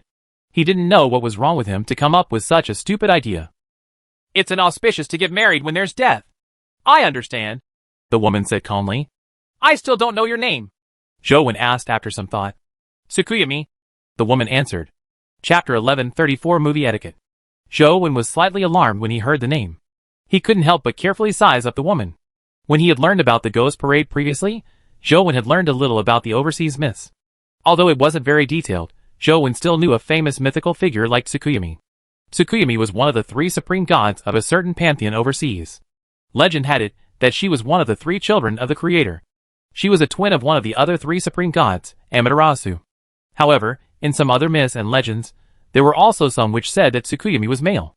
There were also some which said that Tsukuyami and the beautiful Kaguya-hime were the same person. None of that was important. What was important was that if this woman was really the legendary Tsukuyami, her status would be second only to the creator. Myths could be exaggerated, but to have such a status in a pantheon, no matter how exaggerated, meant that her true strength had to be extremely terrifying. Watching a movie with the daughter of the creator? Zhou felt that this was a bad idea. Fang Mingsu and company waited on Fangzhang Island for a few days, but they didn't see Zhou return. The ghost parade that appeared every night also decreased significantly. Furthermore, the famous ghosts didn't appear again. The ones that appeared again were ghosts with unknown names. The strongest ones were at the mythical stage. After the trio obtained further information, they became more certain that Zhou was human sovereign. They imagined that the calamity creature had been killed by Zhou. I never expected him to really be human sovereign. Furthermore, he's so young. Ji Maching still found it unbelievable that Zhou was human sovereign. Fang Mingsu took Ji Maching back inland and secretly investigated Zhou Wen's identity. He realized that human sovereign's appearance was very similar to Zhou Wen from the Yin family camp. However, the Yin family's Zhou Wen had been in Luoyang the past few days and hadn't left. It was unlikely. After Shiraishi Satomi returned, she told Sagasakai that Zhou Wen was human sovereign. It thrilled Sagasakai. It's no wonder. He was human sovereign all along. It's no wonder. I should have known. Apart from him, how can there be a human who can slash out such a strike? By the way, you should keep this to yourself. Don't spread it. To humans nowadays, watching movies was a luxury. With dimensional creatures breaking through the restrictions on a large scale, there were very few cities that humans could defend. Most humans retreated to a particular dimensional zone and relied on the repulsive forces of the dimensional zones to barely survive. All sorts of modern instruments and tools had been severely damaged. Furthermore, due to the cutoff of roads, raw materials couldn't be supplied. Even if the factories weren't destroyed, the possibility of continuing production wasn't high. In such an environment, other than the Federation occasionally shooting some promotional videos, it was very rare for a person to film a movie. More and more research was done using companion beasts to replace high-tech equipment. Most of the areas where humans gathered had already been popularized with companion beast power generation systems. However, human hobbies sometimes had nothing to do with practicality. The infamous overseas devil, Sasser, was an avid movie enthusiast. Furthermore, he was someone who had to go to the cinema to watch movies. However, in this era, cinemas were very difficult to find. There were none overseas. Therefore, every time Sasser's movie addiction flared up, he would sneak inland. Although Sasser wasn't as infamous as Jing Daoxian, people who knew him definitely had a fear of him that was no less than Jing Daoxian's. Although Jing Daoxian was infamous, not many people had seen him kill. Apart from the crazy massacre at the Federation building, many of the brutal legends regarding Jing Daoxian were actually just people committing acts under his name. However, Sasser was different. Sasser wasn't famous, but the number of people he killed far exceeded Jing Daoxian's. Furthermore, he didn't leave any survivors, so very few people knew of him. After putting on a decent suit, a white shirt, and a bow tie, Sasser, who had meticulously combed his white hair, arrived at the cinema's entrance. He lined up to buy a ticket, Coke, and a bucket of popcorn. Then, as though he was on a pilgrimage, he walked into the cinema's theater hall. These habits stemmed from when Sasser was young. Back then, when his parents took him to the movies, they would always dress him up nicely. Then, they would buy Coke and popcorn and catch a movie together. Therefore, this habit remained. Sasser found his seat and sat down. He sat up straight and sized up the movie screen. Just as he had imagined, this spot was indeed the best spot in the theater. Thankfully, it hadn't been bought by others. Otherwise, he would have spent more time thinking of a way to adjust his seat. It was a rather nice cinema. The fragrant popcorn that was still emitting steam, the iced Coke, and the perfect seat made Sasser feel good. He adjusted his bow tie and waited for the movie to begin. Suddenly, a young man and woman walked in. The spot they had chosen happened to be in the road just in front of Sasser. This made Sasser frown slightly. He recalled an unhappy experience he had when he watched a movie previously. A couple sat in front of him and whispered to each other from time to time. They even kissed in front of him, greatly affecting his movie experience. As a result, Sasser sewed the couple's mouths together and hung them to death at the entrance of the theater after the movie ended. Why did he have to wait for the movie to end? Movie time was sacred, so how could he kill someone during the movie? Thankfully, the young men and women who had just entered were very silent. They didn't talk to each other, making Sasser feel much better. From the looks of it, this should be a perfect movie experience today. Sasser sat up straight and waited for the movie to begin. Although this movie was an old movie and Sasser had watched it a few times, he still liked it. He wouldn't get sick of watching it a few more times. After a while, Sasser suddenly heard the young man in front speak. "Do you want anything to eat or drink?" When Sasser heard that, he was immediately infuriated as he thought to himself, what's wrong with young people these days? They don't understand the essence of watching movies at all. You have to buy iced Coke and popcorn before entering. How can you buy them after entering the hall? "Anything," the woman said coldly. "Wait for me here. Don't move. I'll be back soon." As the youth spoke, he left, leaving the young woman sitting in front. The young woman was very quiet, and she was still. This made Sasser appreciate her. He still remembered that 2 months ago, when he went to watch a movie, a young woman was eating melon seeds while watching a movie. She kept fidgeting around. Hence, after the movie ended, Sasser shattered all the woman's teeth and stuffed them into her stomach before hanging her to death at the entrance of the theater. "Orange juice and melon seeds. Try them.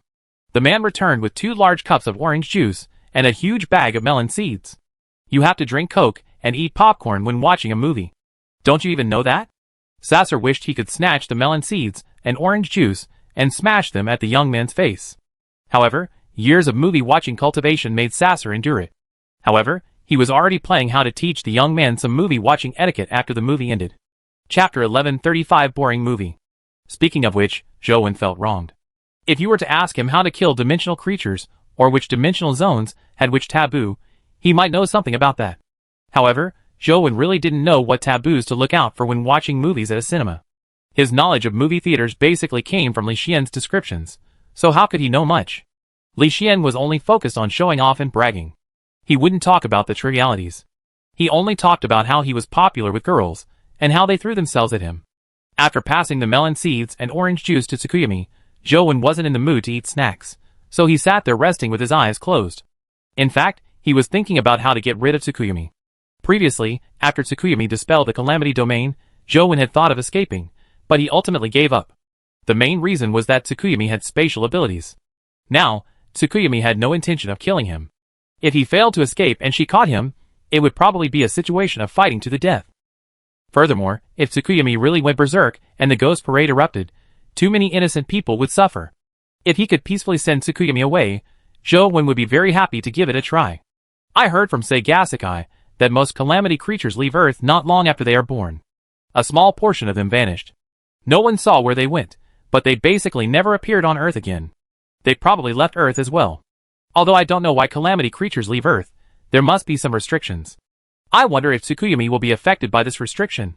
If she will be affected as well, I just need to wait until she has to leave before I call it a win, right? Joe thought to himself. However, stalling for time was one thing. It was impossible to make Joe sacrifice himself, sexually. As Joe was thinking about how to stall for time, Sasser, who was behind him, had a sullen expression and twitching eyes. He had the urge to murder. Joe didn't know the etiquette of the cinema, much less Tsukuyami, a dimensional creature. Although she had already transformed into a human and wore human clothes, she was still a dimensional creature. Joe was thinking while Tsukuyami was munching on melon seeds. Although the munching sounds weren't loud, it made Sasser feel uneasy. Young lady, you can't eat melon seeds during a movie. This is basic etiquette. Before the movie began, Sasser decided to remind them. However, Tsukuyami ignored him. This was because in Tsukuyami's eyes, other than Joe, no other humans mattered. They were life forms that were inferior to ants. There was no need to care about their feelings. Joe turned his head to look at Sasser, and saw that it was an old man with a head full of white hair. He apologized before saying to Tsukuyami, "Don't eat melon seeds when watching the movie later." Tsukuyami nodded slightly before putting the melon seeds aside and stopping eating. Seeing that their attitude wasn't bad, Sasser's mood improved slightly. Since the movie hasn't started, I'll spare you for now. Soon, the movie began. It was an old movie called The Prestige. In fact, in recent years, all the movies that were shown in theaters were basically old movies. It wasn't just because of nostalgia, but mainly because there were very few new movies being filmed. Sasser knew all the details of The Prestige like the back of his hand, but he was still very engrossed every time he watched it. The movie began. That's when Sasser picked up his Coke and popcorn and enjoyed the classic that delighted him. However, not long after, he suddenly saw Tsukuyami in front of him stand up and say to Joe, "Watching boring movies here is a waste of time. Let's go!" With that said, Tsukuyami turned around and walked towards the exit. Joe was delighted when he heard that. He stood up and followed Tsukuyami. A creature at Tsukuyami's level had almost infinite life. By saying that it was a waste of time, it was very likely because of some restriction she was under. Time had an extraordinary meaning to her. This made Joe feel that his previous guess was right. Tsukuyami had no choice but to leave Earth after a certain period of time. This was very beneficial for him. Joe was delighted, but Sasser was about to explode from anger. Boring movie. A waste of time. Sasser's gaze became abnormally terrifying. It's already unforgivable to leave early in front of such a great movie, yet you still dare. Sasser slowly stood up. Having watched movies for so many years, this was one of the few times he had left early. "You don't like this movie? We can switch to another one," Joe said as he walked alongside Tsukuyami. "I don't like such boring movies," Tsukuyami said. "Then what do you like?" Joe asked. Tsukuyami lowered her head and thought for a moment. After a while she said, "I don't know. Anyway, I don't like watching movies." As the two of them spoke, They had already reached the entrance of the theater. Sasser followed. Upon hearing Tsukuyami's words, the killing intent in his heart burned even more. Standing on the steps, his body produced a faint energy fluctuation. You actually dare belittle a movie? Then I'll let you have a taste of being killed by a movie. Sasser's eyes were cold, as his strength secretly condensed into a camera in his hand. He pressed the shutter button as the camera aimed at Tsukuyami and Jowon. In the next second, Jowon and Tsukuyami, who had just walked down the steps of the cinema, suddenly realized that their surroundings had changed drastically. The streets had vanished, and the entire city seemed to suddenly vanish. It was supposed to be nighttime, but the sun was shining brightly here. In front of them was a blue sea, blue sky, and a beautiful huge ship. Blue sea, blue sky, seagulls flying. The two of them were standing on the cruise ship. A breeze blew past them, making them feel very comfortable. Jowon was somewhat surprised, as he circulated his essence energy art, but he realized that he couldn't use it. Not only was he unable to use essence energy arts, but he couldn't even summon companion beasts. He seemed to have become an ordinary person. Can you use your strength? Jowon asked Tsukuyami. Tsukuyami shook her head slightly and said, No! Jowon's expression changed slightly. If even Tsukuyami couldn't use her powers, things had likely turned very troublesome. Could it be that the monarchs of the dimension discovered that I wasn't dead and wanted to kill me across dimensions? Otherwise, who would have the ability to trap Tsukuyami? Jowon was alarmed as he constantly switched essence energy arts, hoping that something would be of use. Soon, when Jowon circulated the Tao Sutra, the essence energy that hadn't reacted finally reacted. But it still couldn't circulate. However, this already delighted Jowon. At critical moments, I still need to rely on the Tao Sutra. From the looks of it, we have been pulled into a domain limited by certain rules. If the Tao Sutra advances further, I might be able to break through. I wonder if my opponent will give me the time. Jowon looked around. He didn't have the ability to resist now. It was too easy for the enemy to kill him. However, all he could see were ordinary humans. No, it shouldn't be said that they were ordinary humans. The humans here were much weaker than ordinary humans. They seemed to be humans who had never cultivated. Chapter 1136 Sea Disaster. Boom! Just as Jowon was looking around, he suddenly felt a violent quake beneath his feet. Then, he heard a loud crashing sound before an ear-piercing screech. Before he could figure out what had happened, the ship's massive body began to tilt to the side. At the same time, there was a muffled explosion. An iceberg appeared out of nowhere, slamming into the deck. The shattered ice struck people, leaving many bleeding. Cries and screams intertwined as the ship's side tipped even more. Many people slid and fell. An explosion happened somewhere nearby as a heatwave surged over, sending Jowon and Tsukuyami flying. Jowon had no idea where in hell he was. Not only was he unable to use essence energy skills and various other abilities, but even his body had become extremely weak as though he had never cultivated. Thankfully, although his strength and abilities were unusable, his technique and reaction remained. When Jowon tumbled down, he grabbed the railing and prevented himself from falling into the sea. Previously, Jowon had doubted if Tsukuyami could use her powers, but he quickly realized that she couldn't. She grabbed a metal column that was taller than Jowon, but the cabin beside her suddenly exploded. The fragment smashed into Tsukuyami's head, immediately causing her to bleed. She seemed to show signs of fainting as she fell and rolled down the deck, about to fall into the sea. The temperature of the seawater was already below 0 degrees Celsius. In the past, Jowon could shower in such low temperatures, but now, his body was like an ordinary person's. If he fell, it wouldn't be long before all the heat in his body was sucked away by the seawater. When that happened, only death awaited him. Jowon subconsciously reached out to grab the half-conscious Tsukuyami and pulled her over. Although this was a good opportunity to kill Tsukuyami, Jowon felt that it was likely that the dimensional monarchs were targeting him. Tsukuyami was suffering an undeserved catastrophe. The enemy of an enemy was a friend. Perhaps saving Tsukuyami today would give the dimension another calamity-grade enemy in the future. After all, Tsukuyami was a natural calamity creature born on Earth. It was somewhat different from the monarchs of the dimension. How are you? Jowon realized that the wound on Tsukuyami's forehead was very deep. It was a result of a few metal fragments stabbing into her, and she was constantly bleeding. From the looks of it, the situation wasn't good. Tsukuyami opened her mouth, but didn't make a sound. Her eyes had already lost their focus, and she was on the brink of unconsciousness.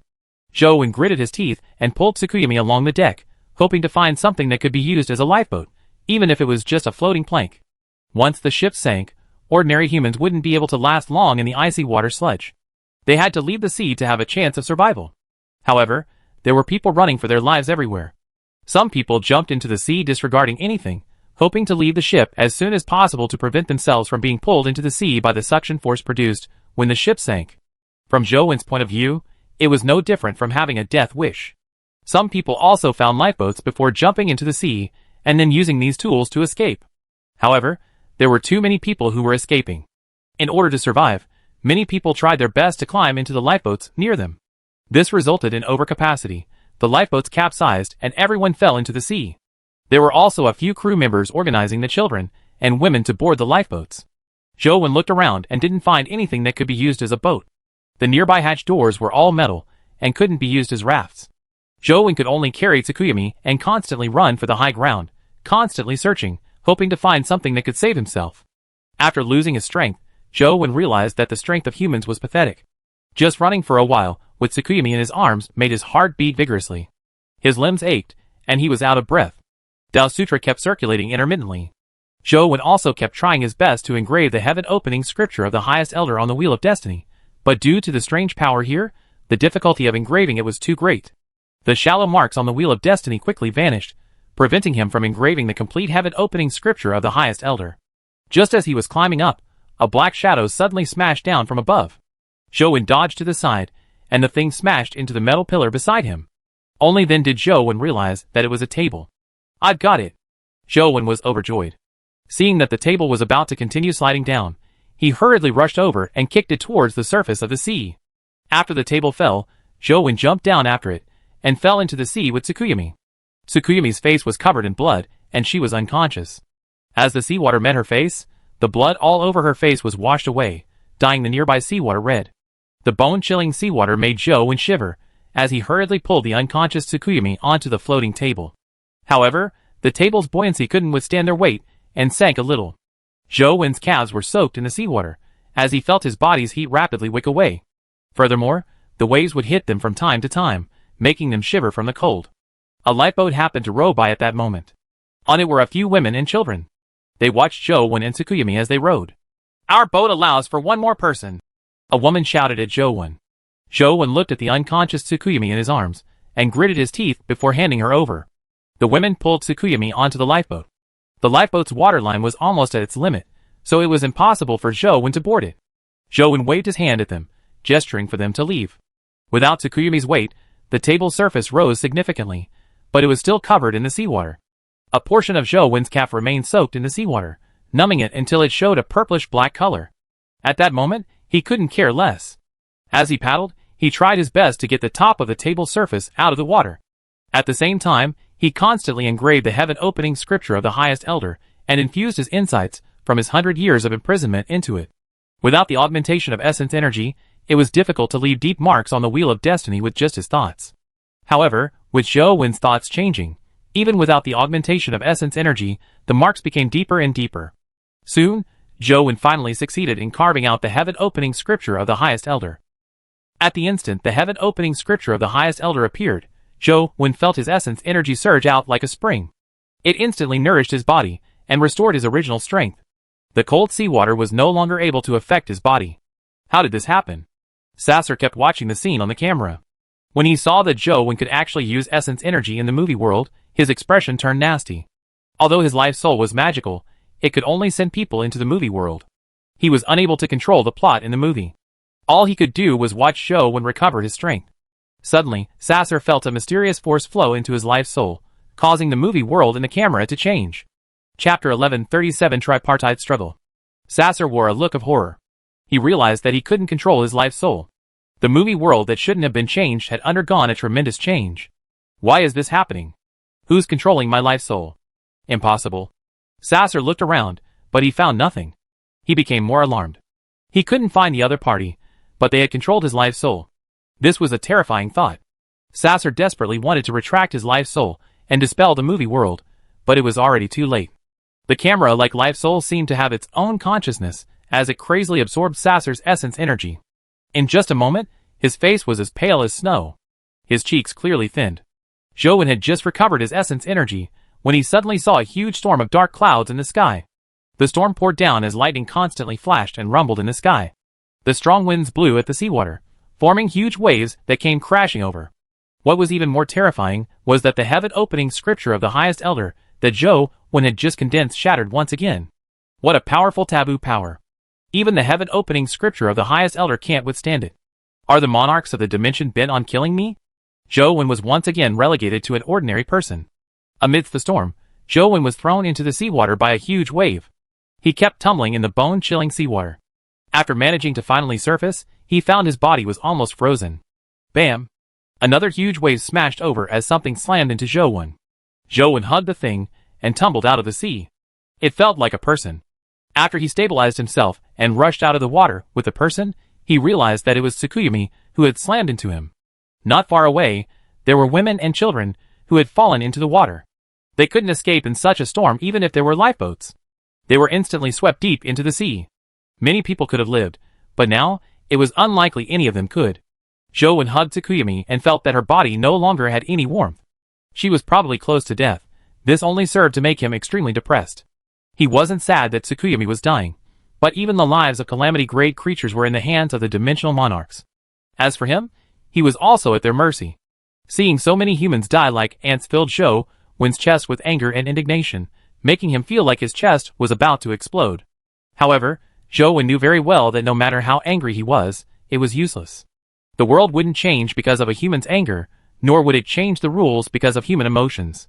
The only thing he could do was turn his anger into motivation, and work hard to understand the rules, and make use of them, until he became the person who decided on the rules.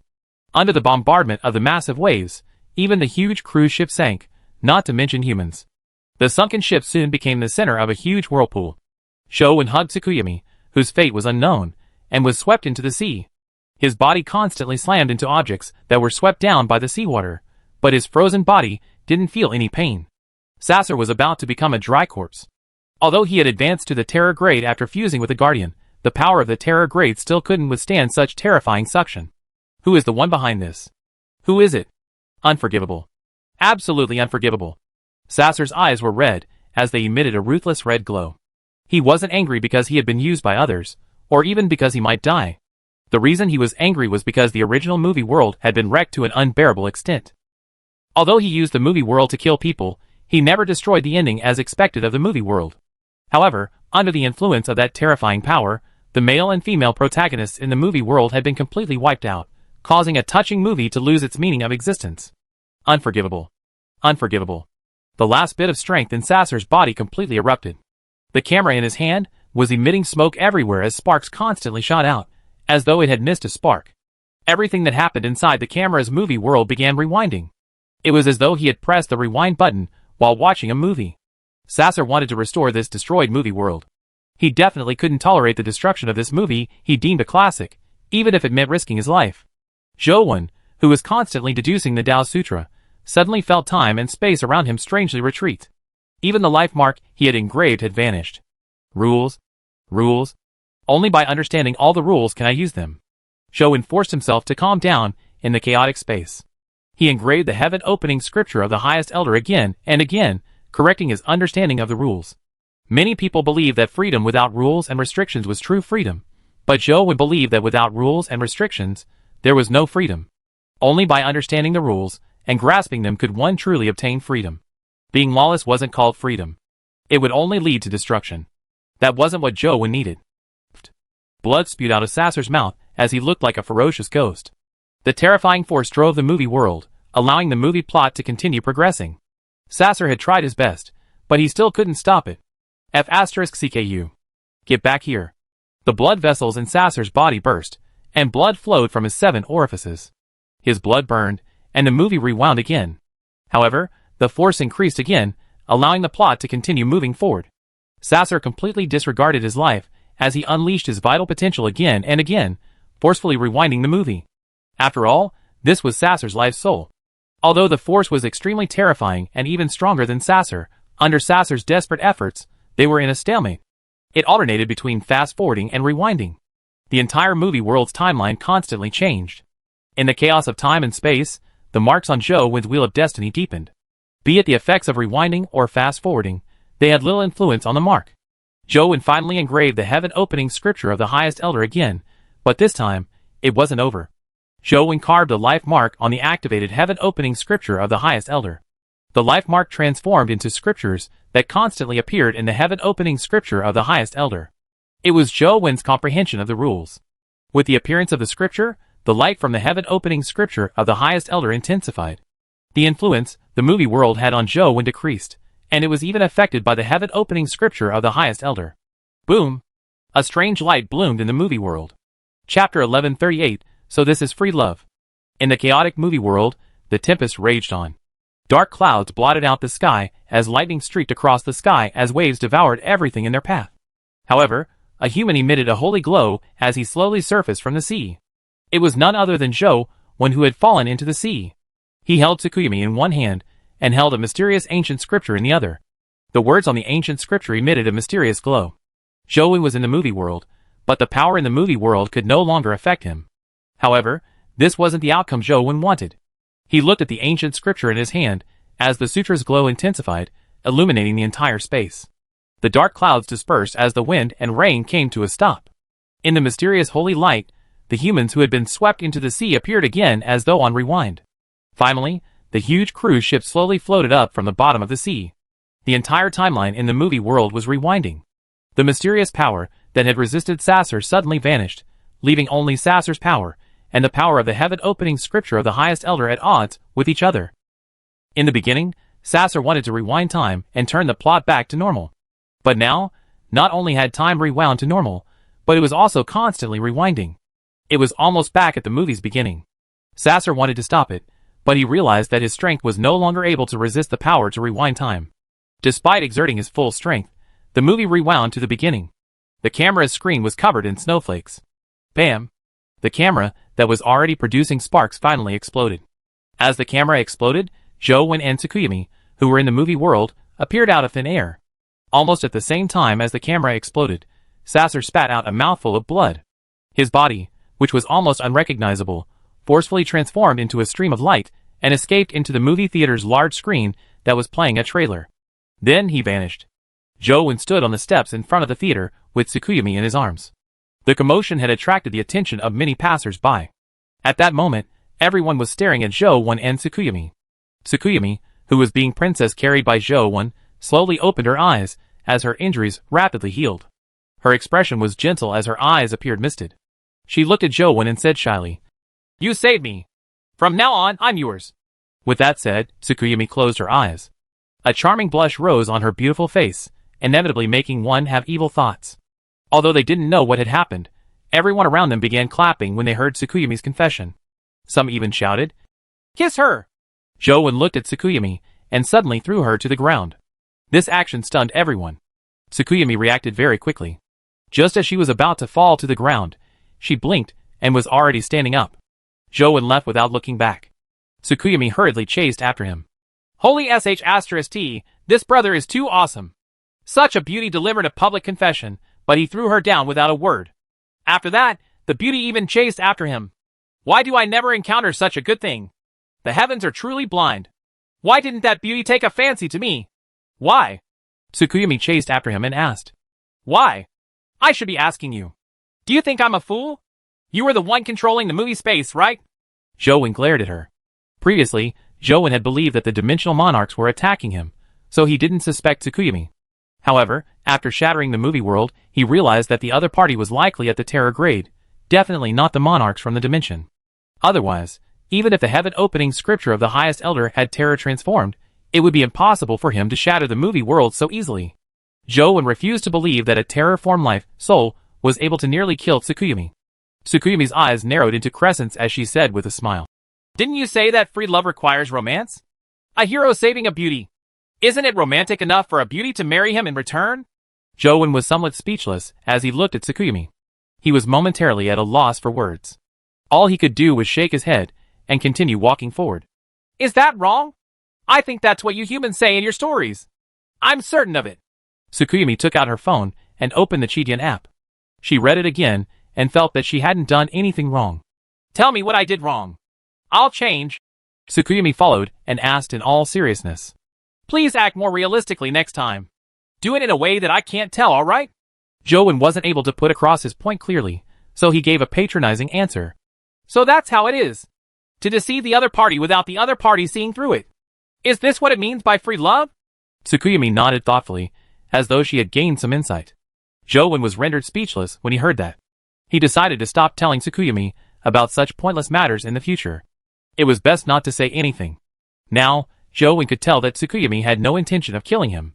Furthermore, she seemed to have a request for him. What do I have that Tsukuyumi wants? Could it be that heavenly happiness token?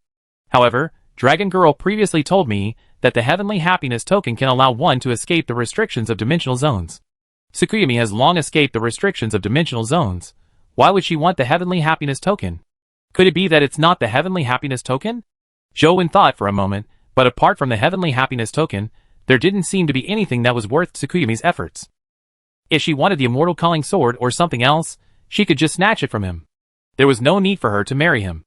After some thought, only the heavenly happiness token needed Tsukuyumi to do these things, because the heavenly happiness token was something useless even if she snatched it. What's the heavenly happiness token that Emperor of Shang gave me? Zhou really wanted to go to the dimension to ask Emperor Shang, but unfortunately, the only path he knew was in Chess Mountain. The Arch of Chess Mountain was probably even more difficult to deal with than Tsukuyumi. Zhou didn't wish to provoke her. How long can this Tsukuyumi stay on Earth? Zhou secretly paid attention to Tsukuyumi and realized that she was browsing the internet with her phone, one that Zhou had bought for her. However, from Tsukuyumi's relaxed look, it seemed like she wasn't in a rush to leave. Could I be wrong? Not all calamity-grade creatures need to leave Earth? Zhou was somewhat depressed. Since he couldn't escape, Zhou could only get used to it. With Tsukuyumi on the phone the entire time, he took out his phone and prepared to try the bloodline function he had activated. Banana Fairy and Demonic Neonate constitute my main combat strength. I can try to add some useful life providences for them. If Dr. Darkness and Explosive Fiend Man have some more powerful life providences, they can become stronger. Perhaps they might have a chance to advance further. I wonder if there are any life providences that can resolve Truth Listener's problem. Zhou browsed through all the companion beasts he had. He didn't worry about which stage they were in, only looking at their life providences. As long as their life providences were good enough, it didn't matter if their levels were low.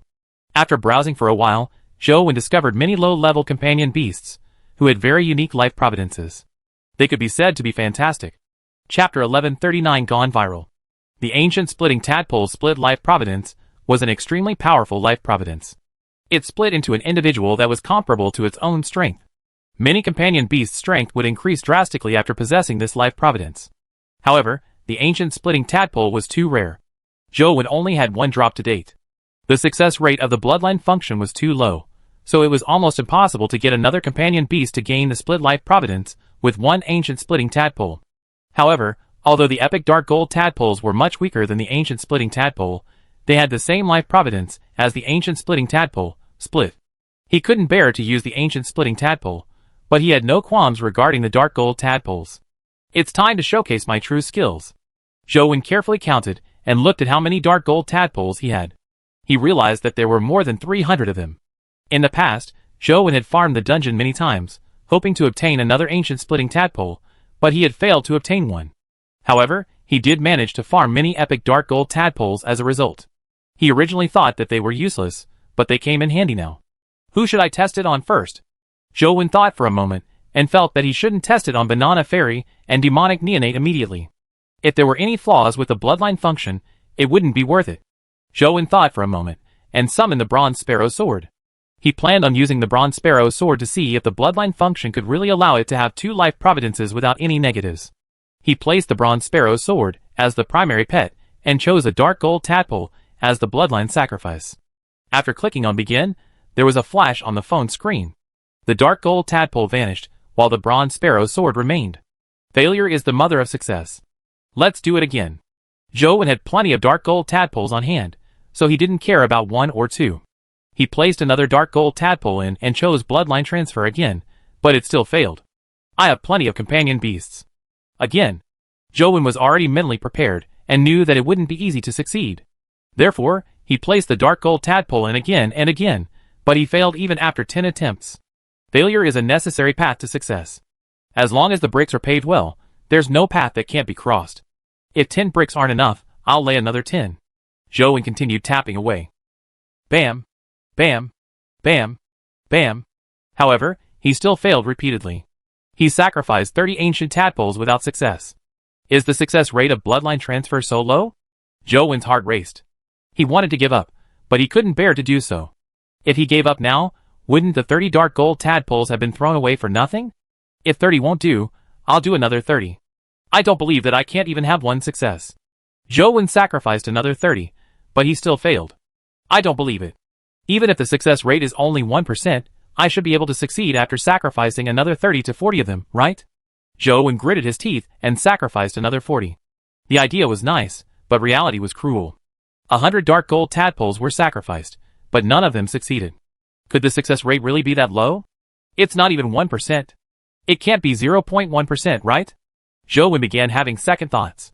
If there was really a 0.1% chance of success, then his 300 dark gold tadpoles might not be able to create a dual life providence. This wasn't about experimenting anymore. Zhou thought for a moment and felt that it wasn't a solution. Without continuing to use bloodline transfer, Zhou first went to the bathroom to remove the filth in his body. Then, he washed his hands and cleaned himself up. He then bowed in all directions, raising both hands before taking out his phone again and placing a companion beast on it. This time, Zhou didn't use the bronze sparrow sword. Although the bronze sparrow sword was very powerful, Zhou didn't lack weapons. Without knowing if he could succeed, Zhou felt that it was better to bet on explosive fiend man. Placing the dark gold tadpole still resulted in repeated failures. This situation was already within Zhou's expectations. Now, he didn't wish for high success rates. He just wanted one success out of the remaining 200 plus dark gold tadpoles. Zhou felt like he was releasing firecrackers. With a bang, they were reduced to ashes. As this went on over and over again, there was a festive atmosphere. Yet, he didn't even succeed once. Coupled with the 100 failures from before, the 300 plus dark gold tadpoles quickly vanished. There were less than 50 left with not one iota of hope left to be seen. It can't be. Although Zhou didn't mind failure, he still felt somewhat depressed. At the same time, he felt that the bloodline function was just useless. With such a low success rate, unless it involved companion beasts that appeared en masse like music sprites, it would be very, very difficult to succeed. The last 30 did not succeed. The last 20 did not succeed. As Zhou continued putting companion beasts in dejectedly, and was about to use the bloodline transfer function again, Tsukuyami, who was playing on her phone, put it down and walked over to Zhou. As she walked, she asked, "What are you playing? It looks fun." Zhou hurriedly put down his phone and looked at Tsukuyami. "It's a mobile game. Do you want to play? How do you play mobile games?" Tsukuyami asked curiously. "Give me your phone. After I download it for you, you can use your phone to play." Zhou placed the mysterious phone in his pocket and took Tsukuyami's phone. Then, he logged on to the website to download the game, Dimension, that Huang Ji had created. However, when he searched for the game, Dimension, Zhou was somewhat dumbfounded. He realized that the game, Dimension, was already first on the mobile game rankings. Furthermore, the number of downloads far exceeded second place. The difference was huge. The number of downloads for second place was just a rounding error for Dimension. Is it the same game? Zhou was somewhat suspicious.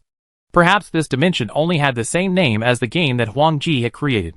However, on careful look, the icon for Dimension was still the same. There were no changes at all. Could it really be the same game? Has Huang Ji's Dimension really gone viral? Zhou attempted to download it. The current app was clearly much bigger than before. Thankfully, the internet speed here was rather impressive. It took him nearly half an hour to download the game. After entering the game, Zhou still couldn't be sure if this was a game produced by Huang Ji. Be it the graphics or controls, it was much better than the previous version of Dimension. They were on completely different levels. However, the most basic modes were still the same as Dimension. Only when Zhou went on Dimension's official website and saw that the overall game designer's name was Huang Ji, did he confirm that this Dimension was indeed the former Dimension mobile game. Chapter 1140 Successful Division. After a brief search online, Zhou realized that the popularity of Dimension far exceeded his imagination. There were many humans playing Dimension. The current game dungeons were no longer limited to the few dungeons in Luoyang. Many dungeons from around the world were available. Of course, most of them were dungeons that humans had explored, but the assortment was rather complete. Zhou chose a few dungeons that he was more familiar with and entered the game to take a look. He realized that it was rather realistic. The various habits and actions of dimensional creatures had been done very realistically. After familiarizing himself with the attack patterns of dimensional creatures in game, it would definitely be of great help in real life. For example, the runic heavy armored warrior in the Metalwork Temple dungeon, the signs prior to it using its runes were very realistic. Zhou was very surprised. He never expected that the mobile game he had randomly aided in its creation would be so popular in the world. Furthermore, it seemed to have become a Dimensional Zone database for everyone. This was something Zhou Wen had never expected. Dimension had similar functions as Zhou Wen's phone, but it didn't have the mind connection function. It could only play dungeons that humans had already explored. As for the mysterious phone, it could download dungeons that had never been entered. There was still a fundamental difference. Using mobile games to familiarize yourself with dimensional zones and dimensional creatures. You humans sure have some ideas. Tsukuyomi was smart. After watching Zhou Wen play for a while, she knew what the game was about. Alright, you can play by yourself. Zhou Wen returned the phone to Tsukuyomi. Seemingly intrigued, Tsukuyomi took her phone and started playing. Seeing that Tsukuyomi was gaming, Zhou Wen took out the mysterious phone again. When he turned on the screen, he was immediately given a fright. Previously, because of Tsukuyomi, Zhou Wen, who was choosing a pet, had put away his phone. Perhaps his fingers had touched a companion beast when he put it away, allowing him to place Torch Dragon on it. On careful look, he realized that it had already undergone bloodline transfer. What surprised Zhou Wen even more was that he had succeeded. Beside him was a notification that bloodline transfer had succeeded. Zhou Wen hurriedly looked at Torch Dragon's information. Indeed, in the Life Providence column, there was not only the Life Providence, son of a world king, but also Split. Are you kidding me? It succeeded? Zhou Wen threw the remaining dozen or so dark gold tadpoles at Explosive Fiend Man, but none of them succeeded. Don't tell me the bloodline transfer function completely depends on luck? Zhou Wen really couldn't tell if there was any pattern. Why did Torch Dragon succeed in one try? He didn't have the luxury of time to think much about it. Zhou Wen summoned Torch Dragon in-game to see what changes it would undergo after having the Split Life Providence. Don't tell me it can split into tiny Torch Dragons, like the splitting tadpoles, that can explode after death? Zhou Wen couldn't imagine what it would be like. To verify Torch Dragon's new Life Providence, Zhou Wen took Torch Dragon to the Snow Valley behind the Valley of No Return. Zhou Wen had been to Snow Valley many times in the past, but the blood-colored avatar died without knowing why. He didn't even know the cause of death. He had long suspected that there were terror creatures there. Now was the time to take a look. He could also farm some dark gold tadpoles. He farmed all the way to Snow Valley. All he saw was silver snow. Apart from that, there were no other creatures in Snow Valley. However, Zhou Wen was no longer the same as before. With the Wheel of Destiny activated, the valley in his eyes immediately changed. The originally beautiful Snow Valley became extremely terrifying in Zhou Wen's eyes. In the snow that looked extremely pure, there were countless tiny worms crawling around. They were densely packed and uncountable. The worms looked like maggots, but they were even smaller. They drilled through the gaps in the snow, preventing any changes in the snow. When he saw the countless tiny maggots squirming in the snow, Zhou Wen had the urge to vomit. However, another thought suppressed the urge to vomit. Although these worms are very small, they aren't so small that I can't see them. I couldn't see them at all previously. Could it be that these worms are at the Terror Grade? Zhou Wen was shocked by this thought. There were countless worms in Snow Valley. The idea that they were all terror creatures was terrifying. If the worms here were to fly out, they would probably be able to destroy the entire world. It's impossible that they are all terror creatures, right?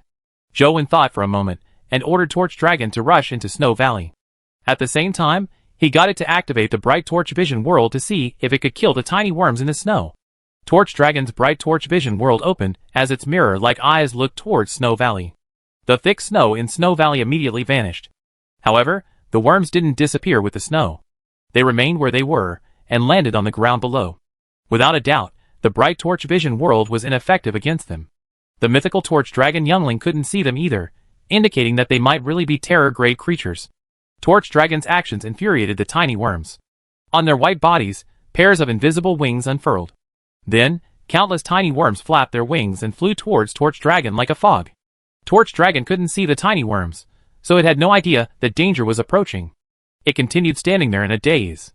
Zhou Wen hurriedly ordered it to attack, but it was useless. It couldn't see the worms, so its strongest offensive skill, Bright Torch Vision World, was useless. Countless tiny worms pounced on Torch Dragon and drilled into its body through any possible gaps. Now, Zhou Wen finally knew how the blood-colored avatar had died in the past. Just the thought of countless worms entering his mouth and nose made Zhou Wen feel uncomfortable. His throat felt itchy as he couldn't help but swallow his saliva. With the countless worms entering Torch Dragon's body and about to kill it, Zhou Wen ordered it to use World King transformation. Numerous Torch Dragon eyes opened on Torch Dragon's body. Its aura immediately became terrifyingly powerful. Despite so many Torch Dragon eyes using Bright Torch Vision World together, they still failed to injure the tiny worms. Instead, Torch Dragon let out a painful roar. Its body had almost been bitten through by the worms. Suddenly, Torch Dragon's body split apart, but its body didn't shatter into pieces. The rows of Torch Dragon eyes that appeared on its body after the World King transformation split apart. Every Torch Dragon eye transformed into a miniature Torch Dragon. Instantly, the huge Torch Dragon youngling turned into a bunch of tiny Torch Dragon younglings with one eye. Zhou looked at the tiny explosive dragon youngling in a daze. This was clearly different from the ancient splitting tadpole split. The ancient splitting tadpole split was a passive skill. It could only split after an explosion. As for Torch Dragon youngling split, it seemed to split on its own accord, splitting its body into smaller Torch Dragons. The smaller Torch Dragons were clearly not bombs, and they had no intention of self-destructing. Chapter 1141 The Way for Continued Growth. Just as Zhou was feeling alarmed, he realized that Torch Dragon had unleashed World King transformation again. A group of smaller Torch Dragons unleashed their World King transformation, as rows of Torch Dragon eyes grew out of their bodies. At the same time, they activated Bright Torch Vision World. Instantly, the entire valley was wiped clean by Bright Torch Vision World. With so many miniature Torch Dragons using the World King transformation and Bright Torch Vision World simultaneously, it was similar to a small-scale apocalypse. Everything that could be seen, other than Torch Dragon itself, vanished without a trace. However, no matter how powerful Bright Torch Vision World was, Torch Dragon was still at the mythical stage. It couldn't undergo Terror transformation. Without being able to see the worms, Bright Torch Vision World was ineffective against them. The tiny worms rushed forward again and burrowed into the tiny Torch Dragons' bodies. However, the tiny Torch Dragons began to split apart again. The eyes on its body split into even smaller Torch Dragons. After splitting again and again, Torch Dragon stopped after splitting 9 times. It had the same maximum of 9 splits as the ancient seed splitting tadpole. However, unlike the ancient splitting tadpole, Torch Dragon didn't have the self-destruction skill. Therefore, it only split and didn't self-destruct. The number of tiny Torch Dragons that were produced from 9 splits was already shocking. With so many tiny Torch Dragons using World King transformation and Bright Torch Vision World together, the huge Snow Valley turned into a dead zone. Bright Torch Vision World was constantly superimposed onto each other. Not only did the Bright Torch Vision World between the different Torch Dragons not harm each other, but it also strengthened it by reflecting each other's Bright Torch Vision World. In the Bright Torch Vision World that constantly reflected, Zhou realized that a portion of the worms had vanished. It was as though they had been affected by the power of Bright Torch Vision World. It can't be. Only a Terror Grade power can injure a Terror Grade. No matter how strong Torch Dragon Youngling is, it can't undergo Terror transformation. Yet, its power can actually kill the tiny worms. Could it be that those tiny worms aren't at the Terror Grade? Zhou carefully observed for a while, and realized that not all the tiny worms would be destroyed by the Bright Torch Vision World. Only a portion of them would be affected. However, Snow Valley suffered. It had been completely wrecked, and the entire Valley of No Return was affected. If Zhou hadn't been prepared, the blood-colored avatar would probably have been destroyed by Torch Dragon. Boom! As the ground was devoured by Bright Torch Vision World, a terrifying sound suddenly came from below the Snow Valley. A huge snow-white worm crawled out of the ground. The worm was the size of a truck. It was snow-white, and had 6 transparent wings on its back. It looked like the tiny worms. As the huge worm burrowed out of the ground, the worms approached it, and fused into its body like water entering the sea. So that's how it is. So this is the true body of the Terror creature. The tiny worms are just avatars that it split out. However, to be able to eliminate a portion of the Terror Grade avatars, Torch Dragon's ability is sick. Zhou immediately came to a realization. The appearance of the huge worm's true body made it apparent that it was much stronger than the tiny worms. Torch Dragon's Bright Torch Vision World was useless against it. It flew in the Bright Torch Vision World and opened its suction cup-like mouth to suck in a tiny Torch Dragon. Unlike the tiny worms, this huge worm didn't need to enter Torch Dragon's body at all. Furthermore, it wanted to devour Torch Dragon. The tiny Torch Dragons were devoured, as the other tiny Torch Dragons failed to put up much of a resistance. What a pity. If Torch Dragon was also at the Terror Grade, how could this huge worm be its match? Torch Dragon could probably instantly kill it with a glance. Zhou wasn't alarmed but delighted. After Torch Dragon obtained the Split Life Providence, not only did its life preservation abilities greatly increase, but its offensive strength also greatly increased. Once it advanced to the Terror Grade, Zhou felt that even Banana Fairy might not be able to defeat Torch Dragon. How can I advance Torch Dragon to the Terror Grade? Zhou thought to himself. Soon, the tiny Torch Dragons were devoured by the huge worm. The phone system also indicated the death of Torch Dragon Youngling. Zhou summoned Banana Fairy and Demonic Neonate as he activated his Wheel of Destiny. Clown Mask and the heaven-opening scripture of the Highest Elder appeared at the same time. However, before Zhou could do anything, Banana Fairy sent out a supreme wind. The huge worm's body immediately flew up. When it was in the air, it gradually froze and turned into an ice sculpture. Splash! The huge worm landed on the ground, and its huge body shattered. However, its shattered body transformed into tiny worms that gathered together again. Banana Fairy frowned unhappily and blew again. However, this time, it was the Supreme Yang Wind. This time, he saw the huge worm struggle in the flames with a tragic cry, but to no avail. Its wings were burned to ashes. Regardless of whether it amalgamated or dispersed, it was burned to ashes when it encountered the Supreme Yang Wind. It had no ability to resist. The previously mighty worm was literally a worm in front of Banana Fairy. It was burned to death. Ding! With a crisp sound, a system notification popped up. Killed Terra Creature Goo Mother. Discovered Dimensional Crystal. It's not a companion egg? Zhou was somewhat disappointed as he looked at the crystal that dropped and realized that it was an 87 Essence Energy Crystal. Zhou originally wanted to pick up the Essence Energy Crystal and use it himself, but he realized that Banana Fairy was staring at him. No, she was looking at the Essence Energy Crystal in his hand. You want this? Zhou asked Banana Fairy. Banana Fairy nodded immediately. She looked like she really wanted it. Zhou hesitated for a moment before handing the Essence Energy Crystal to Banana Fairy. After Banana Fairy obtained the Dimensional Crystal, it immediately transformed into threads of light that fused into her body. Soon, the 87 Essence Energy Crystal completely vanished. As for Banana Fairy, she looked like she hadn't had enough. Zhou hurriedly looked at Banana Fairy's stats and realized that her Essence Energy had already reached 87, while the other 3 stats were still 82. I see. So Terra-grade creatures are the same as humans. They need to absorb Essence Energy Crystals to increase their stats. They aren't born with full stats. Zhou was delighted and worried. He was happy that he finally knew how to ensure Banana Fairy's continued growth, but he was worried about where to get so many stat crystals for himself and Banana Fairy. Zhou could still use mythical stat crystals, but Banana Fairy had to use Terra-grade stat crystals. Only Terra-grade creatures drop them. From the looks of it, I have to make another trip to the Sapphire Sky and the Underground Sea and the Endless Sea of Stars. Zhou thought to himself about the dungeons he had downloaded and the possibility of any Terra creatures. Chapter 1142 Battling the Sapphire Sky again. It was unknown if the planet Devourer in the Endless Sea of Stars was at the Terra grade, but the huge dimensional creature in the Sapphire Sky was definitely at the Terra grade. However, Zhou found it odd. Why were Torch Dragon and Qiongqi who were guarding the temple at the mythical stage, while there was a Terra grade creature in the Sapphire Sky? Could it be that the temple isn't the core of the Zhuolu ruins? The more Zhou thought about it, the more he felt that it was right. Sapphire Sky, Longevity Tree, Demon Blood True Dragon Guardian, White Bone Desert, and other places had all sorts of mysteries. In contrast, the temple wasn't as exaggerated. Although there was a powerful creature like Torch Dragon, it was only a youngling. It hadn't even reached the Terra grade. After killing the Goo Mother, Zhou left the Valley of No Return dungeon, because he didn't know how long it would take for it to respawn. He headed for the Zhuolu Underground Sea to hunt the Terra creature in the Sapphire Sky. Now, Zhou and Banana Fairy needed to raise their stats. As for Demonic Neonate, she hadn't truly advanced to the Terra grade. Her stats had reached their limits, so she couldn't raise them for the time being. In fact, Zhou's situation was similar to Demonic Neonate's.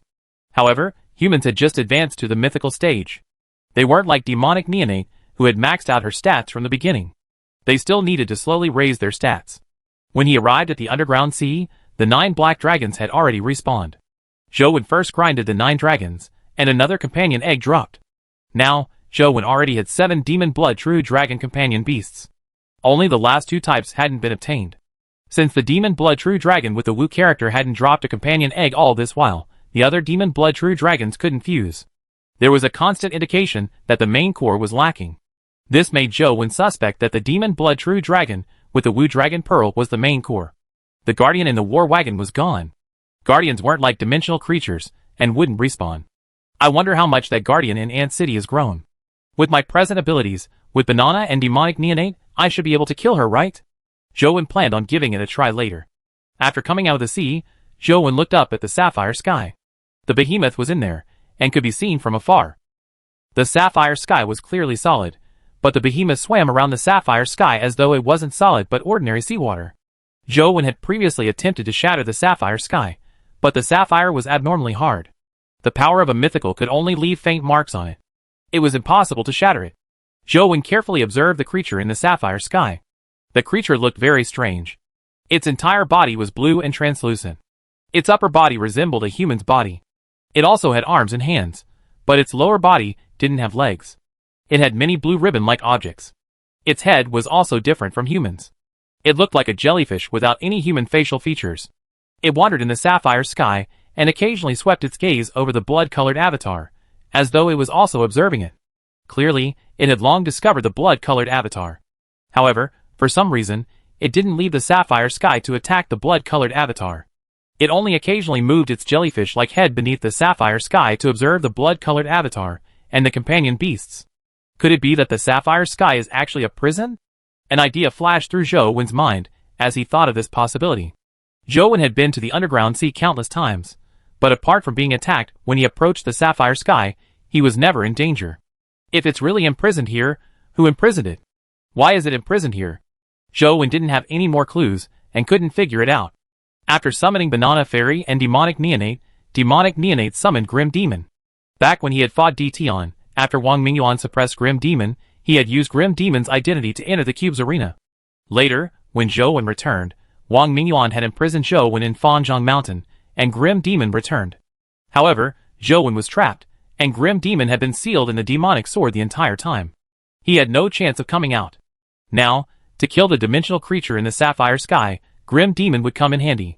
Zhou got the blood-colored avatar to stand far away as Banana Fairy and Grim Demon approached the sapphire sky.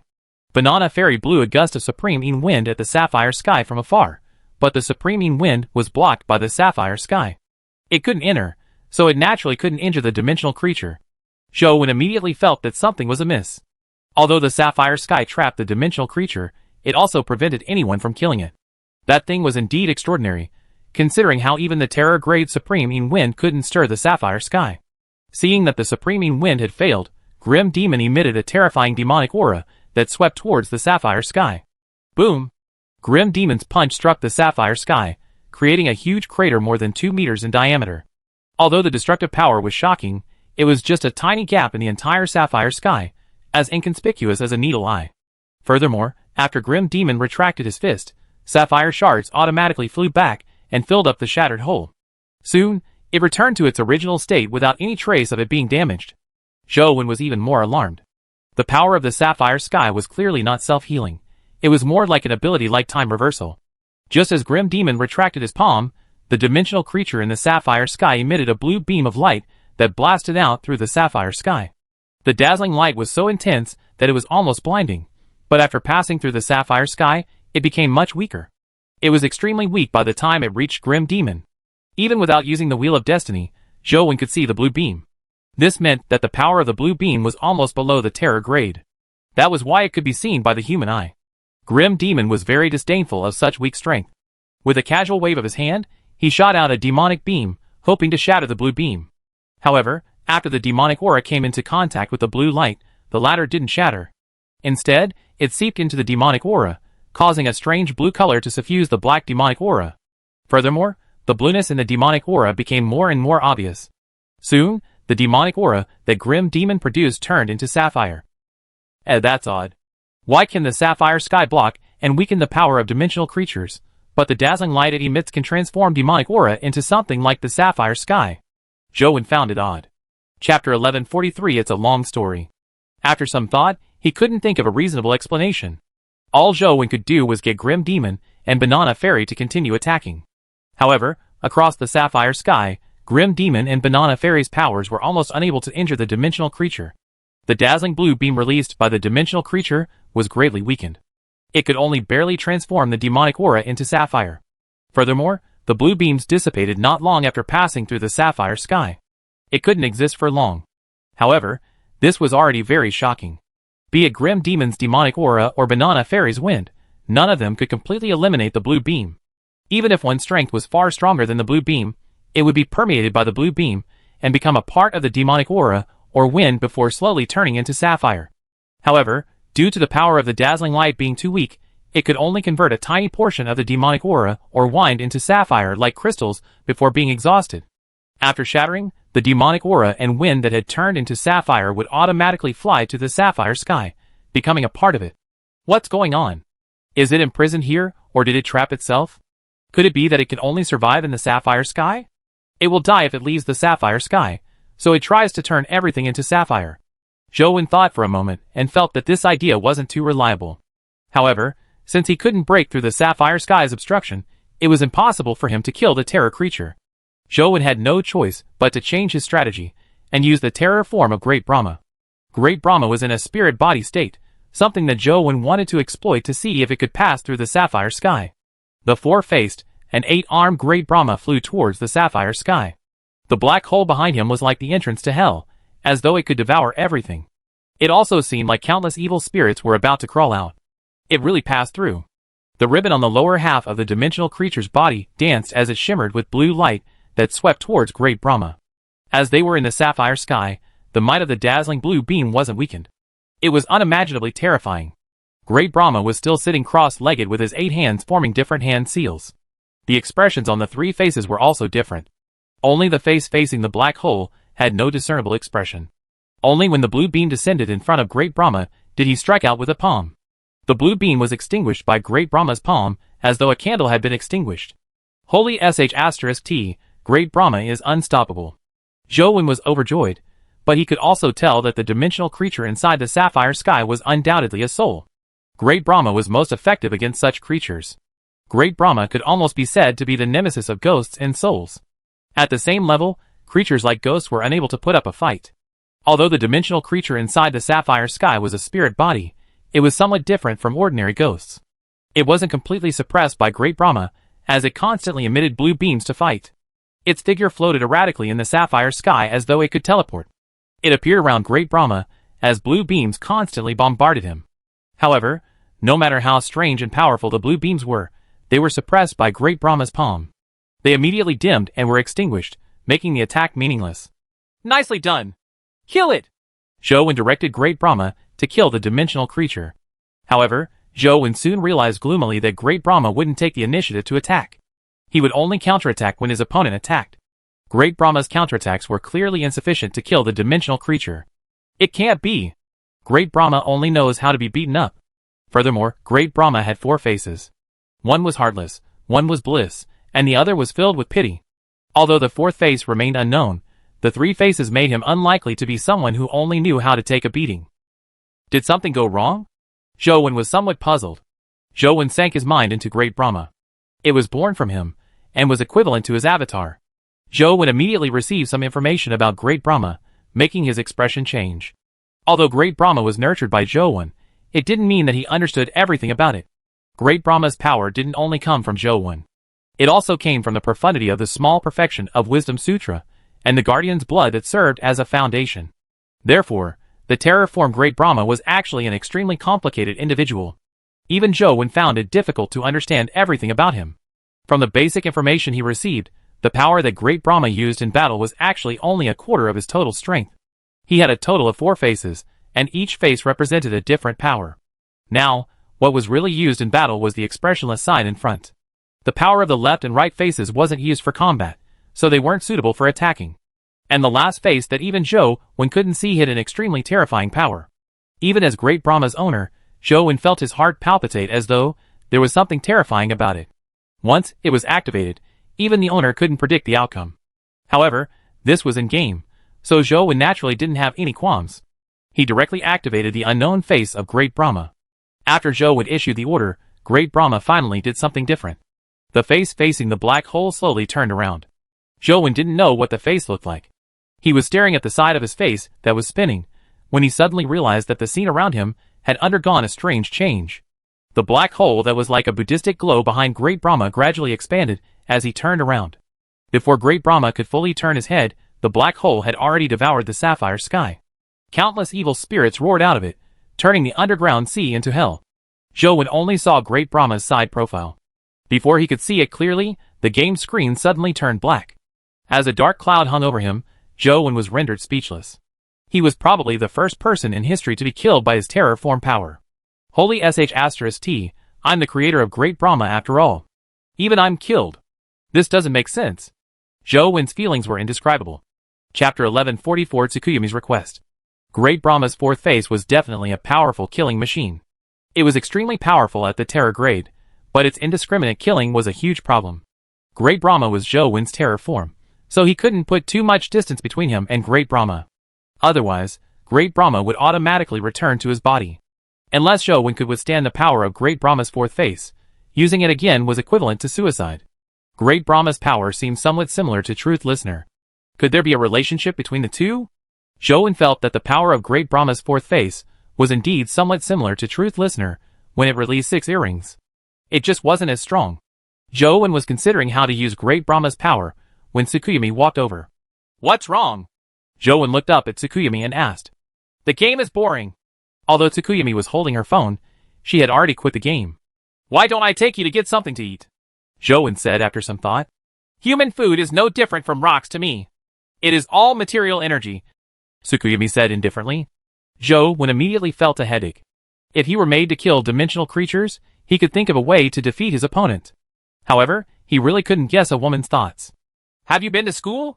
Tsukuyami suddenly asked Joe-win. "Of course." Joe-win was somewhat puzzled, unsure why Tsukuyami would suddenly ask such a question. "What's it like to go to school?" Tsukuyami asked again. "It's just studying. What else would it be?" Joe-win found Tsukuyami's question odd. "Then take me to school." Tsukuyami blinked and said, "School?" Joe-win was momentarily at a loss. He didn't know what Tsukuyami meant. "Dimensional creatures are born with knowledge, so there's no concept of schooling. I want to know what it's like to go to school. Take me there," Tsukuyami said seriously. So that's how it is. Joe-win thought about it, and realized that it was true. Dimensional creatures really didn't need to study like humans. However, Tsukuyami's request left Joe-win in a dilemma. A school wasn't like street markets. It wasn't a place he could go as he wished. Although Joe-win had been a student in the past, he hadn't graduated. 5 years had passed, and his former classmates had already graduated. Joe-win also had no intention of returning to school to study. Looking at Tsukuyami's expression, Joe-win knew that they had to go. After some thought, he had an idea. It wouldn't be difficult for Joe-win to take Tsukuyami into Sunset College, but it would be too dangerous. If Tsukuyami ended up said and started a massacre at Sunset College, no one would be able to stop her. It would probably result in a bloodbath in Luoyang. However, he had to agree to Tsukuyami's request. Otherwise, she would immediately fall out with him. Therefore, after weighing the pros and cons, Joe-win planned on taking Tsukuyami to the Royal College and letting her experience and enjoy the school's atmosphere for 2 days. Royal College was a very famous university in the Federation. It was ranked above Sunset College. Royal College didn't usually recruit foreign students. It was a school that only the children of the Cape family and its vassal families could attend. The people inside were basically people related to the Cape family. Joe-win didn't have a good relationship with the Cape family. Although he didn't go so far as to destroy the Cape family, any nasty job or operation was linked to them. After making up his mind, Joe-win led Tsukuyami to the Royal College in West District. The two of them had spatial powers, so they naturally didn't need to walk. After Joe-win explained the location, Tsukuyami directly teleported him over. Tsukuyami's long-distance teleportation was fast and accurate, much better than Joe-win's. As expected of a calamity, Joe-win only sighed. His level was still lacking. It was definitely too late to complete the matriculation procedures now. Joe-win didn't plan on really studying. All he wanted to do was take Tsukuyami around, so he planned on just gate-crashing certain classes. Royal College was a sealed college. It was difficult for outsiders to enter, but to Joe-win, it was just a matter of teleportation. Joe-win and Tsukuyami appeared out of nowhere in Royal College without attracting anyone's attention. "Is this a school?" Tsukuyami looked around as though she was very curious. "Yes, this is one of the most famous schools for humans," Joe-win said. "Whose statue is that? Why is it placed there?" Tsukuyami pointed at a spot near the entrance and asked. Joe-win turned his head and saw a statue erected at the school's entrance. It was a person holding a sword that was slashing at the sky. Although it was only a statue, it revealed a might that seemed to slice the sky into two. Joe-win looked at the statue's posture and found it somewhat familiar. When he carefully looked at the statue's face, he was immediately enlightened. Wasn't this him slicing through Dtion's 9 firmaments? "This is a memorial statue. The engraved figure is called Human Sovereign." Joe-win felt a little embarrassed when he introduced it to Tsukuyami. "The Human Sovereign who defeated Dtion in the Cube's arena?" Tsukuyami clearly knew of Human Sovereign's deeds. In fact, as long as one went online, it was very easy to obtain information regarding Human Sovereign. It wasn't strange for Tsukuyami to know. Yes, Joen answered with a nod, pretending that it had nothing to do with him. The two of them chatted as they walked in Royal College. Joe originally believed that it wouldn't be difficult to gatecrash on campus. Unfortunately, he had forgotten that this was Royal College. Furthermore, it only recruited students from families like the Capes, so basically everyone in this school was from the West District. Joen and Tsukuyami looked like people from the East District. After walking around the school for a while, they attracted the attention of many people. Thankfully, most of the students were only curious and looked at them a few more times without any intention of stopping them. After walking for a while, a female student finally walked over and stopped them. Are you students from Bright Prospects College? What's the matter? Joen didn't deny it as he asked. I especially admire your school's Professor Tomorrow. I heard that he's leading a team to our Royal College for an exchange. Is that true? Will he go on stage to give a speech?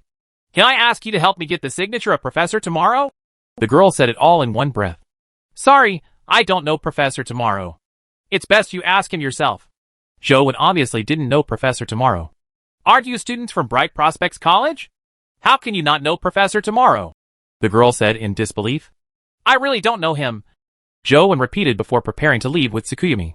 It's fine if you don't want to help. Why are you lying? You're clearly walking towards the venue. The girl muttered as she followed.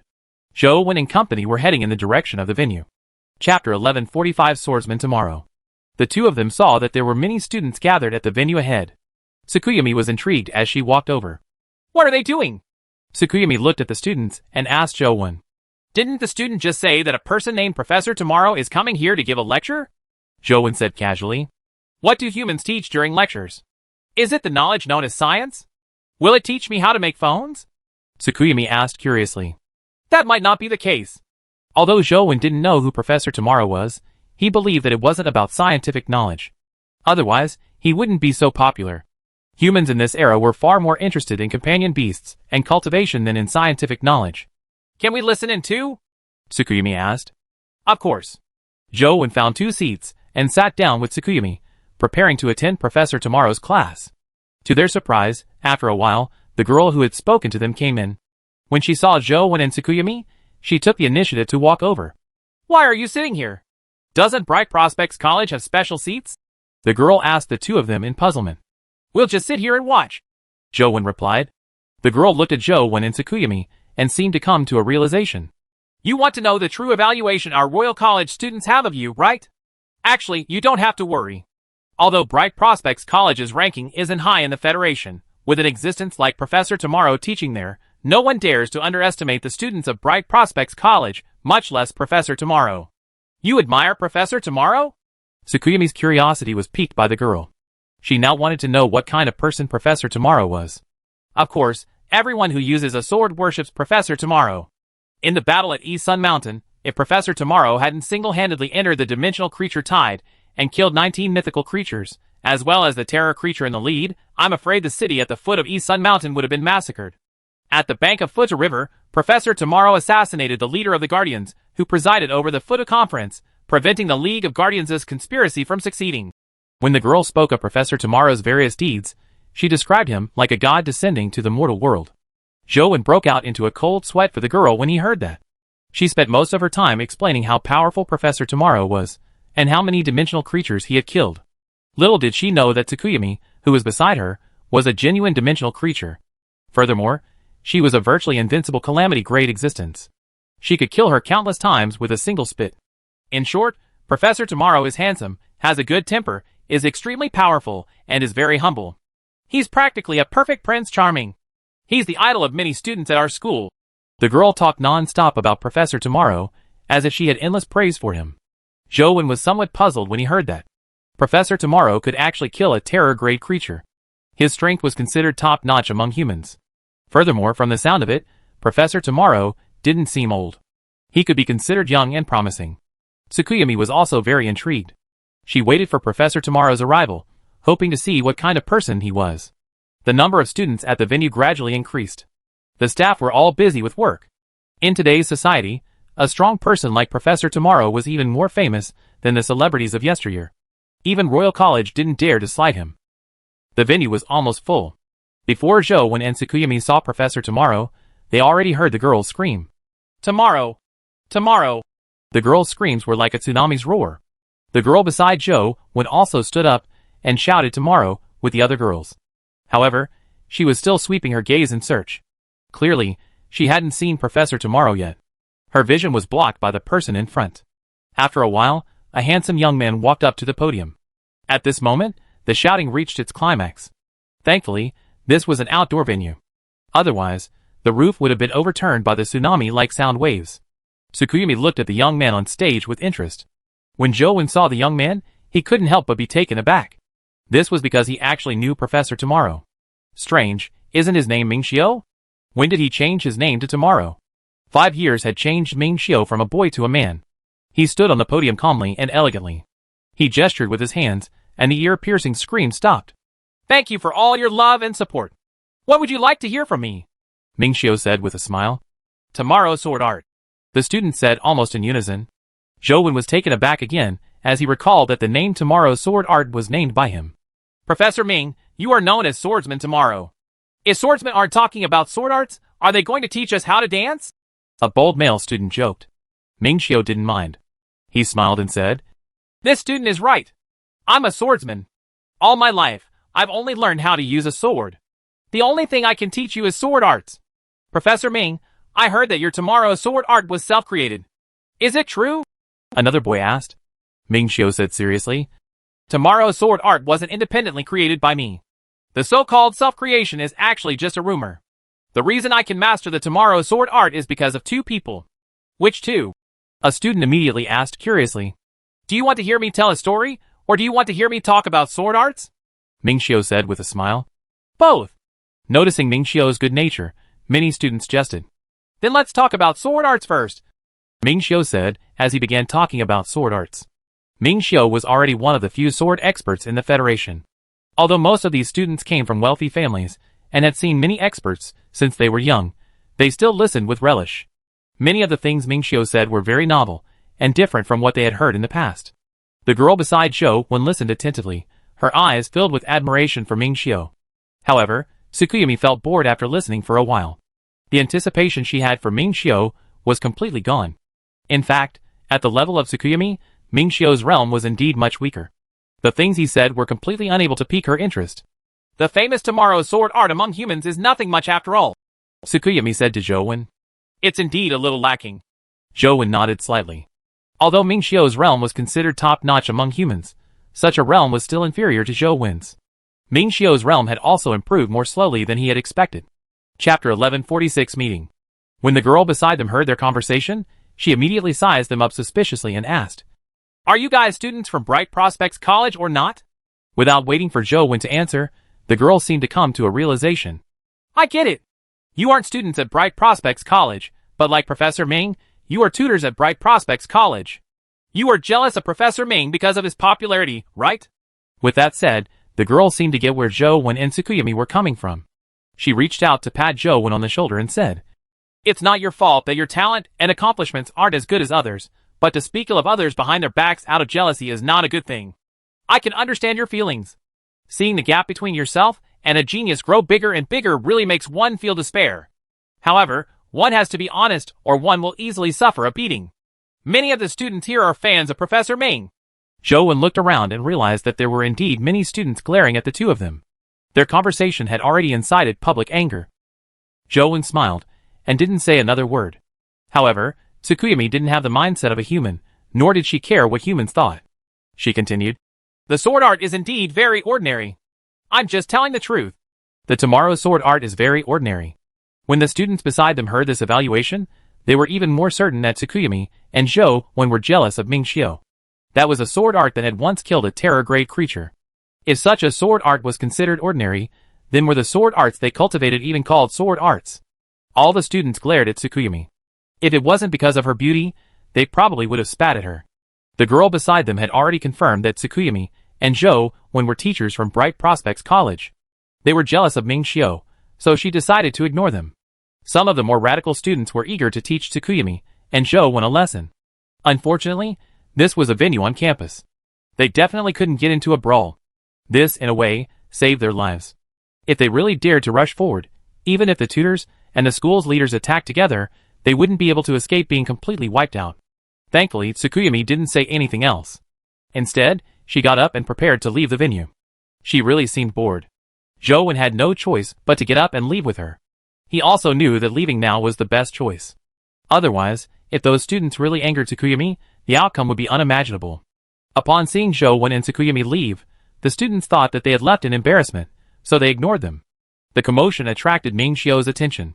When Ming Xiu saw Zhou figure, his body immediately trembled as an unbelievable look of pleasant surprise flashed in his eyes.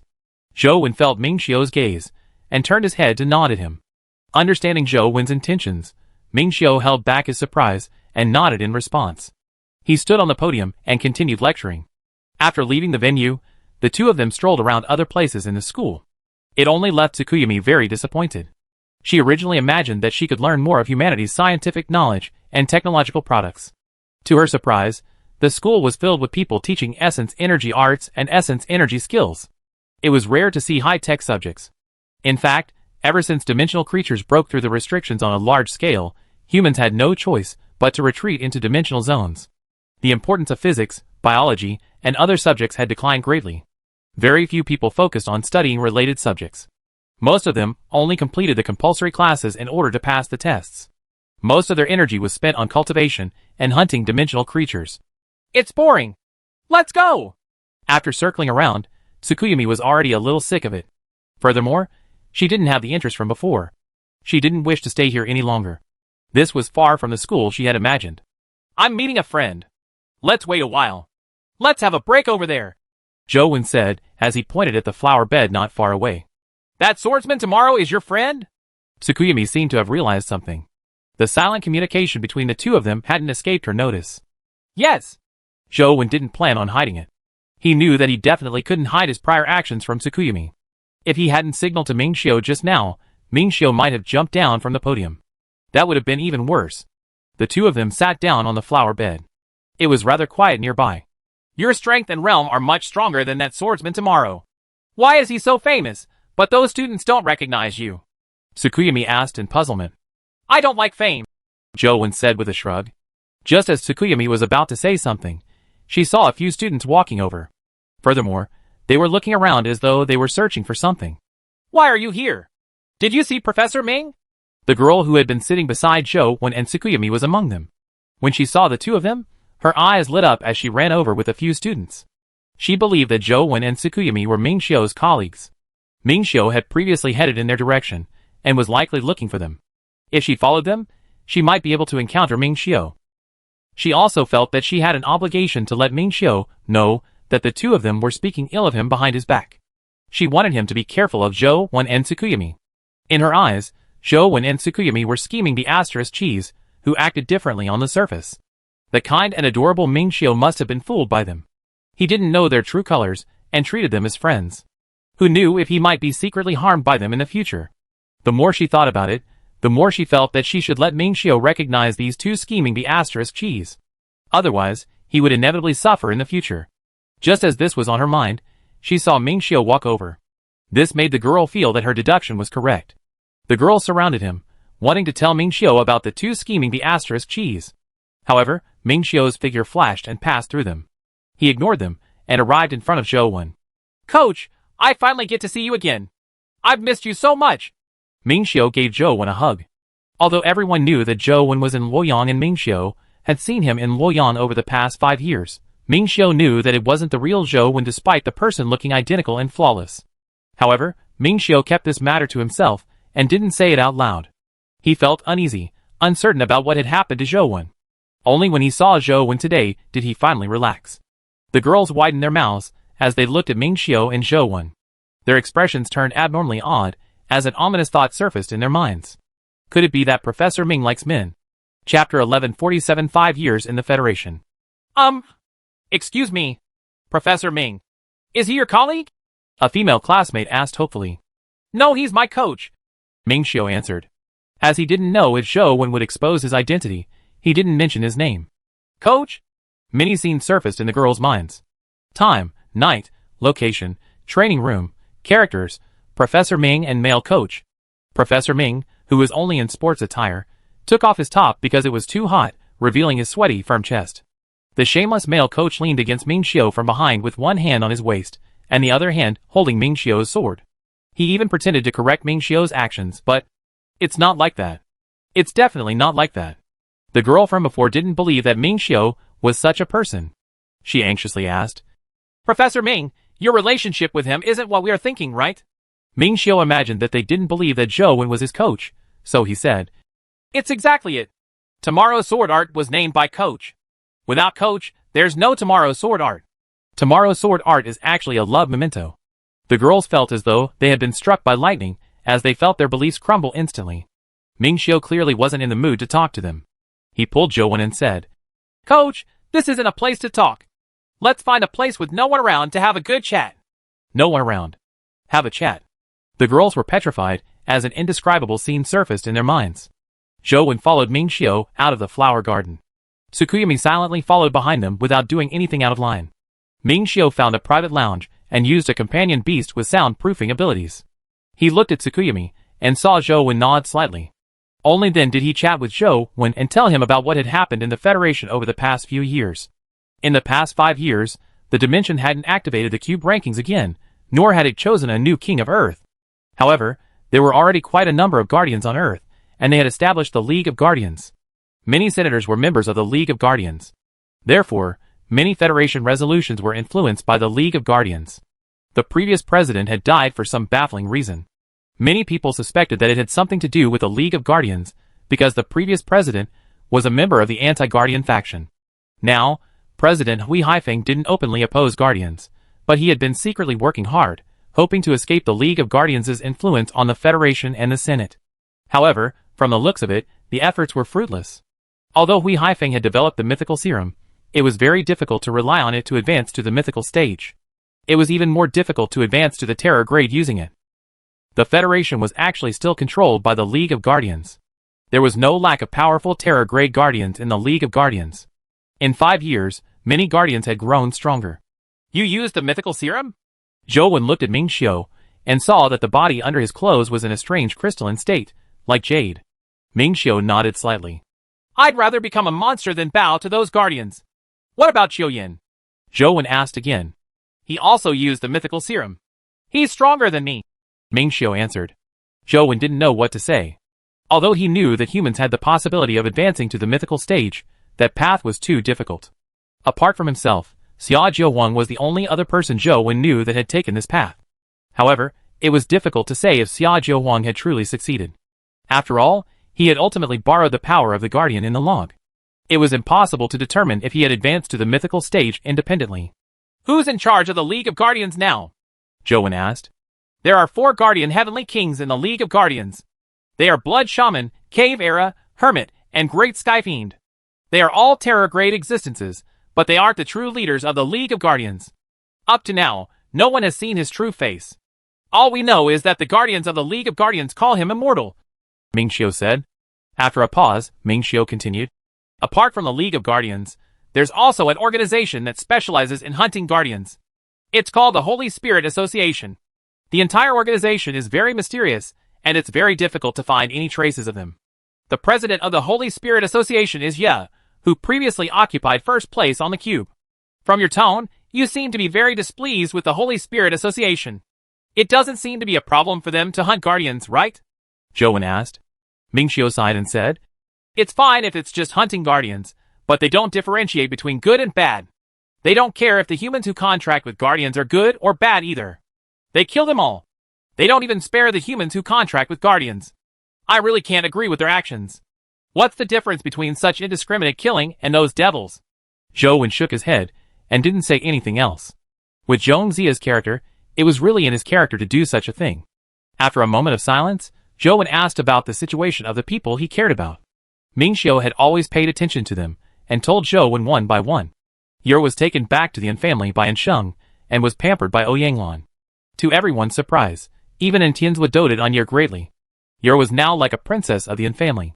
She could have anything she wanted. Li Xian had been wandering around. Every time he returned to Luoyang, he would visit Zhou Wen, but in fact, he was visiting you. As for who was impersonating the Yin family's Zhou Wen, Ming Xiu didn't know either. He only felt that it was extremely similar. He couldn't tell the difference from his appearance. His aura and abilities were also very similar to Zhou Wen's. It was almost impossible to tell unless one was especially familiar with Zhou Wen. The chick and antelope had also been staying at the Yin family's residence.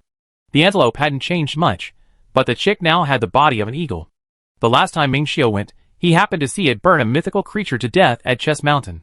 Feng Qiuyan had been cultivating with Ming Xiu all these years. With the life providences of Ming Xiu's peerless duo, the two of them improved rapidly. Of course, it was mainly because their talent and efforts were rare in this world. Wang Lu had officially taken over the Wang family. However, no matter where she went, she would take her sister, Wang Chan. Wei Gu replaced Shen Yuqi as the Special Investigation Bureau's Director General. However, the Special Investigation Bureau had already severed ties with its original owner, the Six Families, becoming a blade in the hands of the League of Guardians.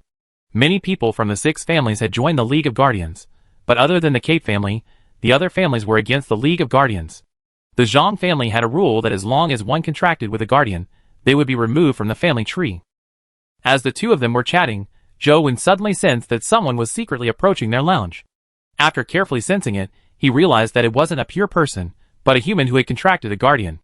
At that moment, he was walking towards the lounge in guardian armor. Chapter 1148 Sword of Tomorrow. Zhou Wen frowned slightly. The guardian was clearly targeting them, and it was highly likely that he was here for Ming Xiu. Zhou Wen had been missing for many years, and had just returned inland. Not many people knew him. Even if his enemies recognized him, they shouldn't have taken action so quickly. At the very least, they would investigate his current situation. The guardian didn't deliberately hide his aura. As he approached, Ming Xiu also sensed his arrival. The guardian stopped in front of the lounge door. Although the door was closed, it didn't affect his vision at all. He looked at Ming Xiu through the door and said, "Swordsman Tomorrow, I've heard so much about you. Do you dare accept my challenge?" With the guardian's arrival, many students also discovered him. They whispered in the distance, but didn't dare approach. Clearly, they knew the guardian. "I wouldn't dare," Ming Xiu said with a smile. "Tomorrow and Wind Trace are known as the two peerless masters of swords and sabers. No one can surpass them with swords and sabers. I also use swords and believe that my sword arts are alright. If I can't win in 10 strikes, it will be considered my loss." The guardian continued. "You've already won." Ming Xiu was no longer the competitive youth from before. He spoke casually without any signs of being moved. "I never expected the famous swordsman Tomorrow to be a coward. You don't even have the courage to accept a challenge. From the looks of it, the so-called invincible Tomorrow sword art is just an exaggeration that serves as self-consolation for humans. A sword art created by humans ultimately can't live up to the required standards." The guardian continued goading. This time, Ming Xiu didn't back down. He didn't care about his reputation, but there were some things he absolutely couldn't allow others to taint. "Coach, please wait a moment. I'll be back soon," Ming Xiu said to Zhou Wen before getting up to open the door. The students watching from afar became excited when they saw Ming Xiu come out. The guardian's name was Judge, and the person he contracted was Buzz. He was a very famous guardian of the Cape family, and was also a member of the League of Guardians. Although he hadn't advanced to the Terror grade, he had already gained some fame in the Federation with the ability, Sword of Judgment. Ming Xiu had once killed a branch leader of the League of Guardians, and destroyed a plan hatched in the East District by the League. That guardian was also a member of the Cape family. Although there were rumors in the outside world that Ming Xiu had once killed a Terror-grade dimensional creature, no one had seen it with their own eyes. The League of Guardians had also analyzed Ming Xiu, believing that he was still at the mythical stage and hadn't advanced to the Terror grade. The rumors of him killing a Terror creature previously weren't credible. When Buzz saw Ming Xiu come out, his eyes lit up. If he could defeat Ming Xiu, not only would he be able to avenge the Cape family, but his name would also resound across the Federation. This was because in the battle when Zhou Wen was conferred the title of sovereign, humans were totally against guardians. Even if they could accept a half-human like Ye, even if they were willing to treat the mutated humans who used the mythical serum as a part of humanity, they were unwilling to accept pure humans who contracted guardians.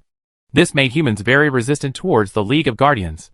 It also infuriated the humans who had contracted guardians. They had clearly obtained powerful strength, but they were unable to obtain the recognition of their fellow species. For a human like Ming Xiu, who used mythical serum, the fame and anticipation he obtained were things that a contractor like Buzz couldn't enjoy. Even within the Cape family, these youths from the Royal Academy were more willing to worship Ming Xiu than Buzz and his guardian. Furthermore, people would only mention Judge when talking about him. Ordinary people couldn't even remember Buzz's name. Buzz looked forward to the reaction of those who idolized Ming Xiu after he defeated him. Ever since Ming Xiu accepted Royal College's invitation, Buzz had been looking forward to it. He had already asked a professional analyst in the League of Guardians to help him do the analysis. His ability had a certain restraining effect on Ming Xiu. As long as Ming Xiu didn't advance to the Terra grade, his chances of winning were more than 70%. Ming Xiu's tomorrow's sword art gave people the illusion that they could block his sword, but if they really blocked it, they would realize that the strike came later than they imagined.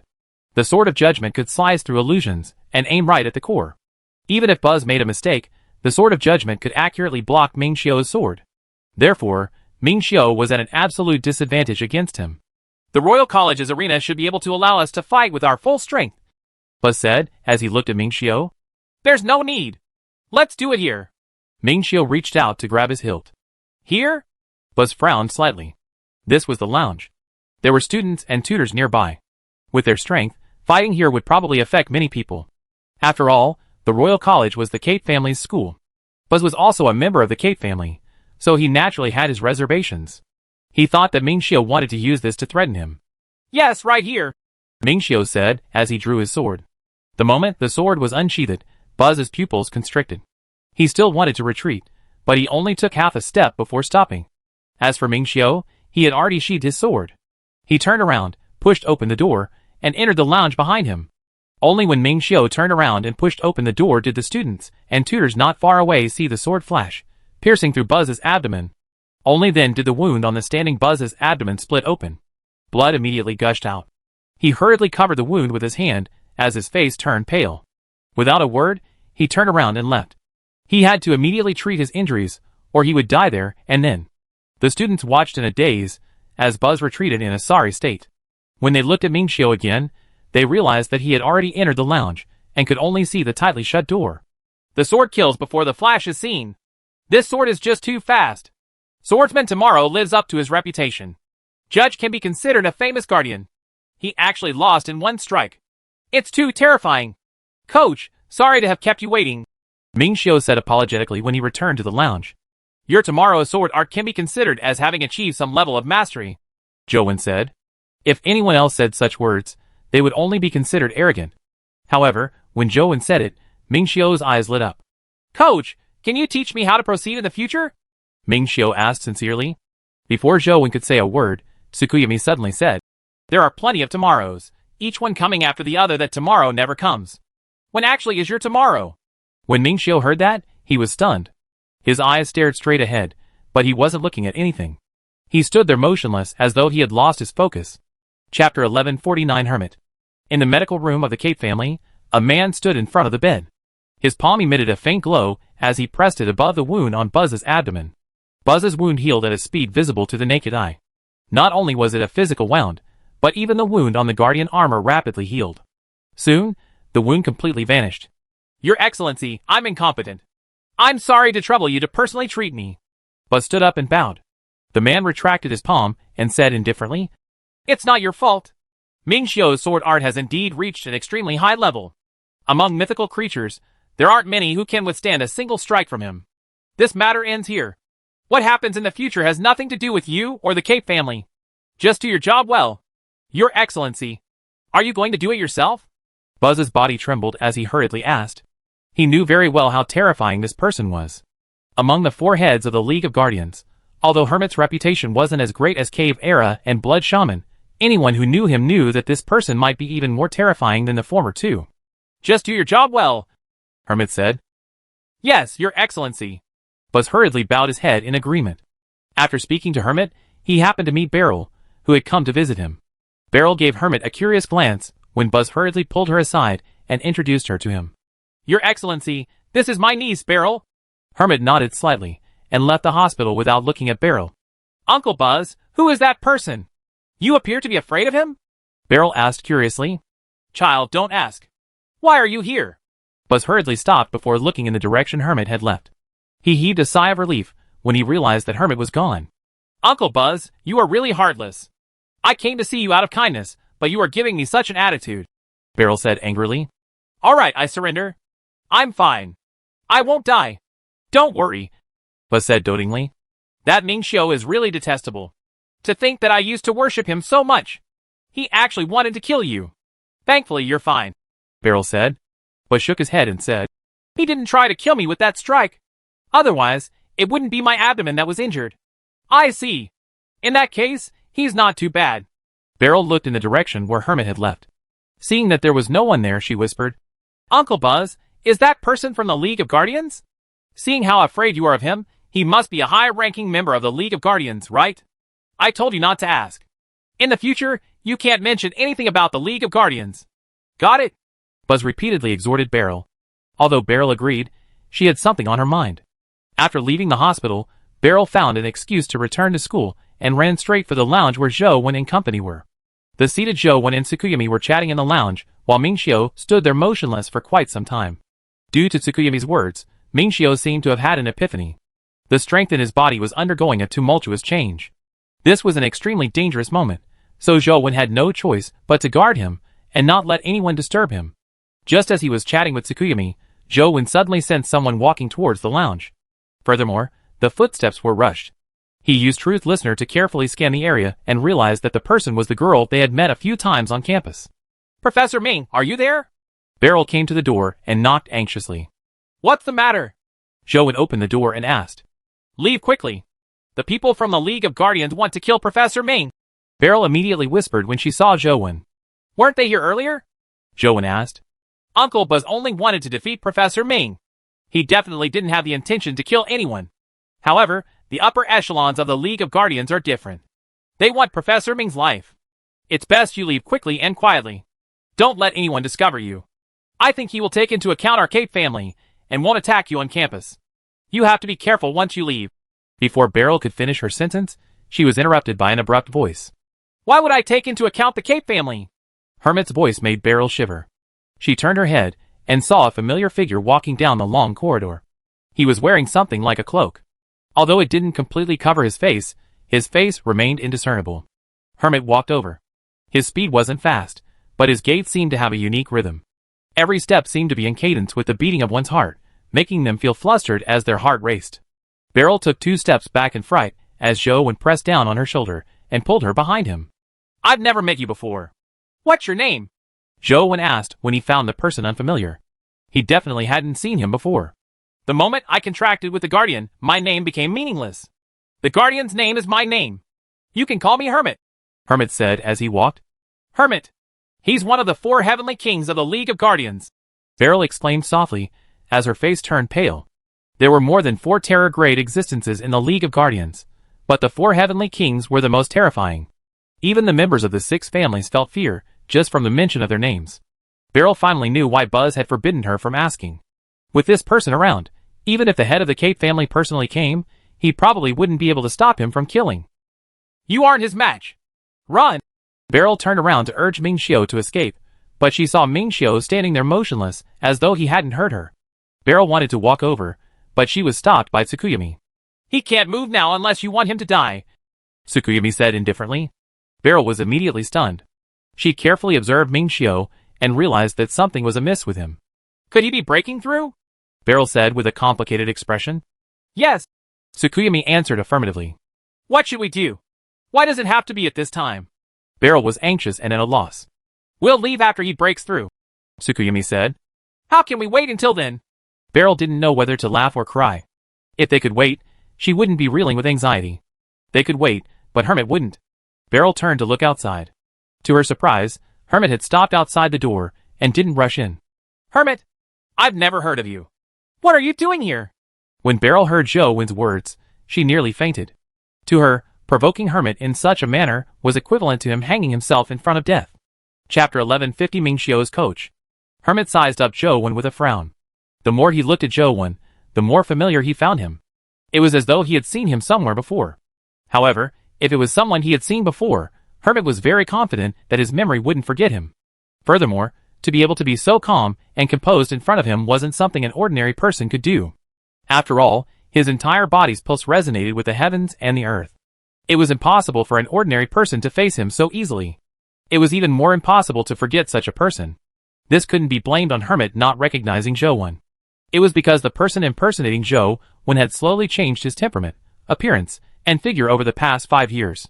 As it was a subtle change accumulated over time, with slight adjustments each time, it made people slowly begin to recognize that that was how Zhou Wen ought to be.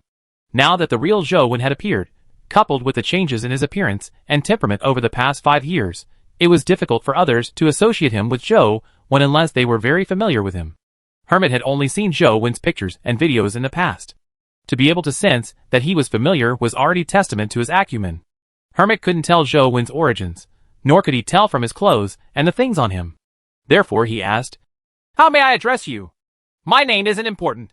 What's important is who I am," Zhou Wen said. "Who are you?" Hermit was very patient as he asked again.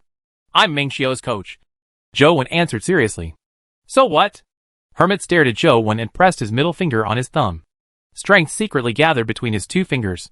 "So if you are here for Mingxiu, you can return now," Zhou Wen said. Beryl wrote Zhou Wen off as crazy when she heard that.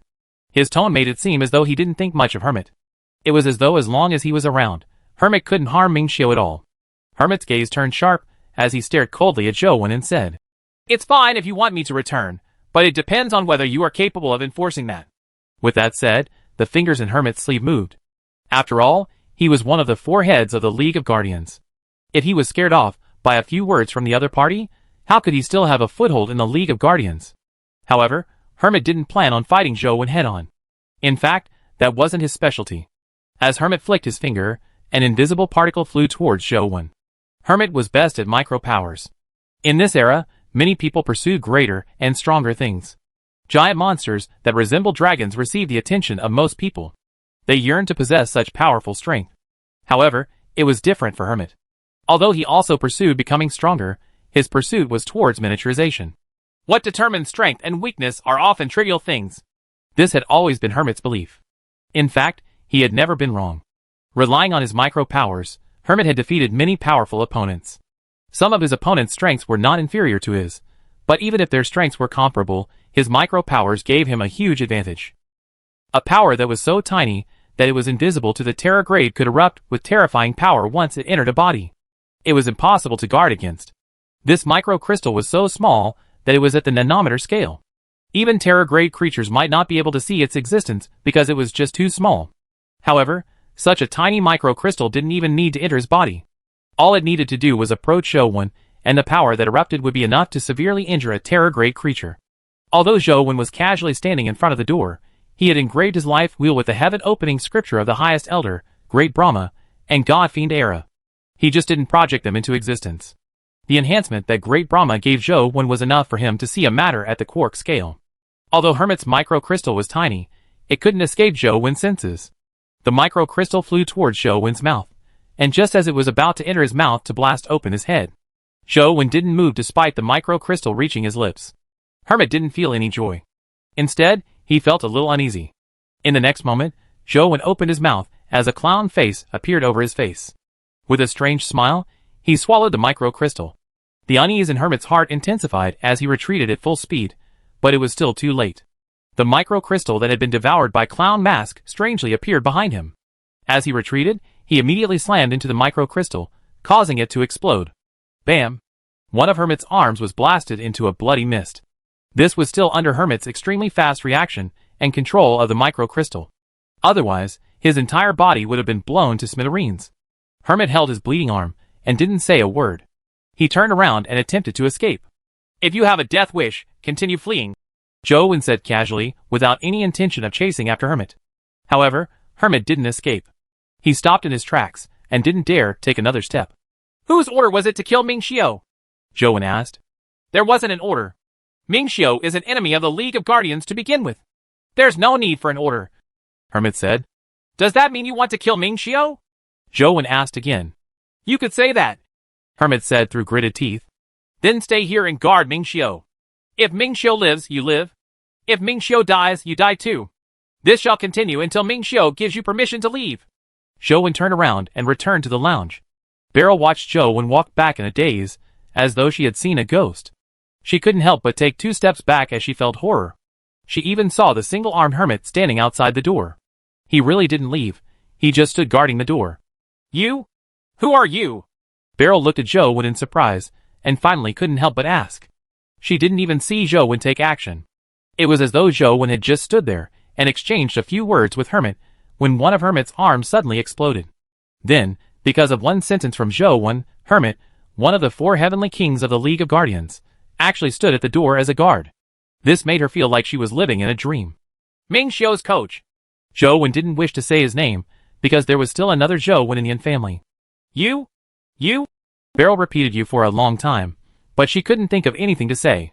Or perhaps she wanted to ask too many questions that she didn't know where to start. She suddenly recalled that Zhou Wen and Tsukuyami had claimed that Ming Xiu's sword art was very ordinary.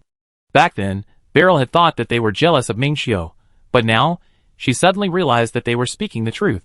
Who is he? Is there such a powerful existence among humans? I don't think I saw him use a guardian, nor did I see any signs of dimensional creatures on him. Could he be a pure-blooded human? Impossible. It's impossible for him to be a pure-blooded human. He must have hidden it well, and fused with a guardian or dimensional creature. I just can't tell. Beryl looked at Zhou Wen, and then at Hermit standing outside the door. Everything was so surreal.